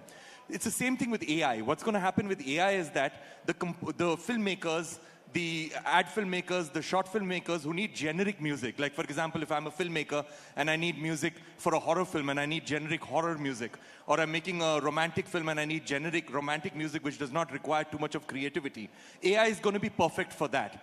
But for composers, for composers who need to, I mean, for filmmakers who want composers or composers who want to create something that is absolutely unique, unprecedented, and music that is very creative, not been done before, that is where the human connection is going to come in, and that's where humans are always going to be needed. And AI will always follow because AI can only do things with precedence. So basically, AI will follow all the innovations that human beings create. I just realized the fact that artificial intelligence begins with art. No. Isn't it, Mr. Kapoor? You got a chance, Ricky. You and I got a chance. We all were lucky, right? We rose to the top because we got the chance and we did it. 95% of people do not get that chance. I'm talking about those 95% of people that now will get a chance because of technology to get themselves heard. Then we come to the question of what is creativity? What is creative? I mean, if you want to study AI, you should learn what AI cannot do. All right? I'll tell you what it can't do. You know, when I was a kid, I lived in Delhi. We used to go up to Mussoorie, Simla, right? All of us went there, and I used to run down. I was 14 years old, 13, 14. I used to run down the hill. As I was running down the hill, I had to already know if it's a river, because the momentum will make sure that I need to know which are the next boulders to step on. I can't make up my mind that. So step on one boulder, I already see, there. Now, AI could give me which boulder, but then I wouldn't do it. Why did I do it? I did it because there was this fundamental fear that I might fall. There was this fundamental fear that I might die. So, fear is a great driver of creativity. Fear is a great driver of human action. You're afraid. So AI can't be afraid, right? AI can't love, because if AI knew how to love, then you'd go, she loves me, she loves me, she loves me, she loves me, she loves me, she loves me. Where did that go? She loves me not, she loves me, she loves me not. It's that she loves me not which creates the mystery in love. And that AI cannot do. No fear, no love. It can give you the biggest love story in the world. Hey, I asked ChatGPT to give me a story on Masoom, the next generation. One day I'll tell you what the story is. It had a moral idea to it. Wasn't the story I'm making. But it's really good. But it's just read everything that's ever written and immediately 10 seconds gave me. But it can't love, it can't fear, it can't feel faith. That human quality is what gives you creativity. There. But then, hang on, 95% of people don't get the chance. How long? I mean, I could have not been offered Masoom. I would have been struggling still to make a film. Somebody said, will you make it? And Shabana said yes, and Gulzar said, they could have said no. If they said no, I wouldn't be sitting here. That's the point. AI, what that AI will do is they don't have to go to Shabana. AI will create a Shabana for them. AI will create somebody for them, right? You know which is the biggest brand in the world is made by Disney, Donald Duck. 100 years it's been going on. Now AI will make a human that will be going for 100 years. Who owns that? A kid in Dharavi? Who owns the copyright for that? It's huge. It's an existential change. And I'm loving it. So, you know, you can see with the way. Right, I see Mr. Ripley nodding along. Obviously, the marketing might of Disney is another example of how Hollywood was able to push that brand across the India. But, you know, we can continue this conversation for the next 1 hour, I think. And I didn't realize the fact that the conversation on art and music and entertainment is going to be ending up as a conversation about artificial intelligence, which will take an entire day, I think. But it's been fascinating talking to you, gentlemen. Huge round of applause for Mr. Shekhar Kapoor, Ricky Cage, Christopher Ripley, and V. Selva Ganesh. We need to wrap this session up, unfortunately, because we have indeed run out of time. Thank you so much to all of you for listening. Let's also quickly take the photograph as well. What a session that was, ladies and gentlemen. Artificial intelligence. Yeah. Do you think Sora's going to be a sorry kind of a situation later on? Well, I guess we'll have to wait to find out, but I am dying to know what ChatGPT came up with when Mr. Shekhar Kapoor decided that he wanted to take its help to come up with a story for Masoom 2. Well, maybe we could urge Mr. Kapoor to put that out on his Instagram. Meanwhile, even as the photo ops are on, and we do give away a memento of thanks, a token of appreciation to all our esteemed panelists, Mr. Ripley, V. Selva Ganesh, and of course, Vicky Cage, Mr. Kapoor. Many thanks to Krishna Kumar as well for conducting that session. All right, ladies and gentlemen, we are almost drawing to a close to this particular event, but... Well, we still have something special lined up for you. Before we, of course, let the gentlemen leave the stage, I'd just like to say, Mr. Shekhar Kapoor, we are indeed looking forward to Masoom 2, and I know I don't need to say this, but the story must come from you, not from ChatGPT, please. But all right then, ladies and gentlemen. Next up, very quickly, before we draw a close on day one of TV9 What India Thinks Today, our next Nakshatra Samman winner, ladies and gentlemen. And, do pay close attention here, because this is someone who is a box office king, a star rather, Neha, who has captured the nation's attention. Before we move on, here's a quick snippet. Take a look.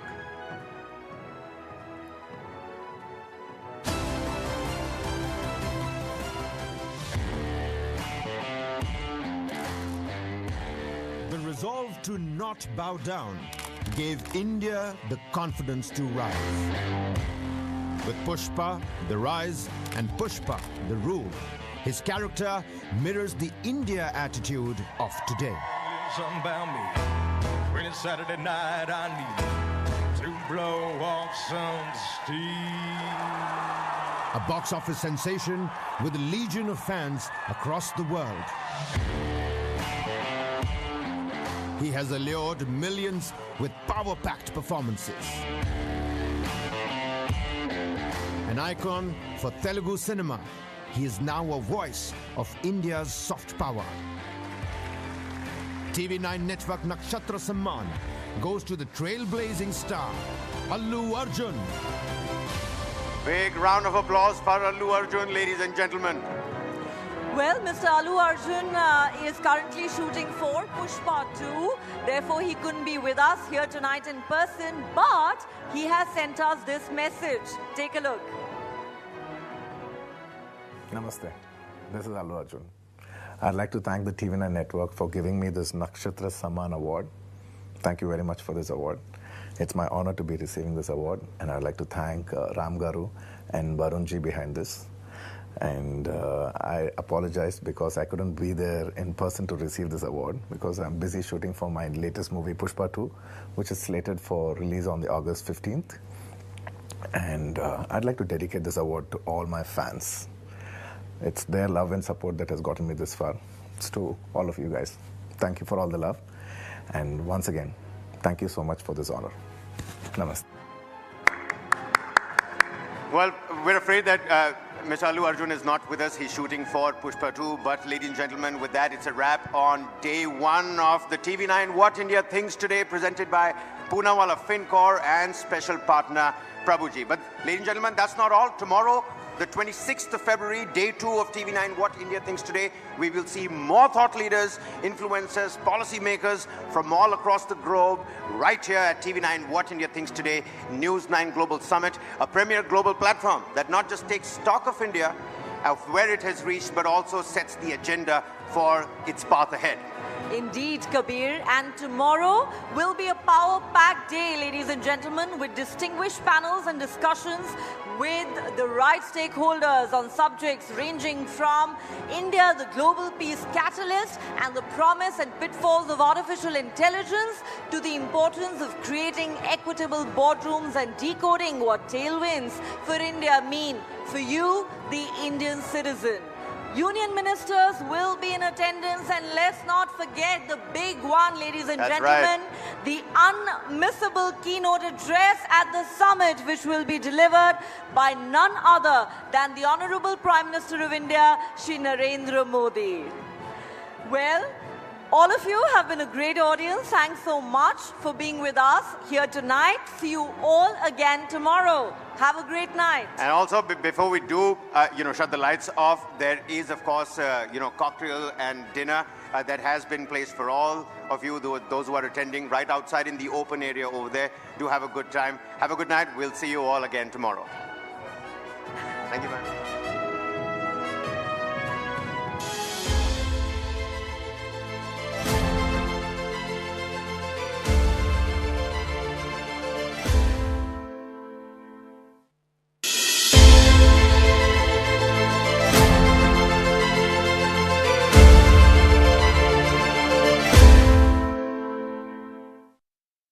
The Union Minister of Sports, Youth Affairs and Information and Broadcasting, Sri Anurag Thakurji, distinguished guests, ladies and gentlemen, welcome to the inaugural.